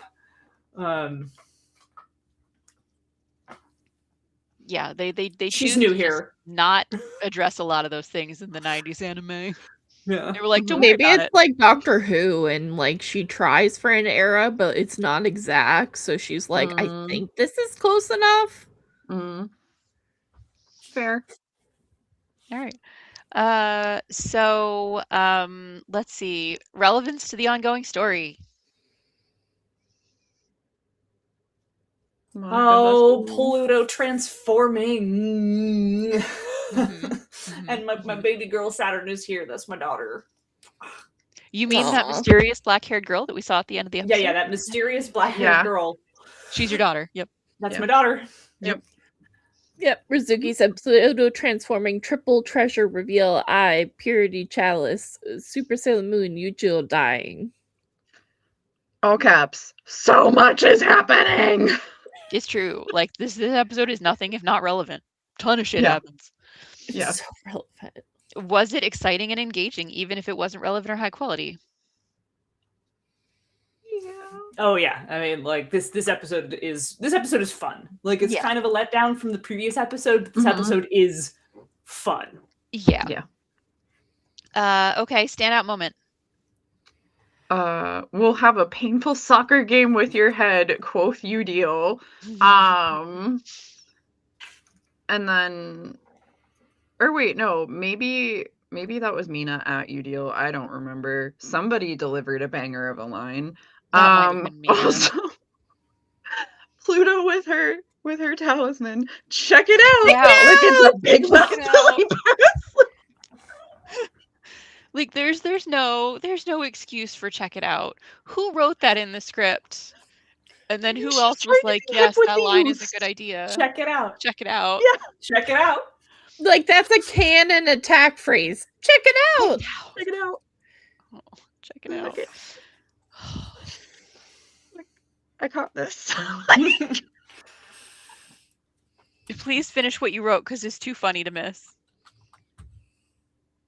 Oh, Jackie, like please. a big mouth Billy Bass. Like a fucking Like it's a fucking. She's silly like mess. you know, in Animal Crossing when you can like show it off when you've like caught something. That's literally her. Like, Guys posing with fish. Check it out. And here's the thing: No. we do this with love. We love Pluto. We do. But check it out. I mean, she doesn't say that in Japanese, obviously. No, in Japanese, I'm sure it's much more Normal. Pluto. I think she says it's the garnet orb. Fair. Like, I think she tells you, like, she's like, because the thing I think she says is, like, I have the third talisman that can make the Holy Grail, but she's like, it's the garnet It's the garnet orb. Yeah. Yeah. Garnet orb. All right. Yeah. It looks like Rizuki's favorite moment, standout moment, was the line, "Looks like no one had to be sacrificed," or whatever the heck Neptune said, and then she looked at Uranus all coy and cute. That. It was cute. Yeah, hell yeah. Hell yeah, buddy. All right. Favorite part. The way Yu-Gi-Oh bites it. Which, like, is kind of morbid, but it is really funny. It is so funny. This was my favorite part. Yeah. Actually, I take that back. A close second is Sailor Pluto's transformation, and we don't get to see Pluto transform very often. So It's true. It's It's true. whenever we get to see it, it's a nice rare treat. And she has such a cool transformation She sequence. does. She does. Like the sands of time, literally, with like the clock noise. Like, it's so cool. It's so And cool. the hair, yeah, it's fucking awesome. Yeah, it's so cool, and we almost never get to see it. And Yep. when we do, it's like, yes! Yeah, you get to see the inner so much that at some point, I at least get a little tired of it. Yep. Yeah. We're like, okay, well, transformation sequence. I've seen this one before. Yep. I'm gonna go get a drink. Yep.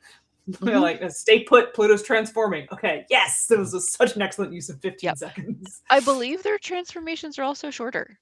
They I are. They feel are. like the inner Maybe, yeah. transformations are longer. Okay, so Michi, what did Rizuki write? For favorite part, Yeah. triple treasure reveal for me. Yeah. Hell Yeah. Ducky? It's like tied. Like, y'all had already said the way you deal beef shit. So it's like, it's I'm Pluto's with you. transformation. I'm tied. They're so It's funny. both. Like, I like so much is happening. Like, for like cool moment, it's Pluto. For like goof of the episode, it's Udiel beefing it. But yeah. All right. Favorite character of the episode? Relatedly, Udiel and the snails, they work so much overtime for this. The snails. The snails. I must have been kind of annoyed when I wrote this. I'm not sure why, but my answer was the glue trap. Yeah, I was looking at that. I was like, the glue trap? I don't know. I must have been in the mood when I was taking my notes. All right, we got to go to comments. Yeah. Yep. All right, Sailor Queen 5381 says, I still wish Sailor Mercury Shine Aqua Illusion was able to put down the fire because the water always beats fire. Made me mad that Yuji's fire stops Mercury's powers. Honestly, it makes no fucking sense. I think it's like napalm, where like water does nothing, where it just keeps burning. They needed an excuse for Moon to be relevant. Right, yeah, like, okay, fire extinguisher, Luna P, let's go. Yep. There we go. All right. So, what's our Continuing next on. comment? Yeah. All right, episode 111 is personally my favorite as we get to see Super Sailor Moon in action. Hell yeah. Yeah, that's always such a Her like most high gorgeous moment. form. Ninja Master 551 says insert Monty Python reference here. Yeah. We could have done Holy Grail, y'all. Yup. We could have. We could have. So Lily Cosplay says, I hate that it's called the Purity Chalice in the dub, like the Moon Chalice or the Holy Yeah. Grail were perfectly good names. Yeah, I mean, if you don't want to, like, if you were like, I don't want to call it the moon thing because then it's too obvious, then just call it like the Great Chalice. It's Yeah. fine. Yeah, something. The A Supreme big Chalice. sippy cup with a Whatever. moon on it. There's plenty of superlatives you could attach to it that aren't the Purity Chalice. Yeah. Yeah, and then Sailor Queen 5381 says, I also love this episode because Sailor Pluto appears and she has an absolutely incredible debut with her garnet rod showing up her power to save her friends. I love that for Sailor Pluto. Hell yeah, we love her. Yeah. And then Sailor Queen 5381 shares also Pluto's grand debut also inspired me to cosplay as Sailor Pluto today at the con, and it was awesome. I love being Pluto as I admire her always from being loving and so dedicated. She Aw. is. We love her. Congratulations. for That's you. awesome. Hell yeah. And then let's see. Okay, this is an interesting idea. Sailor Queen 5381 says, after Uranus and company thought that they needed to find the real Messiah, if you look at Pluto's expression, Mm. I think she feels that she needs to prove to her friends the moon was the real Messiah. I mean, it's entirely possible because theoretically she knows. She already knows. She already yeah. knows. Yeah. And then Ninja Master 551 says, to be fair, lots of cartoons have ripped off Sailor Moon lately. Like Sailor Moon was really popular or something. Yep. You got us. You got us Yeah. on that one. Let's see, a couple more comments and then I need a water break. Let's see. Sailor Queen 531 says, because right after Sailor Moon blows Eugil out the window and everyone sees her as the Messiah, Pluto was smiling that Usagi was shown to be the Messiah. I think she knew Usagi was the one. Yeah. Yeah, with I that. believe it. Yep. Oh my god. Ninja Master 551. Pluto is in the manga reminds me more of Gandalf. Yeah. You're not wrong. She shows up precisely when she means to. Yep. And then Sword Lily Cosplay says, I mean, Pluto should be the wisest soldier given her role, maybe battling Saturn for the title, but I think having that perspective makes sense. Yeah. Yeah. Yeah, totally. I'm also very here for the Sailor Pluto Gandalf comparison because she's also like a weird immortal being. Yep. Who only appears as like a human person. Mm-hmm. And then, okay, so then Sailor Queen 5381 brings a different perspective. Honestly, I love that moment for Pluto from Cloverway. I still say that speech for Pluto when I'm cosplaying her too. Now I'll know it's part of the speech. Yo. Yes.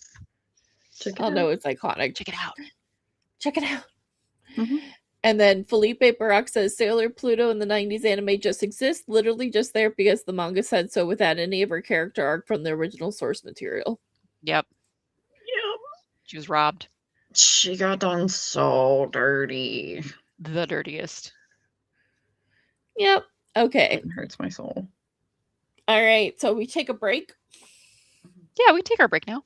Yeah, because we have one episode left, right? Well, we still have the back end of what we didn't like. Yeah, why don't we do negatives that? of this one. Why don't we do it? We didn't like take a quick break to pee and get water or whatever. 5 minutes? Yeah. Yeah. Yeah. Yeah, okay. Well, I don't think we have we do kind of a long thing, but we can get through what we didn't like pretty quickly, I think. Yeah. Okay, if we can do that, yeah. I just really need water soon. Sure. Okay.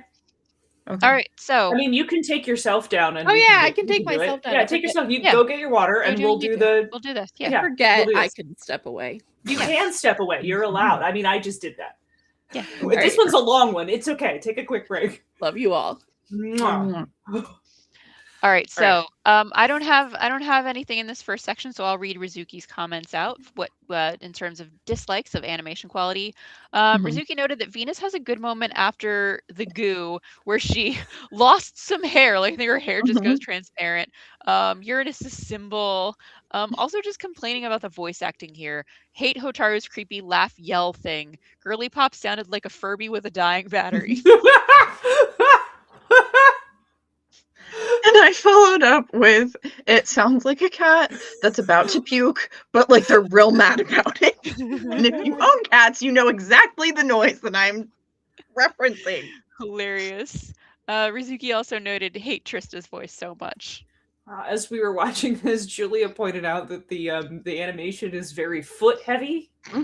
One artist just really wanted to draw Udil's feet, and another artist really wanted to draw her boobs. Yeah, there's a lot of shots of Udil's feet and her boobs in this episode. They gave themselves what they wanted. Nature's pocket, like a responsible adult. Yeah. All right, so plot structure.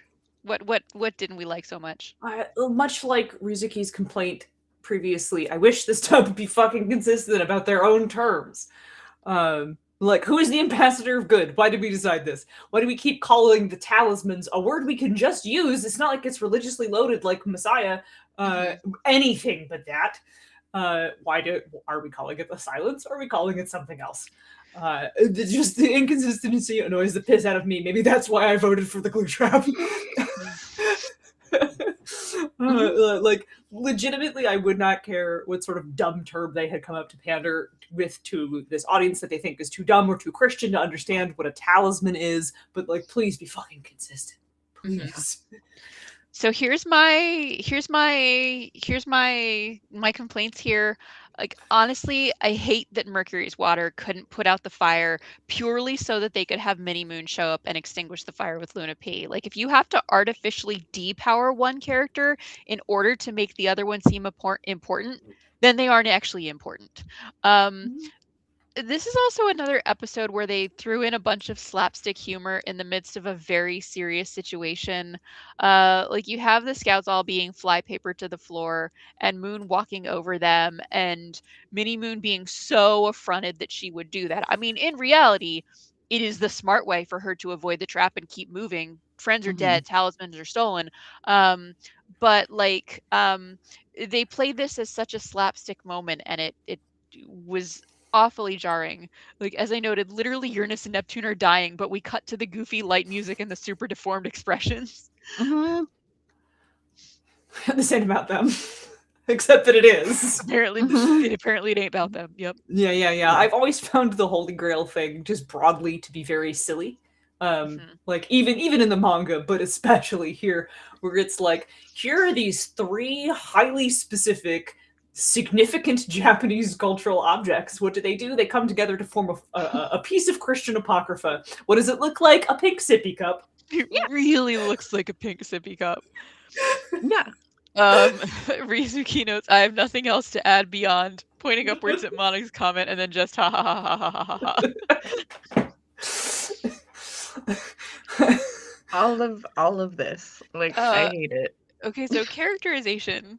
Oh my god, there are some weak ass yells in this episode. Shout with anguish like you fucking mean it. Yes. This is obviously my criticism of the dub, not of the original Japanese. No one screams like a Japanese voice actor.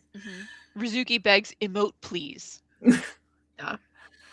I had said, like, this is so disappointing, especially considering the performances the last episode. It's like, girl, we know you can do this. You did it. You did it. I know! She clocked in last episode. What happened?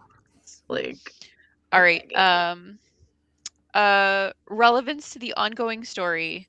Rizuki just said, like, there was lots of moving plot parts to bring us to the next arc of the season. It's correct. This was relevant. Yeah, correct.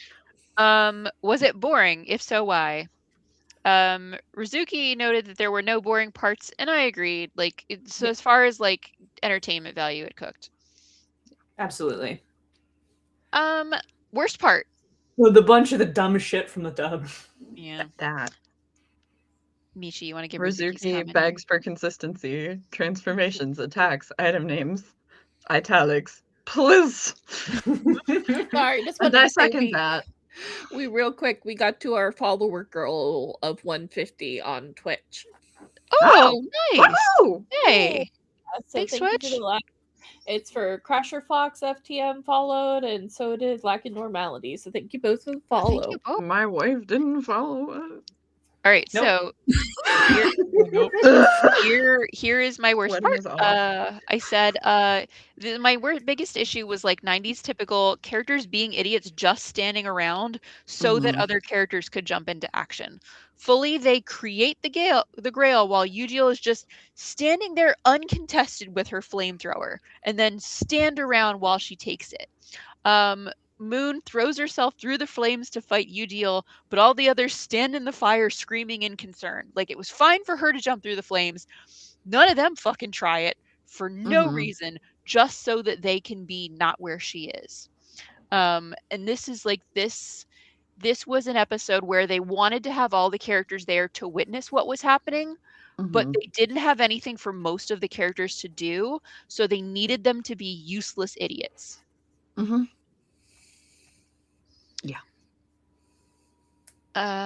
We didn't put anything in thing it could have done entirely without, but I mean, the inner Senshi dying in a glue trap didn't need to Yeah, happen. it didn't. Yeah, that was just a little horny. I mean, It was Chibi Moon didn't very need to be weird. there at all. She, No. No. frankly, neither did Tuxedo Mask. They could have both stayed home. And like they could have like cut them orange slices and like bottled water and like made cookies for them so that when they get home they get like a nice energy boost. That would have been more useful, frankly. But what would make it better? So I had some commentary here. So I think it would have been better if there is a point where they actually leave Tuxedo Mask to watch over the bodies of Uranus and Neptune, and I really would have loved this moment. It would have been perfect if he'd been shown holding their hands and using his energy to sustain them like he does with Chibiusa later in Super S. Like that is specifically his power as the guardian of Earth, is like his, you know, his various forms of psychometry, and he can use his energy and feed it into other people to sustain them. This would have been the perfect moment for that. He would have been useful, would have been great. I would have loved that change and would have That would- justified his presence. Same. That would have required the 90s show to acknowledge that he has any powers at all. That's true. Fair. But yeah. And Rizuki says agreed. They utilize him later, but basically ignore him now. Another moment of 90s anime totally butchering him in every possible way, which is true. So my other comment here was honestly, this episode would have been the best time in the 90s anime for them to bring Chibiusa back rather than earlier. Like, have Chibi Moon come back with Pluto from the future in order to respond to the need to unite the talismans, and have it be that Chibi Moon wanted to help and Serenity gave her permission. Like, she literally wasn't needed before this because we haven't even met Hotaru yet. She has contributed nothing, whereas this would have given a really nice explanation for this is why Chibi Moon is there and this is why Pluto is shown to be just showing up now. Would have neatly tied that. That's a really good thought. Yeah. Honestly. All right, so let's rate this episode. I'm gonna give it a 4. Yeah, Rizuki gave it a 4. Yep. I gave it a 4 too. I gave it a 4. In our 4. Yeah. 4. Like, as I much think as I so. hate the slapstick moments, like, It's the second half of this Marine Cathedral. Yeah, like, it's and there's still an no important cousins. episode. Like, yeah, it's this episode is even more let down by the gags. yeah. Yeah, somehow it brings it down. The gags aren't as funny. Mhm. They're not as integrated into what is happening. Like, I mean, even though I don't understand why the foosball table is controlling the traps, at least it like showed you that Uriel is like tormenting them on purpose. Yeah. Why does she have a glue trap? Why is it there specifically to remove the inners from the plot again? Right. Yeah. Like, it's the gags in this are funny, but they serve even less of a point than they did previously, and they weren't doing great there. Yeah. Yeah. This particular gag, as you noted, serves specifically to make sure that the inners can't contribute. Can't contribute, yeah. They're just like, did you think that these characters might for once be able to do something useful? No. Wrong. Glue trap. Sorry. Which is like the most disappointing. I remember being a kid and being disappointed. Yeah. Like, imagine one of the inners is your favorite, and you're like, wow, I really hope that Sailor Mars gets to do something cool in this episode. And they're like, she added fire to the fire, and the fire got worse. Yeah. Or you're and like, then oh, well, my favorite Sailor Mercury, this is perfect. She has water powers.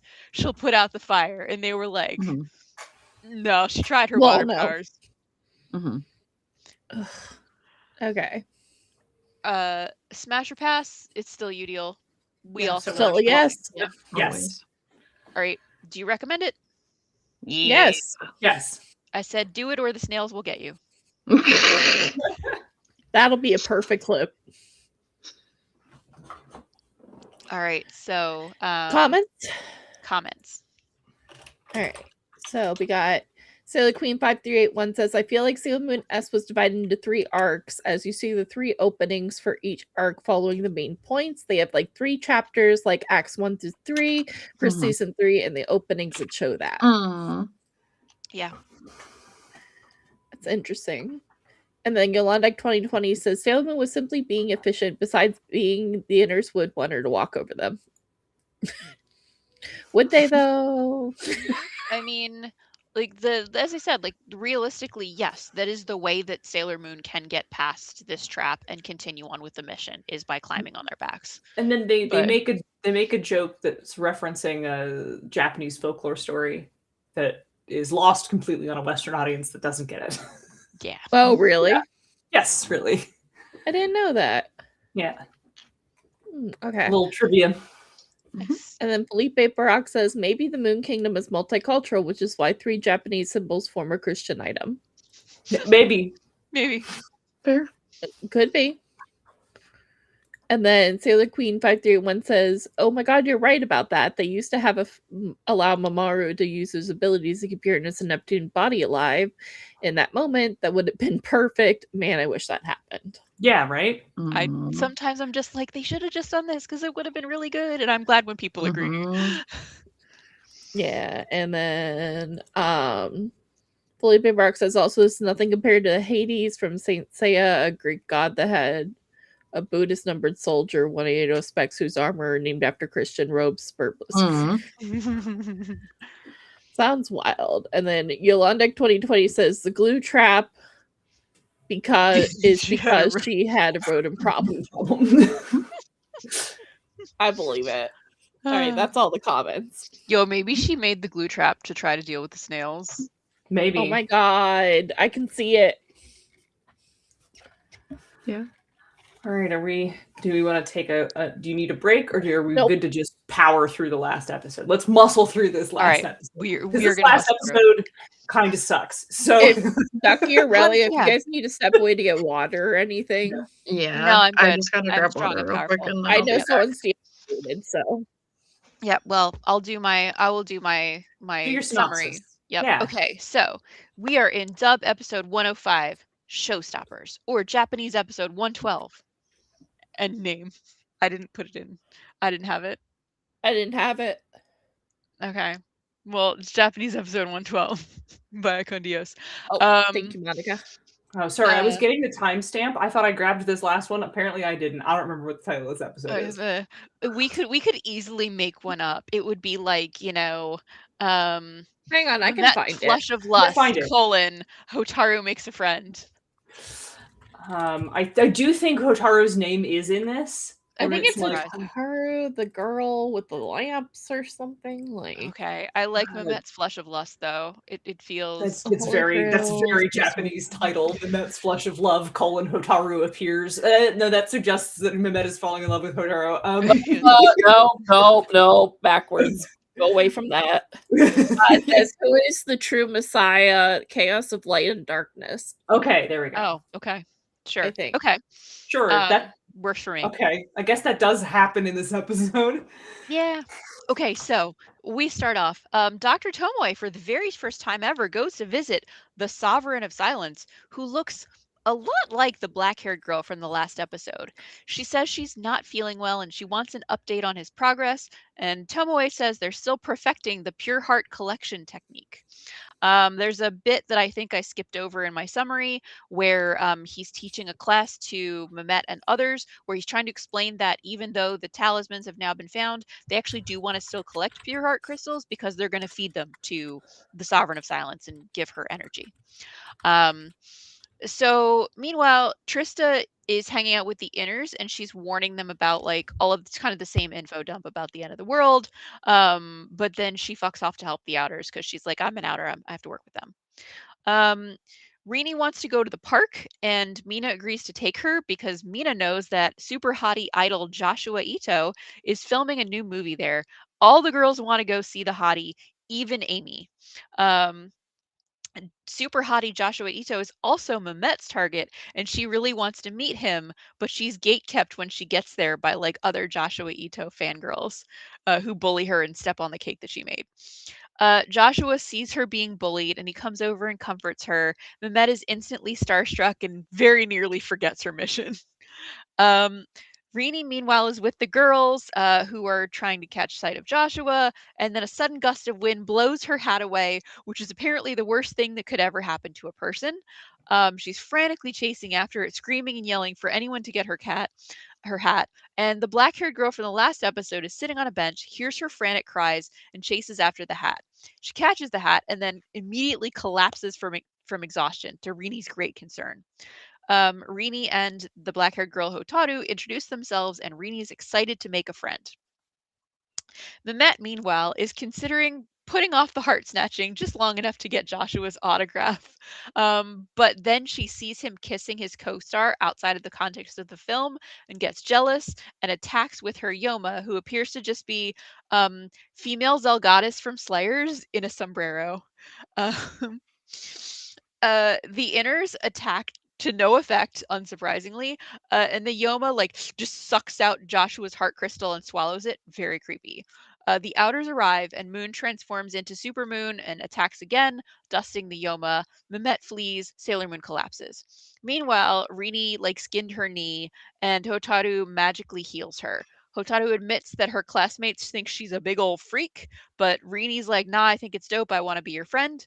So she walks Hotaru home at night, and Rini meets Hotaru's dad, Dr. Tomoe, a man with the weirdest fucking eye patch you've ever seen. Dr. Tomoe then walks into his sub basement, cackles, and is revealed to be Dr. Tomoe, and that's the episode. Yay! Yeah. Mhm, mhm. Okay, Cousins counter. Look at those beautiful little gays. We are blessedly remaining at 20. Holding steady. Yep. All right. So, what worked? Animation quality. This was an unusual animation team. The art isn't ugly, but it's all sort of unusually exaggerated. This is unbelievably late 90s anime. It looks like Ray Earth. It looks like El Hazard. It looks like a ton Yeah, of things that yeah. its peers with that like had that. I don't know how to describe it. This late 90s anime look to it. Yeah. You're Yes. absolutely right. Yeah. Suki says that was definitely giving some Evangelion Ray Earth vibes on their Ray Earth, faces in yeah. some scenes. Yeah. Yeah. Love the watercolor scenes and Teeny Rini and Hitaru. Mhm, Yep. mhm, mhm, Yeah. mhm, mhm. And then Okay. go off. I love Mehmet's little like I love her little sachet and her little fit and her little hair cover. Like I just everything it's serving. The Julia yelled Hotaru about and it serving every time it came on screen. yes, it's so good. I love her. I love Mehmet so much. She is so like the first few of the Witches 5 like are just so gooby and they just make my heart smile. Hataru and Rini Harmony Cell, gay, homosexual gay, but also adorable. I personally loved our pogo stick Honst. I thought it was hilarious. Rainbow Moon Heartache, finally, yippee. And I'm also putting in our VA notes here because that's where they go. But Tomoe's VA is like a sleeper favorite of mine. The man has such range because seeing him go from like completely unhinged, like Dr. Tomoe, to like, hello, I'm Professor Tomoe. I am Hotaru's papa. Like, delightful. I found a picture for you. Oh my god. Image. Yes, I know that in Viz it was Keith Silverstein, and of course it was. But was it Keith Yes. Silverstein in Cloverway? Because it No, sounds I don't like think him. so. Then they cast someone very similar. Yeah, like if and Keith's been around for a while, so like Yeah, like it could have been him. That's why I'm trying to look it up. Keith has like this little bit of a lisp. Like he has just the tiniest little bit of a lisp. That's how I know it's him. True, true. And this guy doesn't have the same. And Keith Silverstein has like such a, I don't know how to describe it, like a textured voice. Jeff Lumbee, apparently. Yeah. Sometimes credited as Jefferson Lumbee. Jefferson. We've got so many like cool names of like VAs for the dub. Yeah. Who was the guy that wrote the book, Michi? Roland yeah. Parliament. Yeah. Like, Right? Like such a cool name. yeah. Please be on our podcast. All right, so let's get back to it. We got distracted by talking about his VA. Very good. You're absolutely right. Okay, so plot structure. I wasn't really sure what was going on with the cowboy gun, and then I realized they're filming a western. Definitely a thing that's well known for coming from Japan. Right. Rizuki said beyond Mehmet's full intro and Hotaro's intro, Teeny Reenie and Hotaro friendship.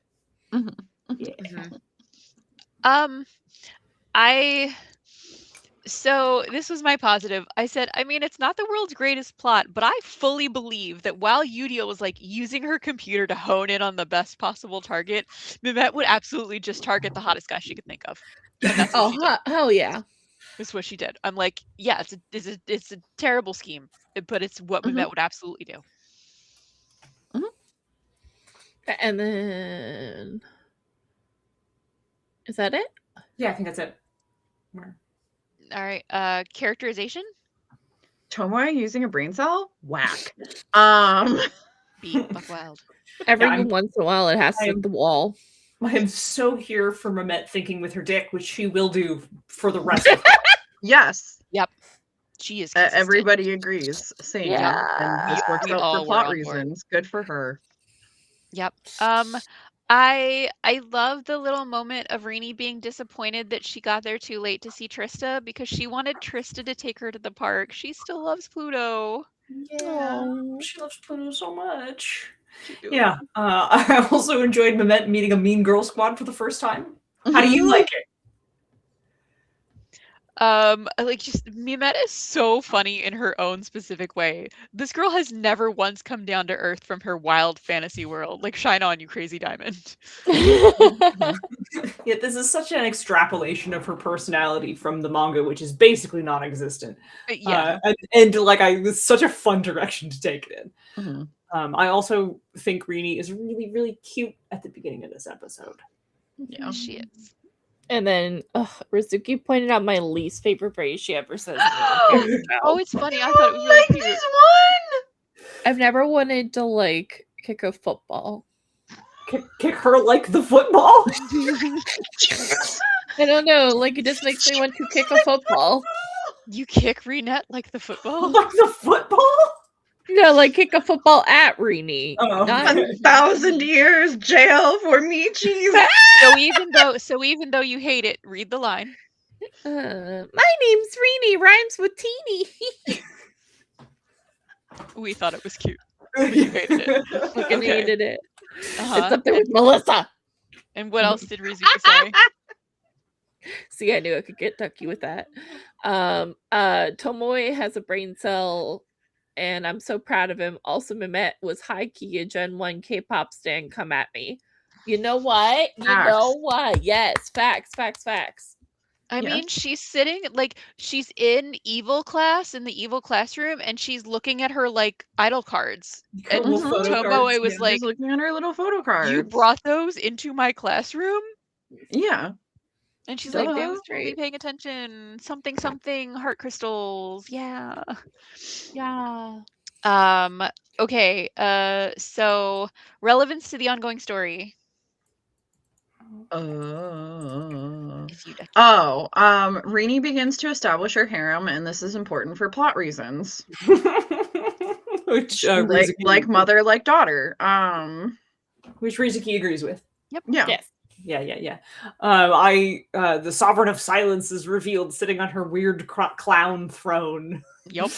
Right. Also, we get the reveal that Dr. Tomoe is, of course, Hotaru's dad. I'm sure that if you didn't already know that, this is maybe a little bit of a surprise. So the only reason Hotaru hasn't been in the show before now. Right, so yeah. it There's doesn't make it no like there's no shocking reveal because we haven't like we just met her. Yeah. Well, I guess it's more Dr. Tomoe has a kid reveal than it is.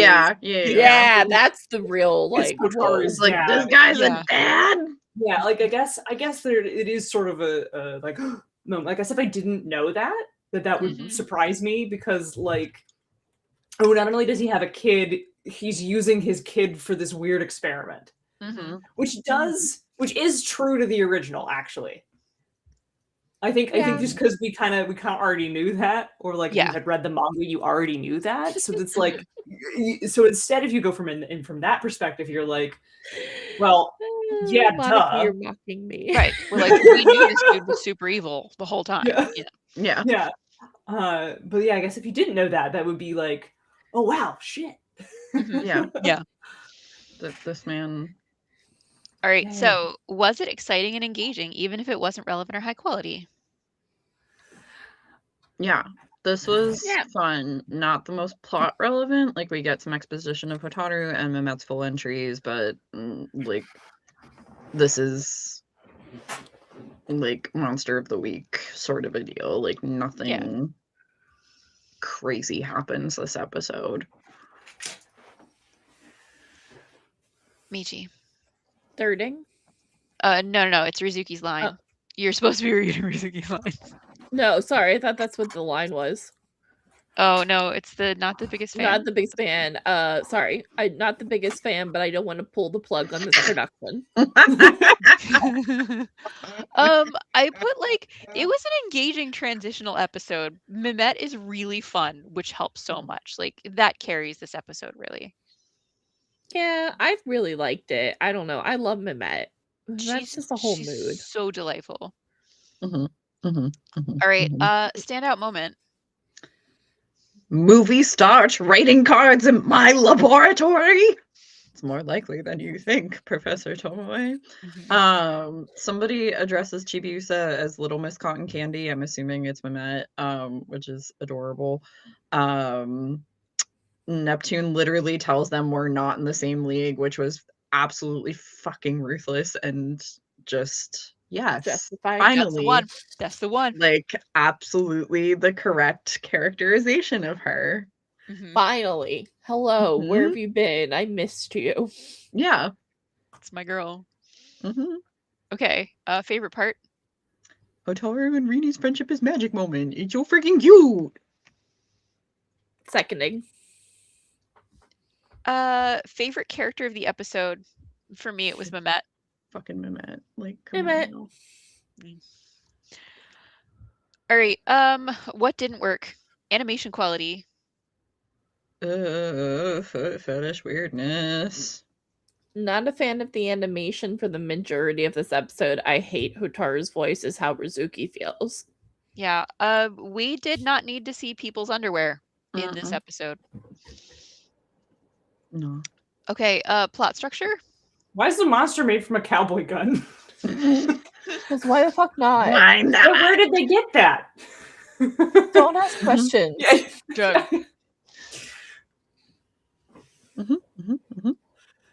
Michi. Sorry, camera. It's okay. Beyond Rini and Hotaru and Mimet letting us know who she is, there's none IMO. Yeah. I'd said I don't love this because the outers are still like, dumb mission. And it's like, girl, who do you think you're finding? Are we looking for just regular, degular, pure heart holders who might be the Messiah? Like, why are we still insisting on like, ooh, Mr. What is the mission at this point? Right, yeah. Like, you think just Joe Schmo, fucking, what's his name? Joshua Ito is gonna be the Messiah? Like, it might be him. Yo, it might be him. That's Butterfly Jesus? Like, we can't restrict to just ladies, even? Like, show up only when the victim's, like, a femme-presenting person? Because, like... He could be the legendary princess. You don't know. This is true. We had a hallucination of Butterfly Jesus, so we have a vague idea. what she looks like. All right, characterization. Oh, kicking this off with some really wild voice acting choices. Like, yes, let's have our cosmic horror say, not so hot. Which is the most Canadian How are you choice. feeling? Not so hot. We're also our labels are quoting a meme. We were not making fun of you. We were quoting a meme. Oh, okay. yeah. Yeah. Okay, I thought it was like, No. There's a trouble. meme about gently pushing the cat out of your way with their foot, and the cat reacts like, "You kick me? You kick me like the football?" Oh, 1,000 years Yes. jail. That 1,000 years jail for mother. Yeah. oh, I've never seen Yes. that one either. Yeah. God, I'm so sorry. Yeah, we'll No, pass. that's through. why It's I was just just a meme. like, why am I in No. trouble? No, it's just a meme. You just happened to describe something that was very similar to a meme. Okay, that makes sense. Yeah. I love you both. No, I would only gently tease. Yeah, Yes. that's why I was just like, damn. Yeah, okay. I again also just don't like that they made Pluto sound really young. Yeah, her voice just seems so off. I for Pluto. followed it up with, oh no, Hotaru's voice. And then the bullet point underneath that. I wish there were timestamps. I wonder how long it took me to come around, because right underneath it, it says, actually, I don't hate it quite as much as the others. Yeah, like I wrote, she sounds a little too much like Amy at times, but it's not Mhm. terrible. You know, I can see that. She does kind of sound a little like Amy. Yeah. Because, like, I think All she right, would have so been, like, a relevance great to the- choice for, okay. like, literally any other Senshi. Like, her delivery is good. Like, she just sounds too young. Oh, you're thinking Yeah, of yeah, Pluto. yeah. Oh no, we were talking Oh, about Hotaru. Hotaru. I'm who, sorry. her voice isn't isn't that bad. It's just Hmm. like they're usually the 90s voice casting is very good at never having voices like sound like Mhm. each other. And this was a rare case where like she would keep talking and I would be like, you sound a lot like Amy's VA. Like, if I close And my that's too eyes. close for comfort for Yeah. me. All right. Relevance to the ongoing We're story. back to filler. Yeah. It's not the most relevant, Yep. but it's not entirely skippable. There's a little bit of transitional establishing of like what the outers will be up to and like injuring Hotaru and her healing, but the A plot is filler. Yeah, I agree. Was it boring? If so, why? No, it wasn't boring at all. This is pretty goofy. Mhm. It's silly, but it's not boring. In fact, we were watching it. We kept making, "Oh, look, it's my daughter Hotaru who has every disease." jokes. Aw.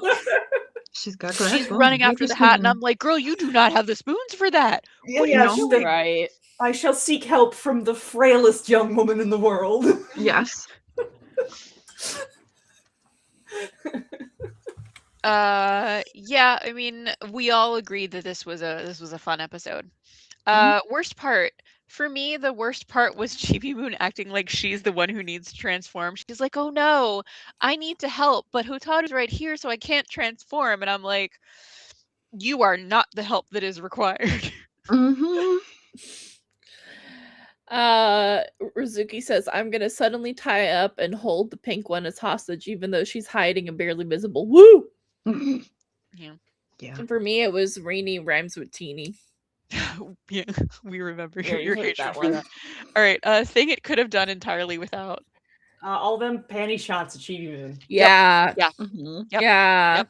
We were very upset when that happened. Uncomfy, unnecessary. What would make it better? I think we were all kind of exhausted by the time we got to the end of this episode. Yeah. Even I did not attempt to cooking mama this. Let's just say what would make it better would be not having any panty shots of people. Yeah. There, we fixed it. Let's rate the episode. Yeah, this was cute, fun and cute, but kind of dumb. 3.5 for me. Yeah. Yeah, I can agree with the 3.5. Yeah, 3.5. We all came in on 3.5. Great job, team. Go team. Look at us in harmony. Did you make a graphic? Making it now. Okay, Like cool. a I little didn't know what- harmony cell. Cool. Like a harmony cell. Oh my god, We- these there are we- harmony cells. We did it. We got to the last episode. This is the end. We've rated it. Oh my god, we and it's just not go to tomorrow. Smash or Pass, and it's not. We made it at 11 o'clock. We did We it. sure did. Yep. We You did know the what? thing. There It's we not are. 3.5. tomorrow. I'm Huge. happy. Okay, so Smash or Pass. This is the Zelgoddess sombrero No. Yoma. No. No. Pass. Pass. Beyond pass. Ducky And- though. Oh my god, Ducky, Ducky, though. really? Regrettably. She's cute. No, that's not what you wrote. Read Ducky. what you wrote. Read what You you wrote. need your last haul. That's Smash. She's cute. Uh-huh. Ducky. You're Alright. allowed. I'll And forgive you. do we recommend it? Yeah. I reckon. Yee. Huh. Oh my god. Yes, okay, so we hit the button. Oh my god. We've been doing this for almost 5 hours. Yeah, we're gonna hit the 5-hour mark very soon. Yep. Alright, let's go over the comments, hit the 5-hour mark, and then contemplate our lives. All right. Alright, Ninja Master 551 says, consider something like this would cause her to turn evil at the drop of a hat, for lack of a better word. This counts as growth to me. I'm assuming you're meaning Chibi Moon? Yeah. Yeah. And Sword At Lily the cosplay. drop of a hat. At a drop of a hat. Nice. Because the hat dropped in the episode. Yeah. Good call. There was a I like hat it. drop. I like it. Sword Lily cosplay says Hataru is a real Victorian child. She has a miscellaneous wasting is. disease. Yes. Lady Chapel says Mehmet is slaying. She is. She is. She is. Yep. And then Sailor Queen 5381 says, I really love episode 112 too, as I really love Shibuya and Hotaru becoming best friends. And again, Hotaru's debut was so cute. Plus, we get to see Super Sailor Moon in action. Mhm. And then Ninja Master 551 says, if it looks as unusual as you say it does, there's a good chance this episode was outsourced to another studio. Yeah, that Mhm. seems, Yeah, that seems very true. likely. I could Yeah. fully believe that. Yeah. I'd believe that. And then Sailor Queen 5381 says, I also love Mimet's debut too. Her fashion is super kawaii. I love that her moments of wanting to meet idols, and I love that Mimet gets revenge on mean ladies. They had it coming big time. Hell yeah. I don't know if Yep. Yujiro had it coming though. Dio was just minding her business, trying to do her dang job. I know, poor Yujiro, but otherwise I agree with you. Mhm. Ura says the VA for Tomoe and Hotaru do a really good job when we hear them in the S movie as Kitaru and Himiko. Mhm. Oh yeah, I'm excited Yeah. to watch that movie with everybody. I know, me too. Yolanda 2020 says Mimet combines business with pleasure. Sure does. This is what she's trying to do. She Very, sure. very late on the business, but Hey, She's like, the I'll hat's get right the off, heart crystal baby. eventually. And then Ura says Mimet's Japanese and English voice actors are radically different. Japanese Yeah. Mimet is very, very high high pitched. pitched. Yeah. See, Mhm. I like Mimet's Cloverway actress. I really, really Yeah, do. I love Great job. her. Yeah. Yeah. She's like So- you can just tell she's enjoying every second of getting to be Mimet. Mhm. Oh yes. I love when a voice actor is very clearly having fun with their role. Mhm. Yeah. And then Felipe Barak says the difference between the Tomoes is the anime Tomoe was being controlled by a parasite. Manga Tomoe is just a dick, which I prefer because it helps with the outers turning into a found family. Yeah. Dr. Tomoe is just a dude who Just bad from the Just- get. just- Yeah. sucks. Sucks. He like cheated in medical school. His PhD is basically fraudulent. The science community has disavowed him. He maybe killed his wife. He turned his daughter into a Into a cyborg, and he cyborg. sold his soul to a chaos being. This Yep. man sucks. Sucks. Yeah. He sucks. Like, he's truly irredeemable in the manga. Yep. And then Ura says, does Mimet special order her Yoma during this arc? Honestly. Sorry, Lily Cosplay says Mimet has her own agenda, and that's simply meet hot people. Her cover up for working for Tomoe. Why do things for free when you can get paid? So true. So true. And then Ninja Master 551 says, why anyone would think we'd want to see 5-year-olds underwear is beyond me, but the 90s anime is just really weird when it comes to Chibiusa. Yeah. Yeah. Truth. Oh boy. All right, that's it for comments. All right. And we're at 4:59:46.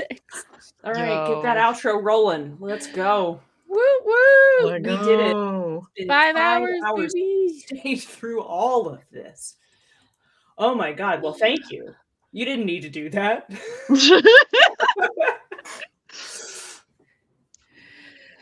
I'm glad we could keep you company for the entire evening. Yeah. I was gonna say I know Sorelli left and came back at one point. Yeah. Like, But this was a marathon, y'all. Thank you. Yeah, thank you. this was so much fun. All right. All right. Beachy. With that, we come to the end of our show. Thank you for joining us for Bishoujo Senshi Slumber Party Cloverway Dub, episodes 101 to 105 discussion. As always, our fellow Moonies, check us out on all our socials and follow us to find out the next time we're going live. You can find our links in the link tree in our description. Also, we'll be hosting a panel at Katsucon. It is on Friday night from 4:30 to 5:30, where we will be talking about our favorite episodes of Sailor Moon. And you can join us. You can join us afterward for the Sailor Moon meetup at the gazebo from 6 to 6:30, and we're going to be wearing some really fun costumes. We're going to be so silly. Yeah, we will. Be in costume for both the panel and the meetup. If you don't know it's us, you might actually spot us anyway. I kind of don't want to give it away. It's going to be really, really fun. It should be really delightful. I've been your co-host, Monica. If you want to know what I'm up to and interested in, feel free to follow me at Gay Wizard Emporium on Tumblr to see whatever I'm enjoying at the moment. All right. And I've been your co-host, Relia. If you like what I do and you want to follow me on social media, you can find my most active socials popping up on the screen below. If you want to follow my cosplay adventures, you can find me on Instagram at Relia Lacadamon. Or if you want to follow my artwork, I'm on Tumblr at Art Crystals and on Blue Sky as Relia. Thanks as always for supporting the show, and join us for our next slumber party on February 28th. Yeah, so you guys have a little while. All right. And don't forget to turn into Eternal Mooncast on... That's not a Saturday. That's a Friday. June. June. Let me read from the little. Wait, no, it is. It's Friday. The date is right, but the day of the week is wrong. Yeah. Okay, so Friday, January 30th. Eternal Mooncast, the future of Sailor Moon cosplay. You heard it here first with special guests Katie Cosplays and Chibi Chrissy. They're going to come in. Me, Rizuki are going to have fun. We're going to talk about cosplay, where we see the future of it going, trends, current stuff, all that good stuff. Indeed. Alrighty, Moonies. It has been me, your girl, Bird. You can follow me on the social medias at Fancy Ducky on like all of the things. Sometimes there's an underscore, sometimes there's not. Anyway, for our parent show, Eternal Mooncast, you can find previous episodes of our show on YouTube. We appreciate any likes, comments, follows, or however you would like to show your support for us in your own way. As always, I've been your host, Michi. You can find my socials at MEW21 across the web. For my and Monica and a bunch of our friends show over at K-Pop Voyage, head on over for K-Pop reactions. Eventually, I'm going to drag Ducky into it.